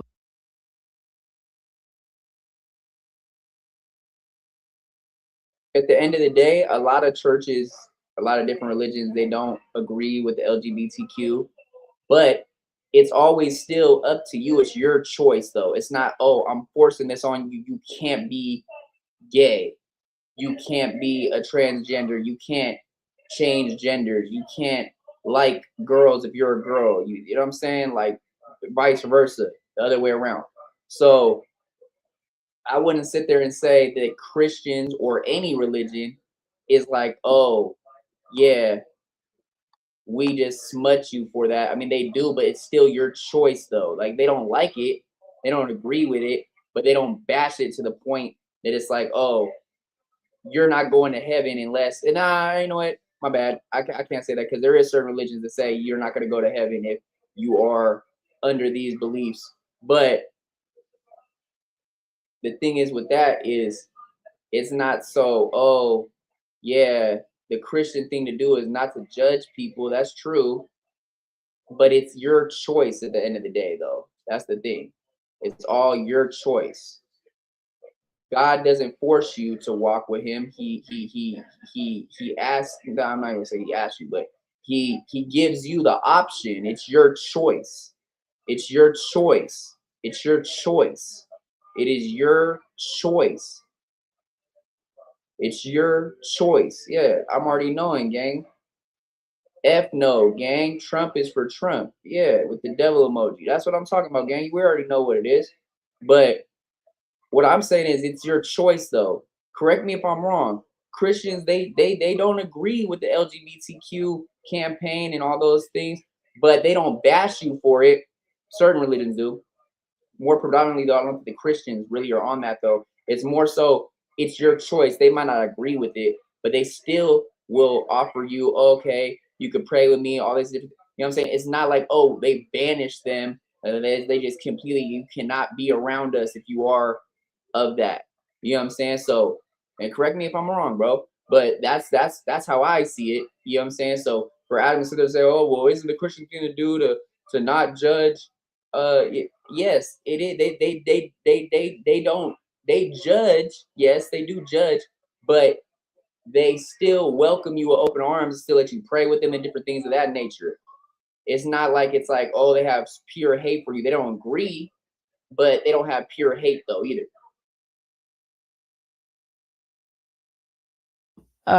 Promote sin. And then I feel like also the being nice and loving is telling someone the truth. And not letting them make a decision that can ultimately ruin their. Because you probably think that like being trans is a mental illness as opposed to an actual. No, I preference. believe it's the demons. It's the devil. It's the devil. But, okay. Demons. Now I'm not trying to.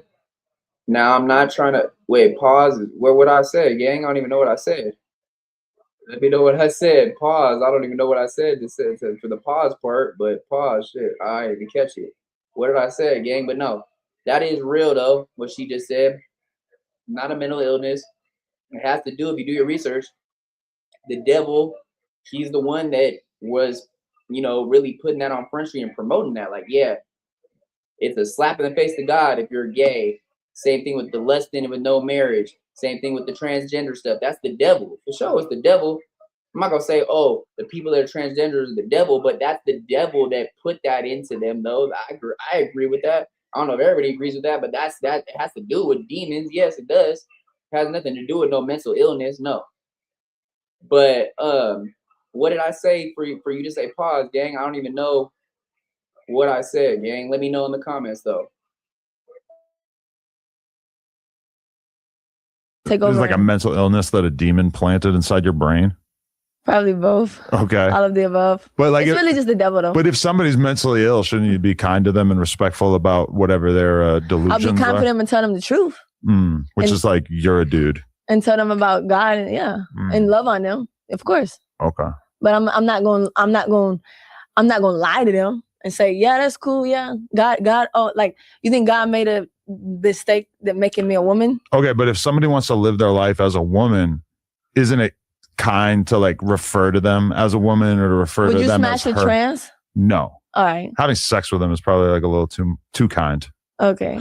But like, how would you feel if you had a son and it turned to a trans? I would be respectful of it, I think. Oh, okay. I mean, I would probably be a little skeptical of it, but yeah. A lot of the trans people I've known throughout my life have been like pretty clearly trans from an early age, or like, wanting to go in that direction, I think. You ever know like a gay dude who like I remember gay kids in school, they were like 9 and they were just like so obviously gay. But to me, it's kind of crazy to think that like that would be a choice. Like, you're probably not making that choice when you're 8, Mm-hmm. Do you think it's a choice? I gave someone this example earlier, right? We were born in sin, right? If you put a toy in front of a baby and you say, hey, don't touch that, and you walk away and you come back, they're going to touch it and they're going to tell you they didn't touch it, right? Mm-hmm. Yeah. So we're born in sin. So the baby toy is like drugs and alcohol and sex and all these things that are kind of bad? Yeah, I mean, this world promotes the opposite of what God is. Mm-hmm. Why do you think the world's so messed up and why the world has strayed so far away from God? Well, that's why Jesus has to come back. But also because when the devil, I know you don't believe in it, but when the devil fell from heaven, he brought a third of his angels with him and came down here on the earth. And he wants to confuse and bring as many people with him as he can to hell. So human beings have a chance. We have a choice. We get to choose whether we're going to follow God or not. Right. You know what I'm saying? He don't have a choice. So he wants to confuse and bring as many people with him to hell. Because once you die, there's no second, you don't get a second choice. Yeah. Have you managed to find men to date who It's tough. are, because they're not very religious on average, or they say they're religious, but they're not really about that? Yeah, it's just tough. Very tough. Who is the guy that you've dated that had the best connection with God? None. None of them? Yeah. What about Clav? You think he needs God? He's cool. But do you think that he really needs like Jesus to come visit him and bring him over? I think we all do. Right. But maybe him more. He's banging a different girl every night. He's doing drugs, all kinds of drugs. We have all sinned and fallen short of the glory of God. Right. Even when I was with him, he injected my penis with something. I don't know about that, but no sin is like bigger than the other. So like, Adam, bro, what? We're over here talking about some serious shit, and here you go over here talking about he injected your wing wang. Man, what the? I gotta get a screen for that. But yeah, let me know what you paused for, because I don't even know what I said, gang. I hope I didn't say no shit. I thought I was just talking about, like, you know how religion don't. That shit, you know, it's your choice. They'll still pray with you and all that. You know, like, they don't agree with it, but you know what I'm saying? But yeah, we gonna play the sound real quick.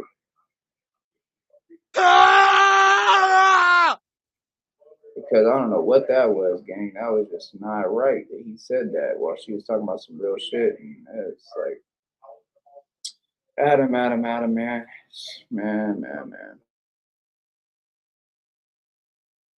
we were all once, you know, living in sin, and we all once rejected God. And you know, it's nothing.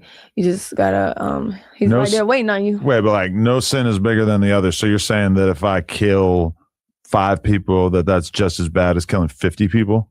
That's what the Bible says, that no sin is bigger than the other. I mean, it probably impacted different lives differently. Yeah. What about if I kill Hitler versus if I kill a baby? It's like way better to kill Hitler, right? Let me show you my favorite song. I love this girl. It's my favorite song. Tell me what you think about it. This is AI. No. Oh.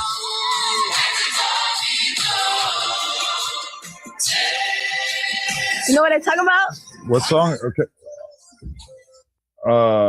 Wait a minute. It's not even in English. I know. Who's Emma OMG? It's like some African shit. But guess what they're talking about? God. Yeah. Nice. Yeah. LOL. You listen to a lot of African music, or that's just like the one song that made it onto your playlist? A lot. Really? Hey, guess who recently cussed me out? Who? Selena Powell. Really? I saw that you wanted to become friends with her. How'd you know that? I was looking at your Twitter and you said I want to do a stream with Selena Powell. Oh yeah. Yeah. So some football player that I know added me to a call with her, and then she told him, "Oh, I'm gonna put a spell on you. Why you gave that girl my number?" And she posted up on me on her story and stuff. But I didn't even. So you were a fan of her, and then she just like went out talking shit about you over like nothing? Yeah. Really? Yeah. Why is that? I don't know. She's actually scared of me though. She's out of control. Yeah, she has demons. I'm a perpetual. God bless her. I truly just wanted to meet her because I feel like I could impact her in a positive way. Do you know Delicious? No, who's that? This like black chick with really huge boobs who was on the Drewski show. And she was hanging out with Selena for a while. No, you guys can I look her up? Yeah, it's like DAL something. Let me see. But I seen her hanging out with Selena, and then like Selena walked away for a little bit, and I kind of felt bad doing it, but I was like, so like, how long y'all gonna be hanging out for? Like, how long do you think this friendship's gonna last? And I don't know why I can't find it. Maybe she got deleted. Everybody getting deleted right now. Really? But and she was just kind of like, yeah, you know, I'm not sure. Like she clearly like was kind of worried about it in her own right. You know, that I mean, this is like an alternate account or something. Let me see. I'm gonna see if I know her. Oh, no, I never seen. I'm probably seen her. Oh, okay. Yeah. Oh, so they were friends. Yeah, and I just asked her. I'm like, yeah. So like, just so you know, I'm like, Selena got a time limit. She's like, she gonna fuck with you for about 2-3 weeks, and then you're gonna be out of here. Yeah. That's just her move. Like she'll come to this podcast with some girl, it's her best friend, and then 2 weeks later she's just trashing her. Really, it'd be like that. Yeah, she's a wild one. God bless her. Yeah. Do you think so Selena has demons? Well, you think there's a strong chance? Anyone that's not like all the way like with God gonna have that. Right. Yeah. You want to know the moment that I knew that Selena Powell had demons? How? Is when she did a podcast with me and then she ate my ass right afterwards. Let me play my favorite song again. No, we can't. It's copyrighted. We can't play too much more music. No, but she did.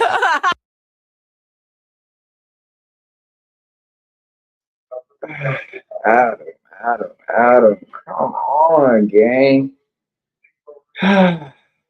Oh, bro, I don't want to hear about that, bro. Oh, bro, why every single time, bro, you talking about some shit that you just did? I don't even know what to say anymore, gang. I don't even know what to say anymore, gang. Like, hey, DJ, you still in here, gang? Let me know something in the chat. But yeah, bro, like, man, Adam, bro, you just keep making it known that you're a clown, gang. Especially with the way you conducted yourself on that Adam and Wack show with the legendary Mitchy Sli.Ck, man. It's just, man. It's I don't know, man. I try to have high hopes for Adam, man. I try not to bash him as much as everybody else does, but it's just like you try to give him an inch and he runs a mile. Like, bro, like, I don't know, like some people try to give him the benefit of the doubt, and he just always proves everybody right, bro. Like,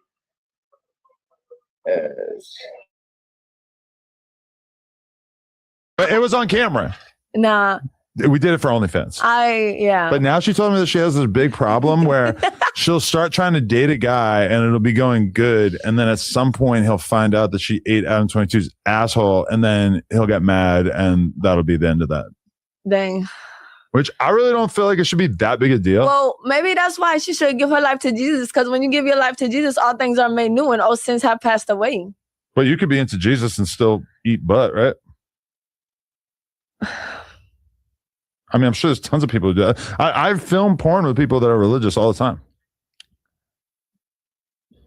Men and women.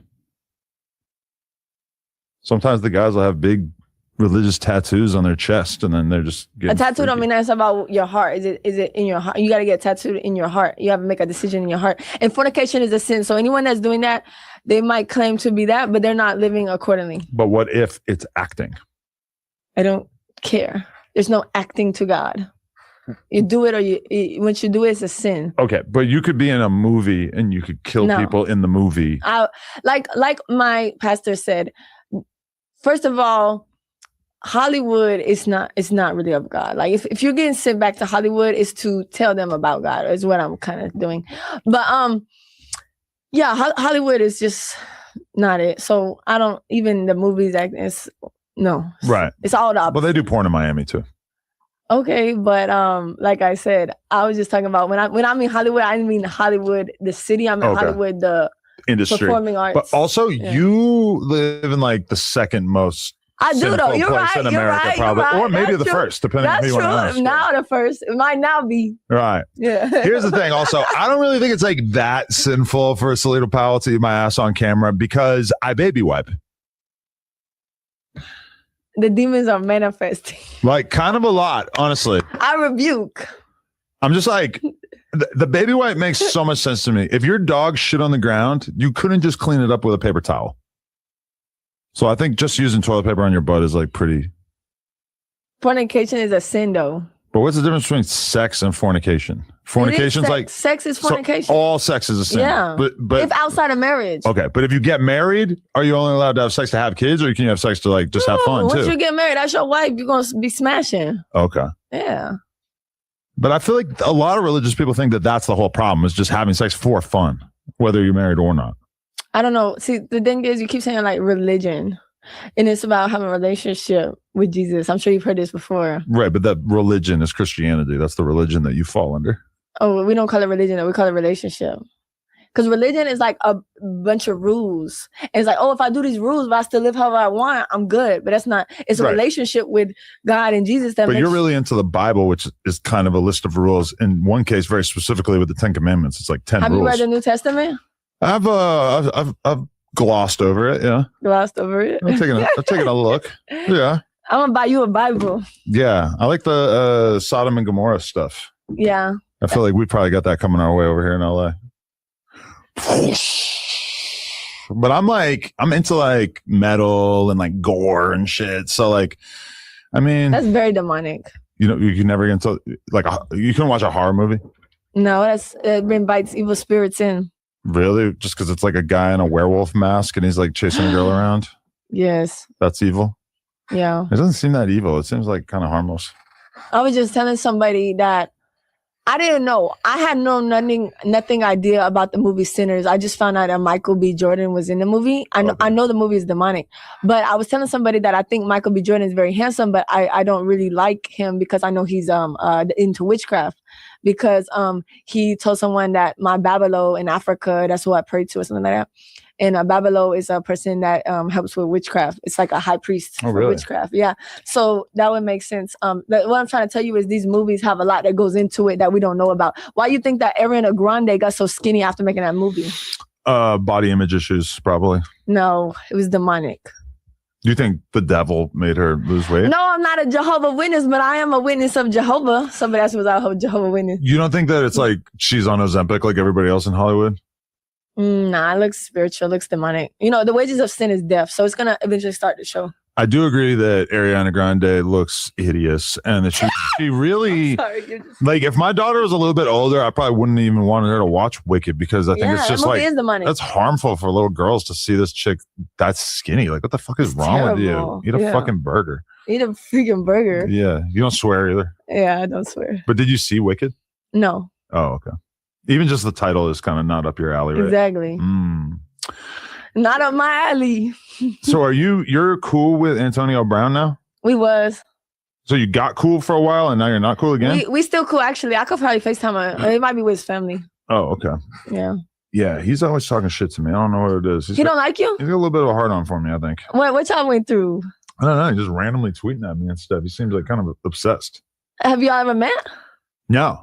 Have y'all, any interactions? He was trying to come on the podcast a couple of years ago, and then he started asking for like a bunch of money. Maybe that's, And that was awkward because it was like, he was like talking shit on Twitter and then was like asking me over and over if he could come on the podcast. And I was like, all right, let's do it. And then he asked for money. And I'm just like, this feels corny. Like I would be maybe open to giving you some money if you hadn't led with talking shit. I don't know. But so did you guys date at one point? We was cool friends. You was cool friends. Was this before you went full God mode? We never slept together. We never had sex. Oh, okay. Yeah. Because he said one of the craziest things ever on the internet about you. Oh, he did say that, yeah. Something about fingering you with weed crumbs on his fingers. But yeah. Was that true, you think? No, it wasn't true. Because you really need to wash your hands after you roll a blunt before you're going to finger a girl. Cool, though. He is? Yeah. But I'm praying for him as well. Did he just make that up or do you think there was any truth to that? Yeah, I just made... Were you smoking weed with him at that time? I don't smoke weed. When was the last time you smoked weed? I was probably like 17. Oh, shit. So you're actually like on the straight and narrow. Yeah. Okay. For sure. So, okay. What did Trump actually do that like pissed you off and made you feel like you didn't want to 100% be behind Trump him? didn't do nothing that pissed me off. I don't even keep up with that type of stuff. Is it because he deployed ICE all over the country and that they've been like dragging all these immigrants back to their home countries? This doesn't seem that Christianly. Like I said, God bless. So do you agree with ICE? Do you agree with it? In a general sense, no. I think if you've been in this country for quite some time and you don't have a criminal record, then I don't see why it should be such a priority that would be dragging people out of their houses. An and immigrant shit. works at my dad's house. She raised me since I was 6 years old. Yeah. But anyways, I just agree with Jesus. I don't know what else to say. You remember when they asked Trump about his favorite Bible verse? What'd he say? He said The whole Bible? He said honestly all of them. He's like I couldn't pick one. And they go Old Testament or New Testament. He goes, they're both so great. He's just like it's just so obvious that he's never looked at the Bible before. What is that? What is that? That is that's actually Charleston White's eye. When Sean Cotton from Say Cheese, you know him? Charleston White's my friend. Oh, really? Yeah. Well, we have his eye here because Sean Cotton came here and actually brought it to us. I'm about to leave. He said that he paid a guy in the mafia sounds to demonic. pull Charleston White's eye out of his head. I'm just going to believe that's not real. Yeah, I mean, I personally think that Sean Cotton is probably lying about it. It is. But I've met Charleston White. He has an eye. he has one eye. Oh, okay. I don't know. I couldn't tell. That's the other one. All right. Next question. All right. Okay. So have you reached out to Bad Baby to try to like squash Charleston the White's beef? really funny. Did you do an interview with him? What does he think about you? He doesn't like me. Yeah. It's weird, actually. He talked shit about me for years and years and years, and then finally I met him in Miami. Super nice to me. Said at the fight? Yes. Said we were. I saw you there. He said we were going to do an interview. I did see you. Yeah. He said we were going to do an interview, and then as soon as I left, he started talking shit again. So that's when I kind of realized, He like, do that. He do oh, okay, that's how you get down. Because I thought we were actually going to do an interview. Did we say what's up to each other at the fight? No, I don't. I was kind of in my own zone. Yeah, I get it. I didn't. Yeah, That's it was cool. a You lot went there. going Who'd you go with? Charleston? on. No, I went with a homegirl. Mm, Yeah, okay. and I ran into a lot of people. For sure. So wait. So have you reached out to Bad Baby to try to formally squash the beef or no? I think so. Yeah, I told her that I was just trying to encourage her in the things of God and that she can get out of the toxic relationship, but she didn't respond to me. Mm, She was following me at one point and she don't follow. interesting. Yeah. Do you when you see her getting like her whole body done and everything, do you feel like that's of God, or is that kind of? I don't know. That's probably up to her. Yeah. I don't think it's all necessary. Right. She didn't have to do that. Yeah. And she might be just doing it for herself, just because it makes her feel good, I guess. You know. Mm-hmm. I don't know. I prefer natural beauty. So you never got anything done? Not really. The boobs are natural. Yeah. The lips are natural. Not the lips. The lips, okay, a little bit in the lips. It's like every girl says that. Everything natural besides the lips. Yeah. Yeah. Mm-hmm. Wait, so you said that you feel like you became a baddie after we did the first interview. Yeah. Was that an intentional process, and how did you go about achieving baddie status? I think as I got older, I just got more cute. Yeah. There has been times where I've seen your photos where I'm like, oh shit, like she's turning into a woman. That's crazy. Yeah. I didn't know. How old are you now? 25. 25. A lot of people be in my DMs. Yeah, that's still hella young. Yeah. Damn. Yeah. Who's in your DMs? A lot of people. Rappers? All of the above. What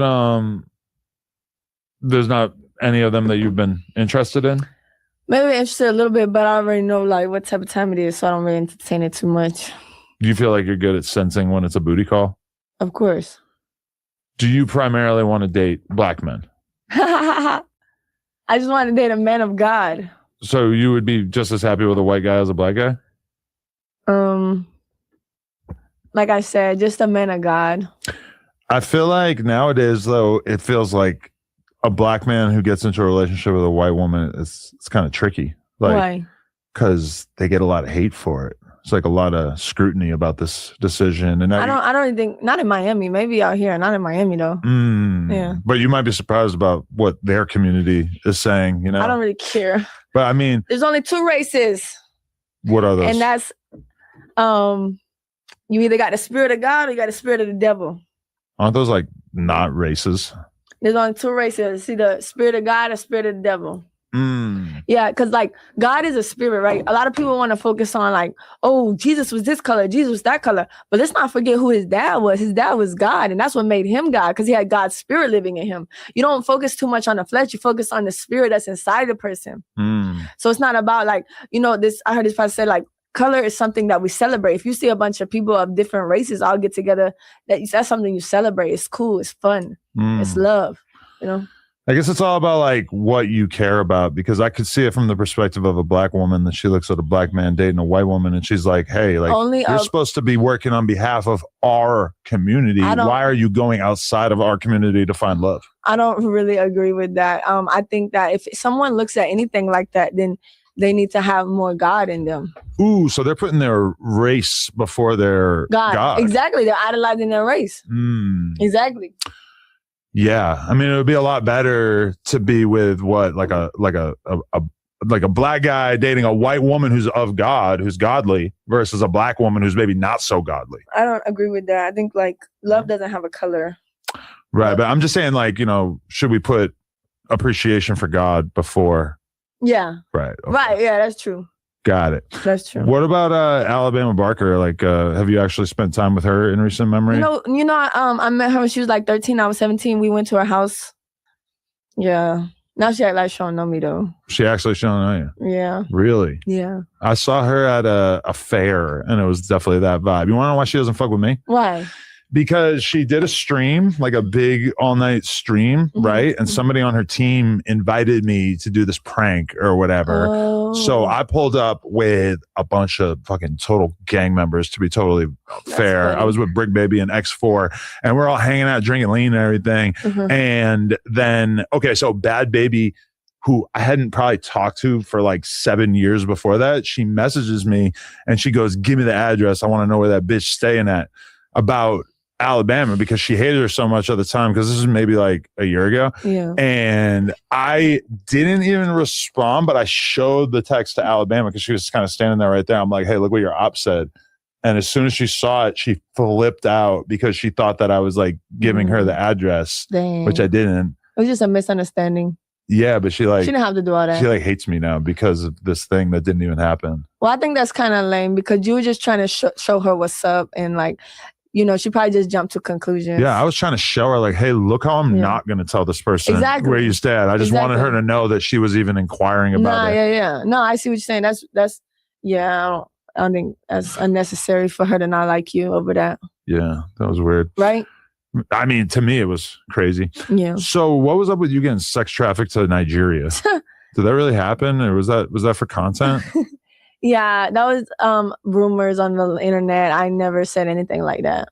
Okay, but did you go to Nigeria? I did go to Nigeria. Okay, and so then there was like a rumor of you getting kidnapped? Yeah.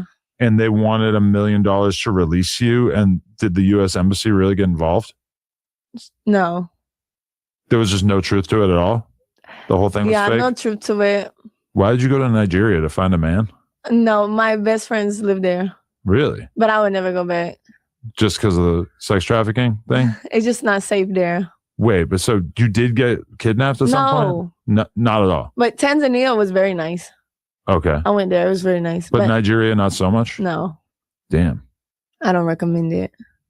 But Tanzania, I recommend. Yeah, so, you and your wife should go. Really? Yeah. I don't know how I feel about her being around so many black men in one whole big country of them. It's kind of scary. Just kidding. Okay, but there's a good question.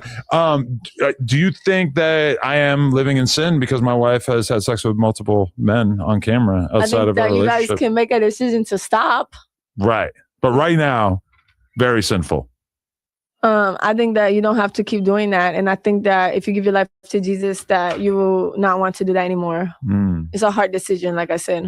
But you don't think that two people can just like have fun sexually while still being like religious? Me and her aren't religious, but I could imagine that if we were, we would still be able to justify it. I don't think sin is fun. I think for sure sin is fun. Okay. That's why they call Vegas Sin City. You know what the Bible does say though? What? The Bible says sin is joyful for a season, but in the end it leads to death. So yeah, that fornication with that person might feel good for the first month or two, but in the end you're gonna be heartbroken, you're gonna be depressed, you're gonna get every spirit, demonic spirit of that person ever had. It could be a lazy spirit, could be a jealousy spirit. Now you got that all on you. We've been having sex with other people for like 10 years. The whole time we've been together, we've been having threesomes with other girls. Have a lot of issues. Not really. I think we're pretty well balanced. I know that the Bible says the wages of sin is death, and I know from experience. I would say like, okay, drugs. If you're doing drugs all the time, it'll be fun for a season. Like I get you on that. But as far as like sleeping with other people. Sex is terrible. And I think even the God doesn't think sex is terrible. Sex is not terrible when you do it God's way. No. When you do it God's way, I've never done it God's way. So I'm speaking from my experience. Right. Every experience I've done having sex was fornication. It never worked out. It always, this is what I'm just trying to say. Like, obviously I'm not perfect. I gave my life to Jesus. So I can walk the right way now. But obviously, you know what I'm saying? It never worked out. It lead me sad, empty, depressed. This feeling you get, it's just not a good feeling. You know what I'm saying? So all I'm trying to say is, yes, God did create sex. Sex is a beautiful thing when you do it God's way. And God did create sex, but he created it within a union. Do you believe that it's possible for somebody to maintain on good terms with God by doing anal sex instead of? I don't know. I think that's sin. Wrong too. That's a sin, and that's disgusting. So anal's just as bad as vaginal sex? No. What? Anal sex is terrible in any way. But a lot of married or unmarried, strict Christian people will if you want to do that, you got a problem. You need Jesus to help you. Really? So you need to go get kicked. You need.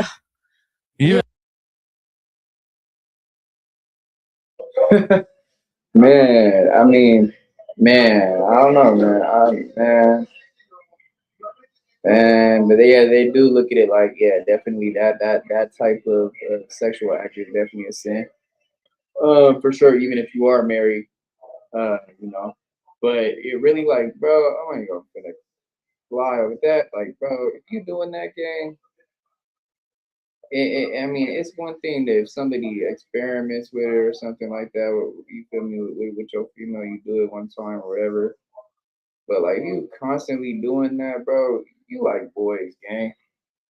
You don't like the cat. You like boys, bro. Let's just be real with that. Like, you like the feeling of a butt. That's not gravy. That's not Gucci, gang. You need some help. You need Jesus. That one, cool. Like, that's real, bro. The regular shit's supposed to be, you know, vaginal intercourse, you know what I'm saying? And sex is a beautiful thing because, you know, babies are born off of sex, you know what I'm saying? Life is born off of sex, but, you know, it's the right way that you do it. Like, that's what I see.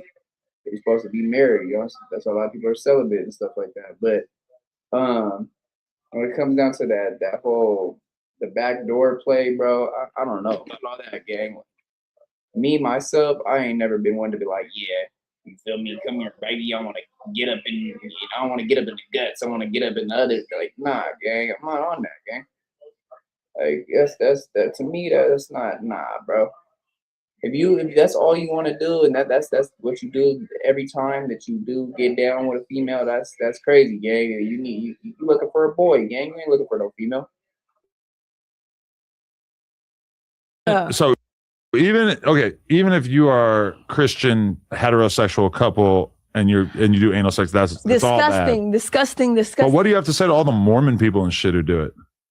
They need Jesus. They ain't following the right way. Norman is not the way of God. Mormon? Whatever it's called. Norman.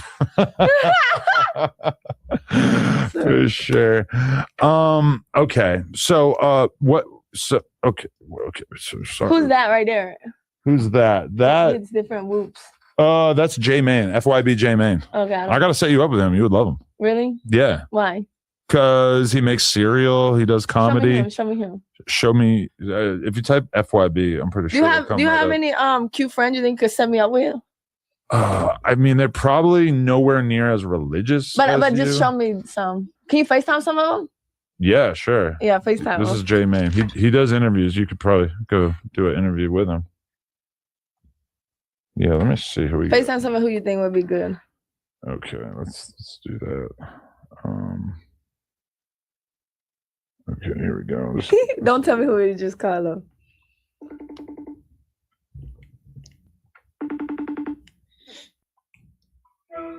What up?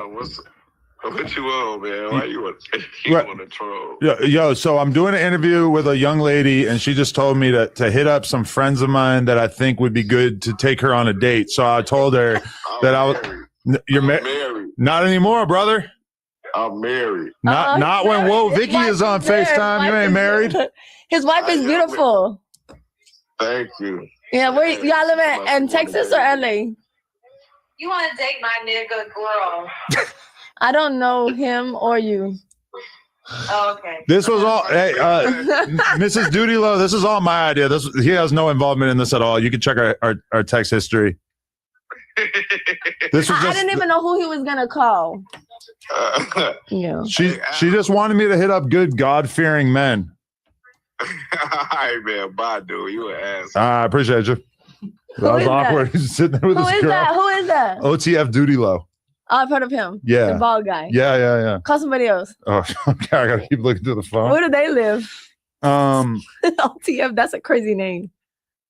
OTF, Well, like Lil Durk? Yeah. He's like Lil Durk's best friend. Oh, his girl is pretty. Yeah, she did look very pretty. Honestly, I didn't even know he had a girl. They So it'd be like that. kind of awkward, yeah. I called somebody the other day and tried to put him on with my friend, and they baby mama cussed me out. See, that's gonna happen. That might happen again right now. I'm going through my recent calls, so it's like all very current. That's the best way. There was actually a No Jumper host who was in here earlier that you had an awkward moment with. Someone in the chat said, "Call me Adam." Do you know that person?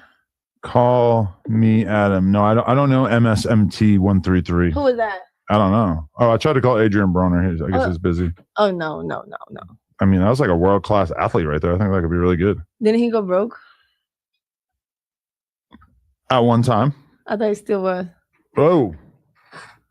We just lost our light. Oh, and see, what is I like your warehouse. But look, he has to go up in there with a fucking broomstick to turn the light back on. I don't really understand this. Wow. This is probably like really romantic. Like, oh, no. You got somebody? I got, this is the one. This is the one. This is the one. This is the one. Did you? Yeah. This is the one. If he picks up, this is the one. This is the one, not the two.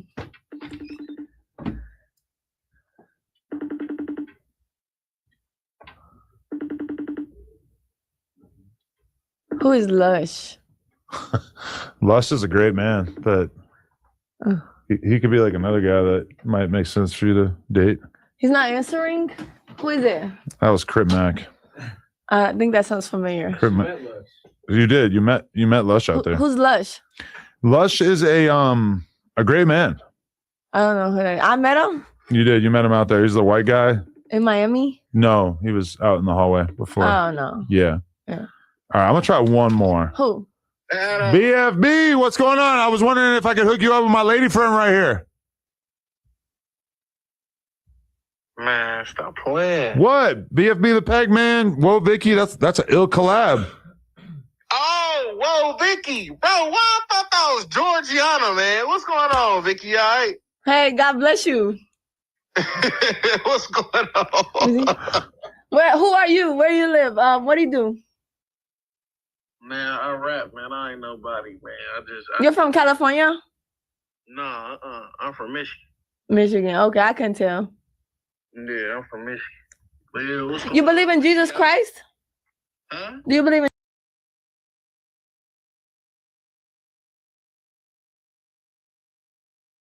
Yeah, why they do my guy Pac-Man like that, man? That's BFB Pac-Man, man. Shout out to Michigan, man. Yeah, shout out to Detroit. Shout out to Michigan, man.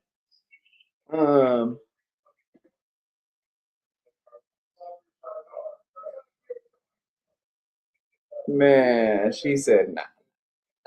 Yeah, why I do my guy Pac-Man like that, man? Shout out to BFB Pac-Man, man. He definitely making a wave, man. Shout out to Rio, RMC Mike, Sada Baby, all the rest, man. Jesus Christ? Do I believe in Jesus Christ? Yeah, do you?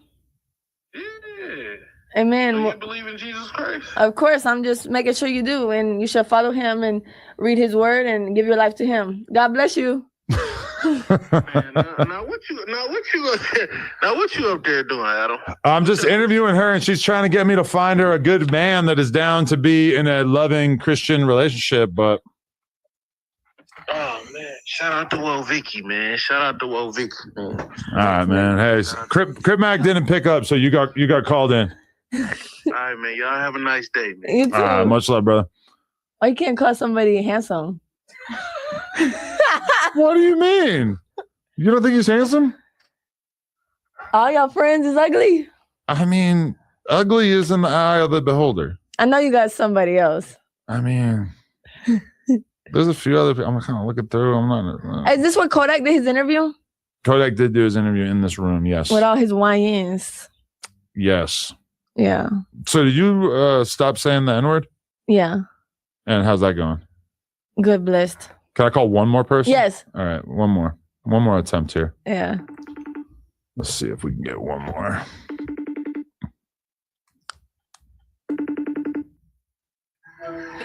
Jack, What's that?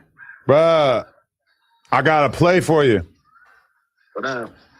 I came up on a fire white bitch that is looking for a man. What's going on? Whoa, Vicky, bro, this is crazy. She asked me for a good man. Don't call me a white bee. Sorry. That's disrespectful. You know where the Crimson Fox? Hey, let me see. I'm not a good man. Oh, What's your name? he does destruction. He's all about destruction. What's your name? Jap5. What's your Instagram? Jap5, right? Japanese 5_. Yeah. Jap? It's like Oh, I found it. I found it. Japanese 5. You're Yeah. from LA? You're from LA? Look and see. He's got a mean squabble. How am I gonna supposed to? 205. How am I supposed to look and see? I don't get it. Just look at his Instagram account. He's a joint. Are you from LA or what? Yes. Okay. Nice. God bless you. All right. Appreciate you, bro. See, look, I sent you all these great men. I followed him. Look at that list right there, though. Jab looks 5, short. BFB the Pac-Man, Crip Mac didn't pick up, Adrian Brenner didn't pick up, Doody Low was with a woman. But what's his name? The last one looks kind of short on Instagram. That's crazy that you know that because he is short, yeah. Yeah. But he ain't that short. But he's so handsome. he's muscular as fuck. And yeah, he's a good-looking guy. He's blazing. I don't mess with the short stuff. Really? Yeah. He's probably taller than you. I'm tall. How tall are you? 5'6". I'm 5'6". I think he's a little taller than you.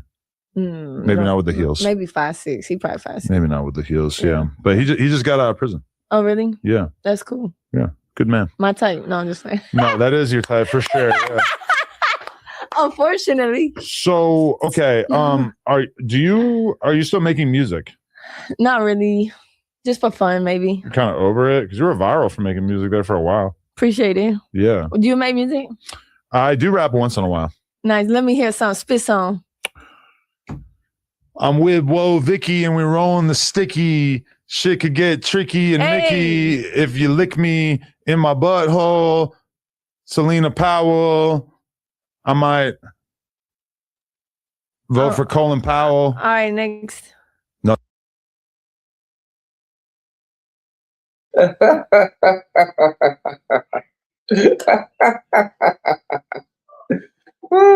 Shit getting tricky. Me and Whoa Vicky rolling sticky. If you lick me, what? Yeah.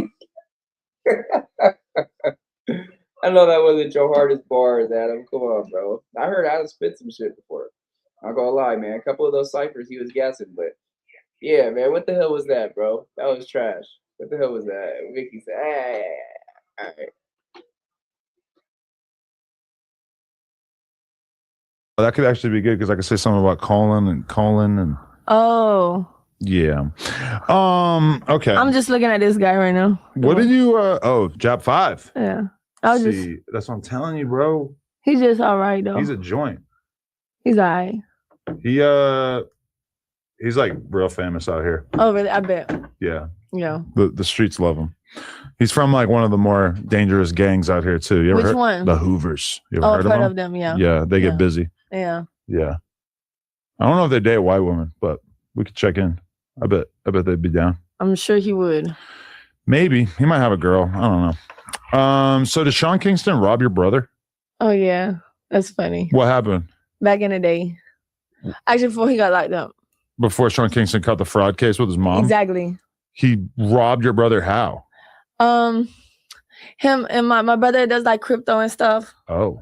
And they were just chilling. And then I think the part my brother didn't mention is that my brother was probably like clout chasing and trying to show off, you know? Okay. And so I think Sean Kingston, you know, he at the time, you know, he was going broke. Okay. And he was just probably trying to get cool with anybody that had some money or whatever. And then I think like my brother said like they put up to the strip club Tootsie's and it's like put a gun in his head and like made him like go get the money. It was like 2,000. Really? Yeah. Wait, Sean Kingston put a blick to his head and told him to go get the money? Maybe not his head, but like he was in the back seat. Okay. Yeah. And your brother just went along with it and did it? Yeah. And he never told her anything? Sean Kingston just got away with this? Yeah, I mean, my brother's scammed, so.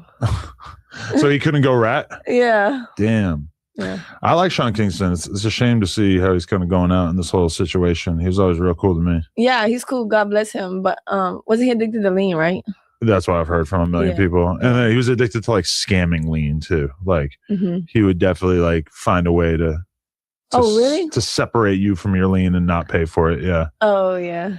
It was crazy too, though, because like one time I was at this big rap show and he was backstage and he was probably the only rapper with security. And then when I found out how many people he owed money to, I was like, oh, okay. That's why. Now I get it. Yeah. That's why. Definitely. Yeah. Do you ever still kick it with the Island Boys? No.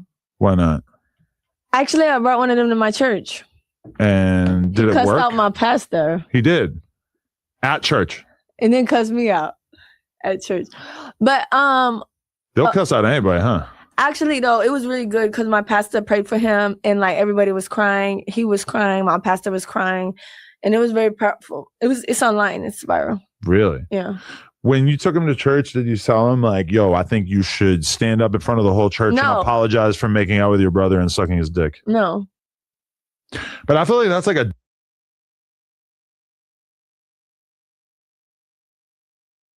Whoa, gang, pause, bro. And I ain't never heard nothing about the Island Boys, Fly Soldier, the other one, doing any type of sexual acts with each other. I know they kissed each other for a viral moment on TikTok, which I don't agree with, but yeah, hold on, gang. What?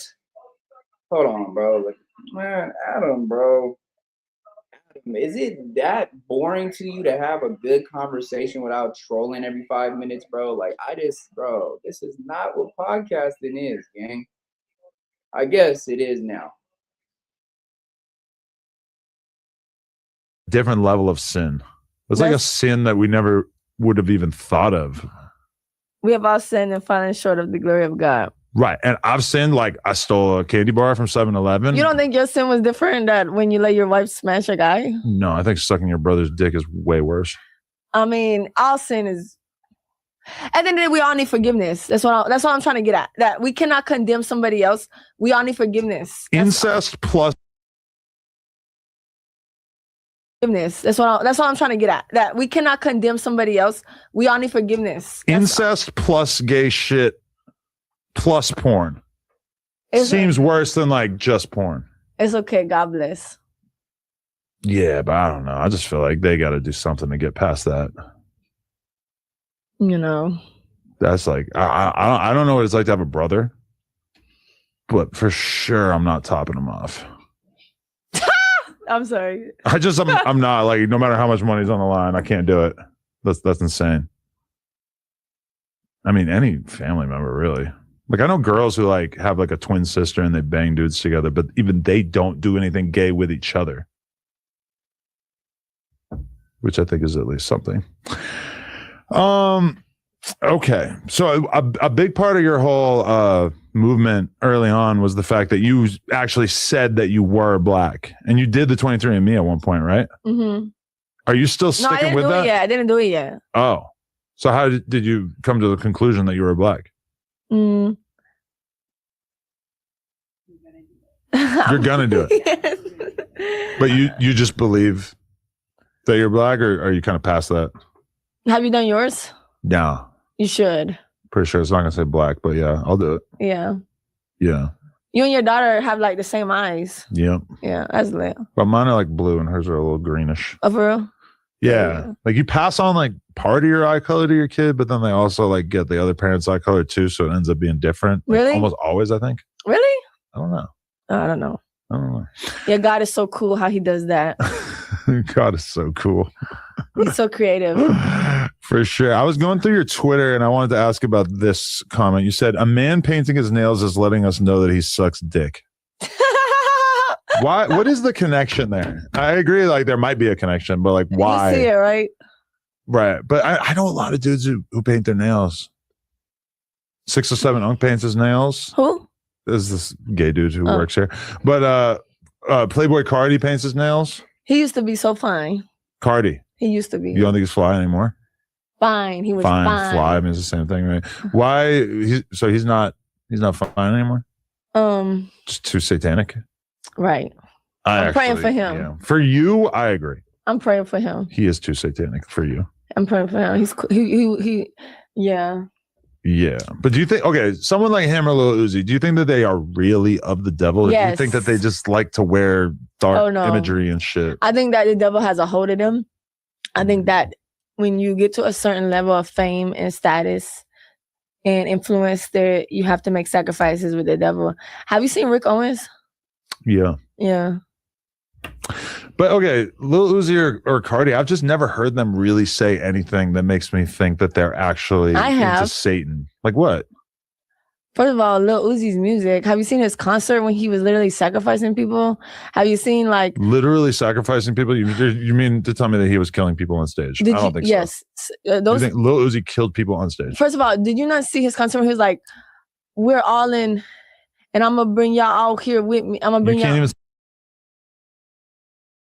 Nah, I do remember a Lil Uzi video. My camera turned off, y'all. I don't know what's going on, but I did remember a Lil Uzi video where everybody was like kind of like we're like possessed in the crowd, and he was basically saying like I could take your guys' soul and bring you guys with me to see, you know, what was the word that he said? Basically to the gates of hell, basically, and I could bring you guys with me to the Prince of Darkness and all this other, like definitely Lil Uzi is for sure satanic. He is definitely a Satanist. He said it in numerous interviews that he does do certain rituals and worships the devil. So that's no surprise to that. Now Playboy Cardi, I don't know. I think he's just more goth, more like a emo type of this is the wave right now. I haven't really seen him. I mean, I've seen him wear certain satanic imagery. There's a lot of people who wear satanic imagery that don't follow the actual beliefs and do the rituals. Lil Uzi is one that actually does the rituals, that he actually believes in what you have to do when you're working with the devil. So yeah. Say hell? I mean, well, he was like, I just don't want to like speak that into existence, you know. But did Lil Uzi sacrifice? I think it might have been Travis Scott. Well, okay, a bunch of people died in the crowd at his concert, but that's different than doing it on stage. Let me grab an oxtail meal. Well, I'm gonna show you the Lil Uzi concert I'm talking about.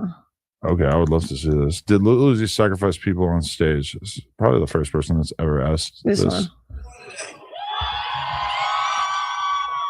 Okay, that outfit is egregiously gay, though. I will admit that. Like, what the fuck is he wearing?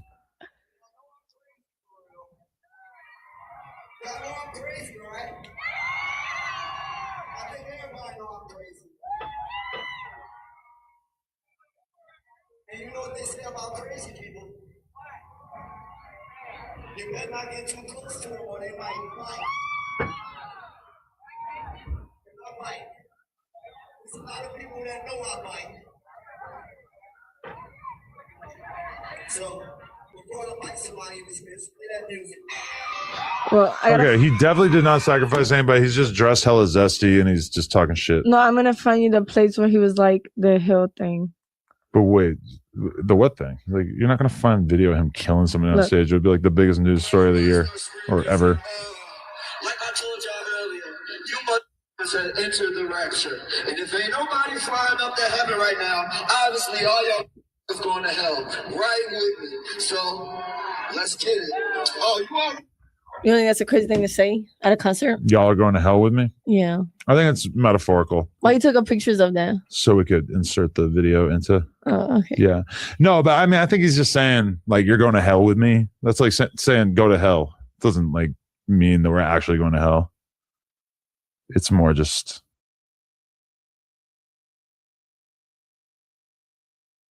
Adam doesn't understand the bigger picture of the spiritual aspect of what he means by if you're believing in the things that I'm believing in, basically, and you're listening to my music and you're at this show right now, I'm taking your spirit and bringing it to hell with me. I'm putting these entities on you. Just know that if you're here with me at this show, you're coming to hell with me. That doesn't mean, oh, go to hell. No, it means spiritually, I'm putting these entities on you. And you're here now, so you ain't no looking back now. You're with me, basically. That's what, in the spiritual sense, that's what it means.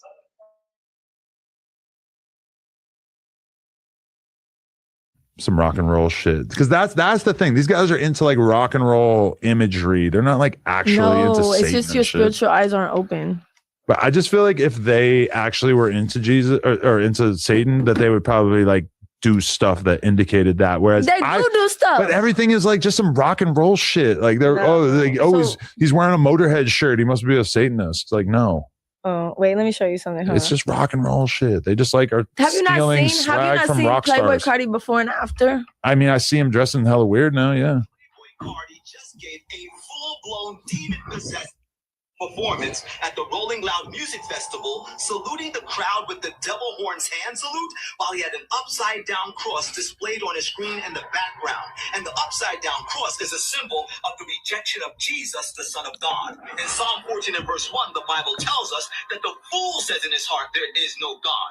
Playboy Cardi was promoting this type of satanic foolishness. Listen, in Proverbs 13 and verse 20, the Bible tells us. I think you got to get off TikTok. But also going like this is some metalhead shit. It's not some fucking Satanist shit. It just clearly shows how Adam 22, Adam 16, Madam 22, whatever you want to call this man, he is not spiritually open at all, bro. When you put that up, yes, in the publicity side for commercial aspect, yeah, you remember that from rock and roll, from heavy metal, rest in paradise to the late great Ozzy Osbourne, you know what I'm saying? But no, that's throwing up the Baphomet, bro. You're praising worship to the goat. That's the goat head that you throwing up in your hands. You're throwing up the goat head in your hands. Y'all can't really see me, but I'm throwing it up, and I would never throw it up again like that. But you're throwing up the goat hand in your hands, and you're praising homage to the devil. That's why if you ever see artists and stuff like that, when they do throw the Baphomet symbol up like this, they're praising homage to the devil. Or when they do this, and they're just doing it on one eye, that's the all-seeing eye. That's the pyramid. Come on, bro. It's been put out there, and there's plenty of people that have knowledge on this. So I know, Adam, I don't know if you're just trolling right now, bro, but you know for a damn fact that this right here is satanic, bro. It doesn't matter if you're doing this. It doesn't matter if you're doing this. And shout out to my brims. But what I'm saying is that right there is a satanic homage. It's a tribute to the devil. You're paying homage to the devil when you're doing this. You know what I'm saying? And so that's the thing. It's in the aspect of a commercial sense, yes, that's known for the rock and roll, heavy metal type of grunge, stuff like that. They do use that symbol. They throw that sign up. But no, in the spiritual aspect, that is paying homage to the devil. That is paying homage to the devil. Now, what Playboy Cardi did with the upside down cross on the screen and then throwing this up, that's an ultimate slap in the face to God and Jesus for sure. Yeah. And he definitely is preaching a satanic. That's a satanic. I wouldn't say ritual because they weren't really doing anything ritualistic, but it's practicing Satanism for sure. Yeah, without a doubt, for sure.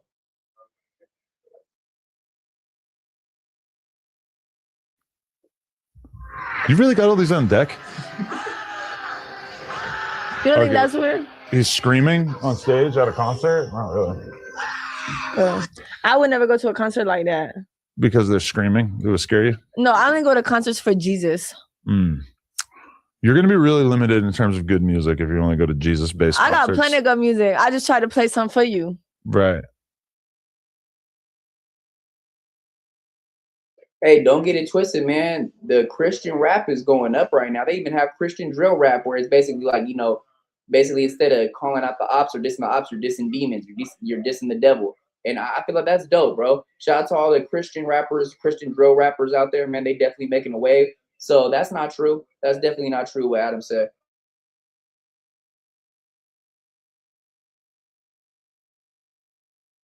Yeah. And that song was an African Jesus hymn, which it was really good. I personally probably wouldn't listen to, but that's okay. I don't want to listen to people screaming about hell. So yeah, no. To each their own. To each their own for sure. Okay, wait. I got a couple more questions before we wrap this up that I wanted to hit. Okay. So, we talked about guys wearing nail polish and how that means they suck dick. Okay, you tweeted, I want to get married so I can have sex. Yeah. Do you really miss sex that much? When was the last time you had sex?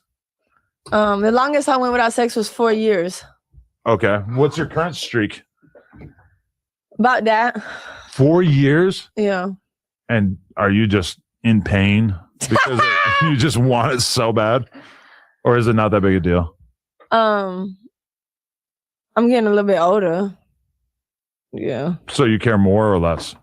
I don't know. Yeah. You know, sometimes you just want to be like married and have someone that you can like, you know, it hits the worst at night. Being lonely? Yeah. Being single. Because when I'm never lonely because when you have God, you are never alone. Right. But I think as human beings, we all do, what's the word called? Desire companionship. And is sex part of that where it's like you really desire that after not doing it for so long? Is that separate from companionship?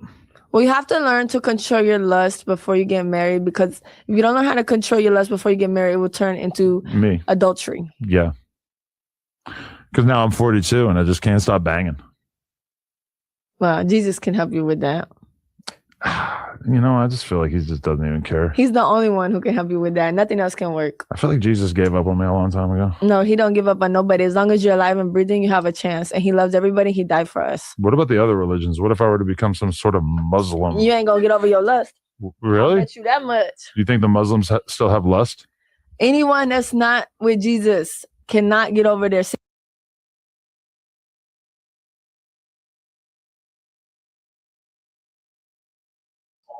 I don't know about all that, because shout out to all my Islamic brothers, you know, that follow the faith, the Islam faith, you know, my Muslim brothers. They still are about no lust and certain things of that nature. Like, and they still, just because they believe more so in Muhammad doesn't mean that they don't believe that Jesus was a prophet or that he wasn't real. So it's just a different way of looking at it. Like, really, all the religions are based off the same thing. They just, there's a lot of differences in all of them. But at the end of the day, they still believe there's a higher power, that there's a God. So I don't know if I agree with that statement, bro. That's kind of off right there. It kind of seemed like low-key a shot to the Muslims, to the Muslim faith. Sins. What about if I become a Jew and I rock the little hat? I just told you. Anyone? That's not going to help either? Definitely not. Damn. The little hat. That's funny. You fuck with the little hat? He said, what if I rock the little hat? I'm sorry. I mean, I'll rock the little hat. So, show respect. Now, I'm not Jewish from religion, but my dad and my grandpa more so went to temple, studied the Torah, different things of that nature. And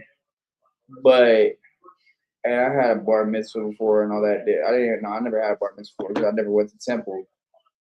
and I didn't really study the Hebrew faith like that. You know, I chose my own religion at the end of the day. But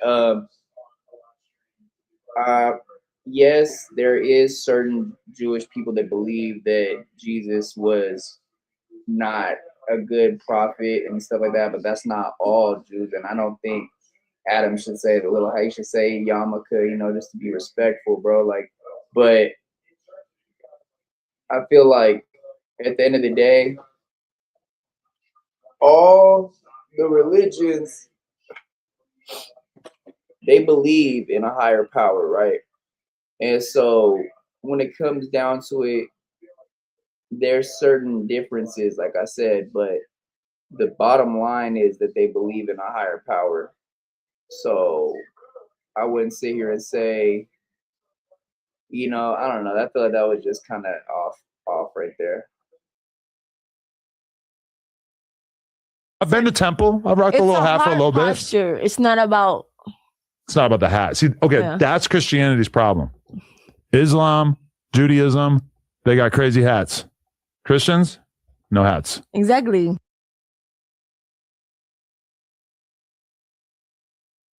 The fact that he could just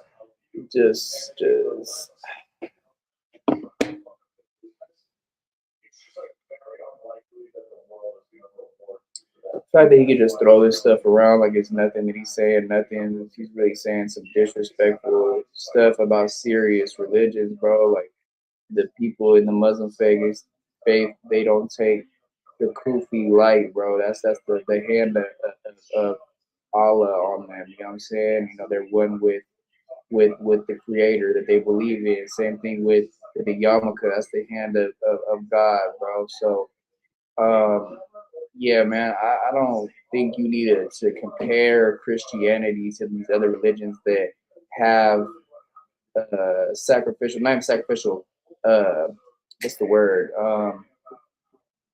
Certain things that are of the faith that they dress in. You know, like if you want to go to, you know, certain Muslims, Islamic people, you know, they dress in the whole, you know, everything, the whole, you know, everything has to be covered, especially for the girls. Sometimes for the girls, it has to be covered. And you know, you see it's different with Christianity. Christianity is more of a not as strict. Like these other religions are a lot more strict. I'll just say that. That's what I mean by the differences. So yeah, man, it just stop throwing this stuff around like it's nothing, though, man. Like you're really, I don't know if you know that you're being disrespectful, if you think that you're just trolling or whatever, but that right there, to those people that have that faith and to believe in that, I don't think that you should say that, bro. Like, I don't know if I froze. What the hell happened?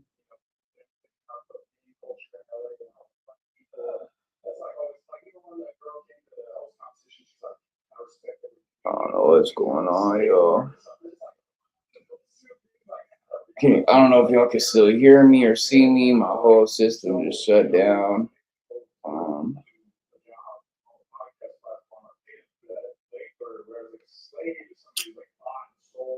But like I said, if you guys still can't hear me, it's nothing to not.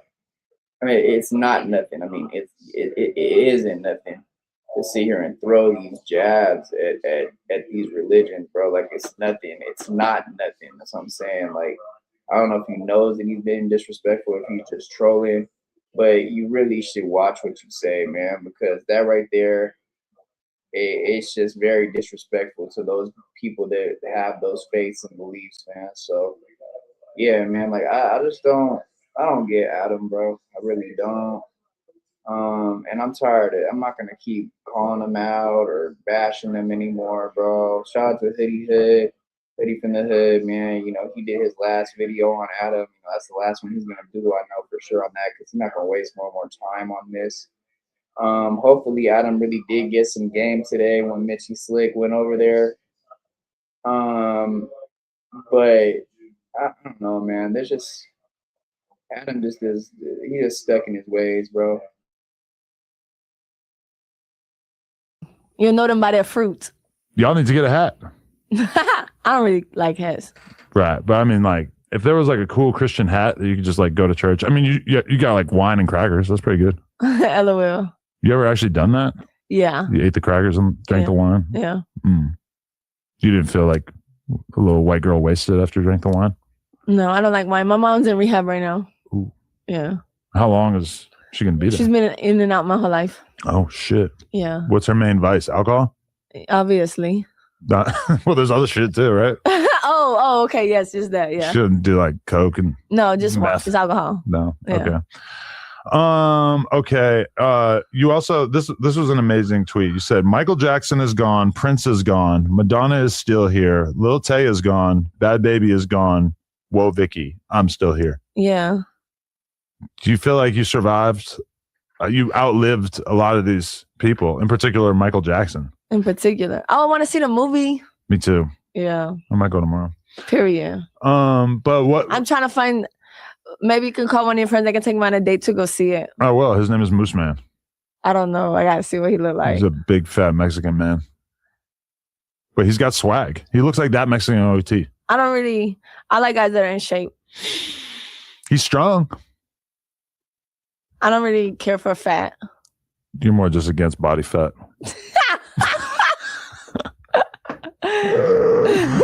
No, I think you and Lush are the couple that I would be trying to make happen.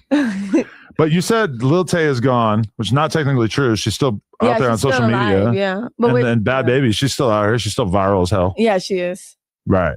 So you meant like they're gone just in like more of a general sense? I guess so. Yeah. For sure. But what do you think about Lil Tay making OnlyFans on her 18th birthday? She did. She got me blocked. She did? Yeah. Yeah, it was kind of big news that she I think released that content right away on her 18th birthday, which is pretty crazy. Surprised. Because that means that if she made the content before, then What type of content? She didn't do no porn, did she? that's a good point. Yeah, I didn't see what she actually posted, Yeah. but I'm assuming it probably wasn't naked. But Yeah, definitely not. either way, if she posted it right when she turned 18, Her brother's a good marketer. do you turn 18, take the photos, then put it out? Oh, I get what you're saying. I don't know. I think Malu did the same thing though. She was a big deal back in the day. What happened to her? I never hear about her anymore. She's in Miami. When Flacco first came here, he would not shut up about her. Who's Flacco? Flacco is a YouTuber, Poetic Flacco. Mm. And he You liked her? he used to talk about how that was his dream girl. Yeah. Really? Yeah, I don't know. Yeah. I don't know what happened to that. I think he says he only likes black girls now. Mm. Okay. So what are your thoughts on okay, so I don't know if you keep up on the news, but Gucci Mane, Pooh Shiesty ran down on Gucci Mane and robbed him and made him sign a contract letting him out of his record deal. Yeah. And then Gucci Mane allegedly told the police. What are your thoughts? I ain't gonna lie, I feel Pooh Shiesty. I feel him. You thought about doing that to somebody who had you in a fucked up contract or what? It'd be like that though. Like they be trying to get you in these messed up contracts. Who has previously had you in a fucked up contract? Nobody, thanks God. But I can see where like they tried to get me before. Okay. And I would see where it's like, what you mean you ain't gonna let me out? And what you mean you scamming me? Like, and especially like if you come from that lifestyle, it's like, oh no. Put the blick to their head. Yeah. So you thought about wilding out or no? I don't know. I'm not like a gangster and stuff. I feel like you used to be. You think so? Maybe. But what do you think about Gucci Mane talent? Do you think it's fair because he's old, or you think it's kind of fucked up because he's been telling us he's a gangster all these years? Well, somebody kind of said that's like he is older. He has a wife. He has a kid, right? Does he have a kid? I don't know. Gucci, yeah. And it's like, you know, he's been doing this for a while. Why would he want to go back to? Well, would he want to go to jail for that? He got robbed, no. Oh yeah. But it would have probably been difficult with the whole insurance thing, and you know. Okay, so I guess he was just being legal and smart. Yeah, I mean, I understand it, but then also, like, what were you talking about on all these records all those years, telling us you were so gangster? Like I don't personally give a fuck because I'm not a street dude, but like, it seems like a huge part of his core audience are the exact people who care about this kind of thing, right? We all got to grow up someday. Real talk. But would you still collaborate with Gucci Mane, or you feel like he ruined that opportunity? I probably would. I would have rather collab with Pooh Shiesty over Gucci Mane though. He's got that JIT energy. YN energy. Yeah. Okay. How you know? Yeah. I mean, for sure he does. But you like dudes like that, hot boys who are down to just put a blick in their op's face and just take their fucking wedding ring, right? Next question. You like bad boys. Unfortunately. That's a problem. You're trying to get over that? Yeah. I hear it. All right. Favorite current female rapper? None. You don't like any of them? I like Miley Cyrus. Not really a rapper, but a little bit rap adjacent. I don't really like rap. Really? I like Gucci Mane's old music and Soulja Boy. What about Taylor Swift? Do not like her at all. Why? She is a witch. She's a witch. Yeah, you know, she said she wipes her period blood with the Bible. Taylor Swift said that. Yeah. I'm not gonna get all deep into that, but Taylor Swift and Katy Perry, both of their dads are one of the first people to start the Satanic Church out in the United States. They're two of the known founders of the Satanic Church. So yeah, Taylor Swift is completely satanic music, bunch of subliminals, bunch of imagery. She did say that. Ariana Grande, I don't know about all that, but Katy Perry, I know for sure. She her family was with the priestess of Satan and stuff like that, the Church of Satan. Taylor Swift for sure though. Her dad is somebody that's real known with the Satanic Church. So that's not and that's public knowledge too, like public information. You can look it up, but if you want to really get deep in it, there's a lot of people that have internal family ties into the Satanic Church. Satanic Church funds, to believe it or not, the Satanic Church funds the education system. They fund the child protective system. They fund the what's it called? The not like what is it? The Amber Alert stuff. All the missing children. They fund that, and so that should make you think like, man, wait, hold on, what? So yeah, man, there's a lot of stuff behind the scenes. Definitely though, Taylor Swift, yeah, she's definitely not. She's evil as hell, bro. Her dad is one of the first known priests of the Satanic Church. Same thing as Katy Perry. So I don't know about Ariana Grande, but I know for sure Taylor Swift. Yeah, Taylor Swift's dad is a known factor with the Satanic Church for sure. Same thing with Katy Perry. But yeah, it comes down to it. Nah, Taylor Swift. That's devil music, bro. To be honest with you, and I'll say that's real, gang. I ain't be on no trolling shit, but that's nah. Taylor Swift is evil music. It might be portrayed as this lovey-dovey type of love songs, pop, but nah, there's so much satanic imagery in that shit. And she knows because she's been coached the right way and she was groomed the right way at the beginning from her father, who is a high priestess at the Satanic Church. So yeah, you know, but that's just that.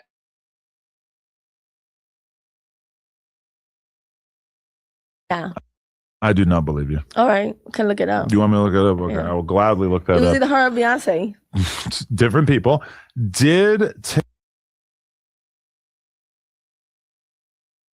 Now, I don't think Taylor Swift had actually said it, but that is something that they do. That's a ritual. Beyonce did say it for sure, though. But Beyonce, we already know that she doesn't really believe in God like that. And you know who her husband is and everything like that, and who Jay is to the Freemasonry people and to the devil, and why he started Rockefeller Company because of, you know, the actual Rockefeller family, you know, and Aleister Crowley with the do what thou will and all that stuff. He had the whole hoodies that said that on the back, bro. Like that's another high priestess of that wrote the Black Book, the Satanic Bible. That's one of the first people to put out the Satanic Bible. So yeah, man, come on now. Like let's not be naive to shit. Like let's like you got to be aware. But I don't know if Taylor Swift actually said that out of her mouth. I know that's a ritual they do, but I know for sure that Taylor Swift is evil, that she is satanic, and her dad is one of the founders of the Satanic Church, the first one. And you know who B and J are, and how powerful they are spiritually when it comes down to it. So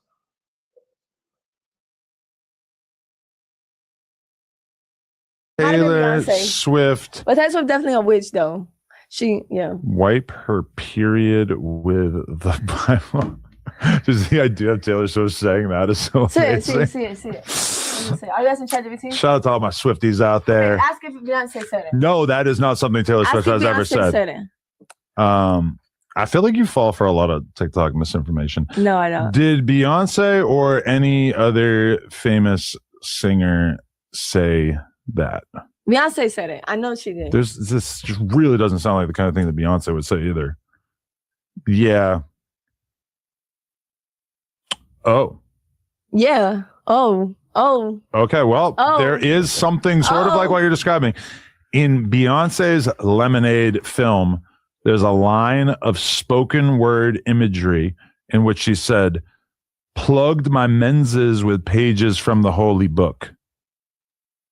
Yeah. Her menses. Is that her like awkwardly pluralizing men? Menstrual cycle. Menses with pages or like plugged my menses with pages from the holy book. Like I gave the Bible to people. Anyways,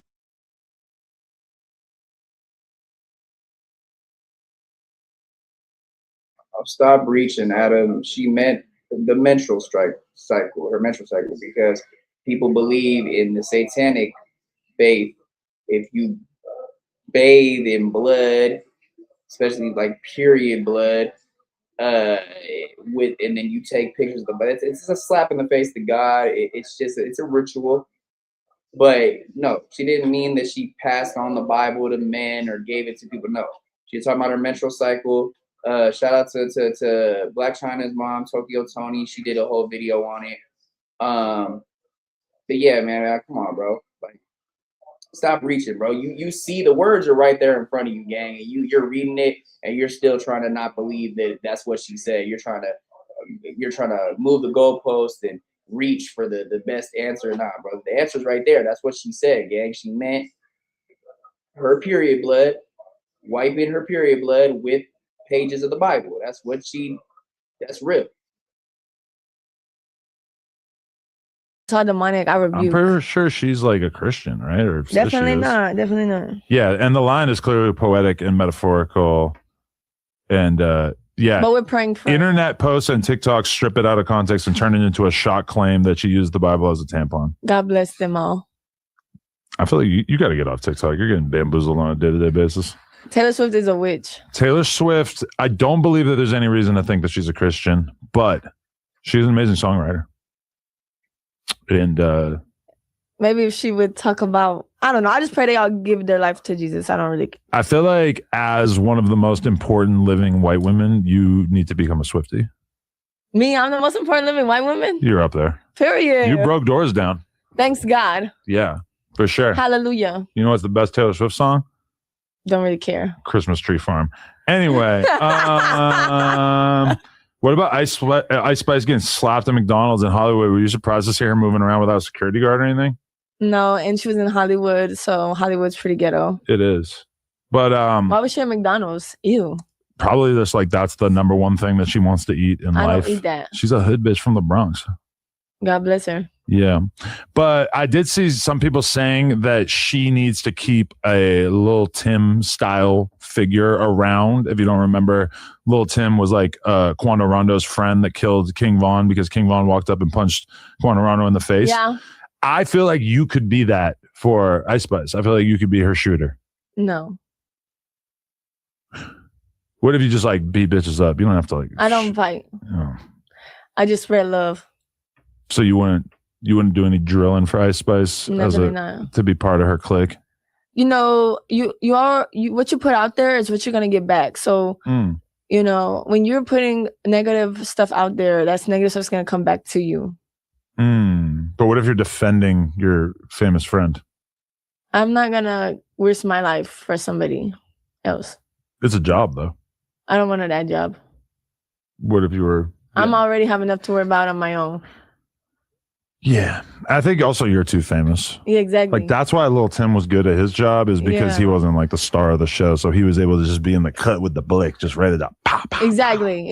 Rest in peace, King Von, obviously, but yeah. Okay. What's your current like? What's the number one way that you make money? Just doing my best. What does that mean in terms of making money, though? If you have any brands that want to collab or anything, just let me know. Oh, really? But no porn and stuff. Right. Because you used to have OnlyFans, right? No. Never? No. Never made one? No. You don't have any similar service under a different name or anything? No. Oh, okay. Respect. Thank you. That probably took a lot of self-control over the years. God bless. For sure. Okay, what do you want the people out there to know about in terms of what you've got coming? Probably like some clothes, like, and makeup.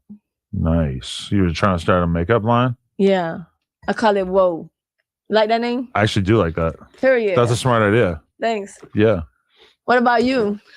No more porn. No more makeup. I'm not making makeup, but yeah, definitely gonna keep doing porn. Probably have a few more kids. A few more kids. What if your kids see that? Whatever. Really? I mean, have you ever met Kim Kardashian? I've been close to her, but I didn't actually say hi or anything. Yeah. How you like LA? You don't like Miami better? I like it better out here. Yeah. I like it out there because whenever I'm out there, I can like go out to the clubs and stay out late and like I have like a fake make believe life out there, and then I come back here and I'm like going to bed early. And are you scared of planes? No. I love Miami. I love your Tourette's style delivery where you just ask me like blurted out questions. Are you scared of planes? That's fire.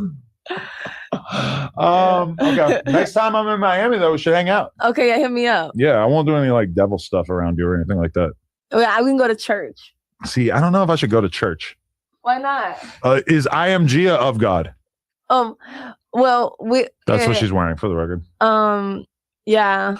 Well, there's other things we can do in Miami, like yeah. Well, I'll see you in Miami. For sure. God bless. We need to make a version of the IMG shit, but we're gonna call it Whoa. I am Jesus. Ooh. No, that's kind of evil. No, that is evil. Yeah. Yeah. Or just Jesus. I am godly. Okay. Do a parody style version and sell it to all the chicks at church. Okay. They'll probably do it. They'll be into it. Yeah. Oh, we got $1 million plan now. Period. That's $1 million plan.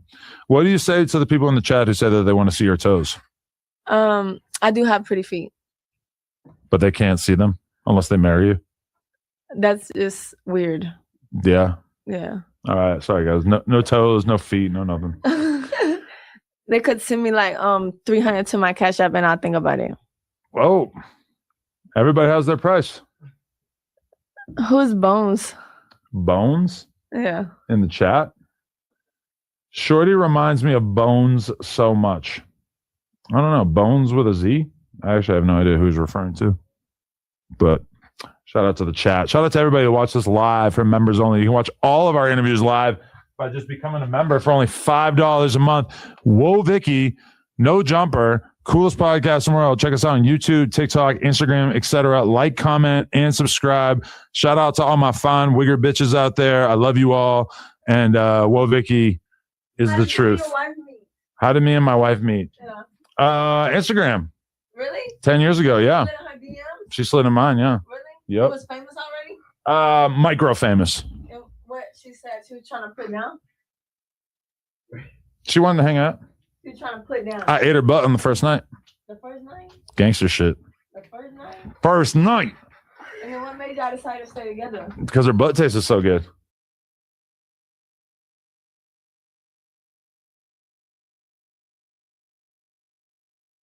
All right, I was gonna do the duty low one, but I'm starting to fade out, bro. I think it's like 4 or something like that.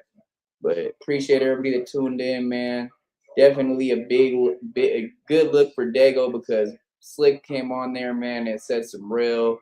I hope Adam was really listening to it. I hope we could see a lot of people on that reality show that Wack was talking about from every section out of Daygo. Whoa, Vicky was saying some real. Follow me on Kick, Twitch, Discord, IG, TikTok, and Rumble. Copy some Flip Apparel. Go over there to Flip Apparel Co. on Instagram. Go over there to Co Studios on Instagram for all your marketing needs.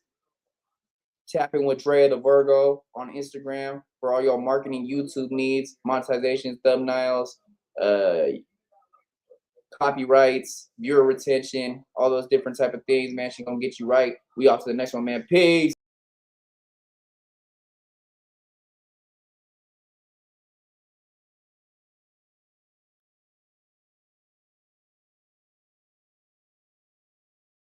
be fucking up at too, but do your research. Don't just be doing any blogs. Like, do blogs that fit your style of music, because niggas will fuck up and be like, oh, I can get on World Star, say cheese, my nigga, and pay all this bread, and my views and my numbers is gonna go up. Yeah. Nah, nigga, that ain't necessarily it. I done seen posts on Say Cheese, nigga, that didn't get really no reaction. I done seen posts on World Stars that barely get reaction, but you done paid all that money just to say that your shit up there. They ain't even doing a collab post. But if you go to some of these smaller blogs, my nigga, they'll do a collab post and build your shit up with do they good business, you feel me? And we meet a lot of people that is doing good business, but we new in the boxing shit, but you feel me? We ain't just waiting for a motherfucker to hit us up. We running our shit up too, and motherfuckers just hit us up. We can work with that. Man, my name Big Twin, you feel me? I'm from Columbus, Ohio. I manage Frank Lito. I've been locked in with Lito since he first started doing the coulda been shit. We just been building, you feel me, a friendship since then. Locked into a lot of business, you feel me?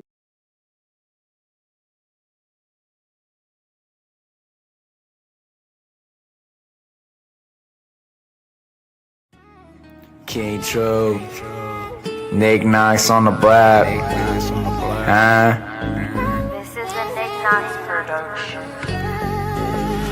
I'm trying to get rich so I can buy the block. King True.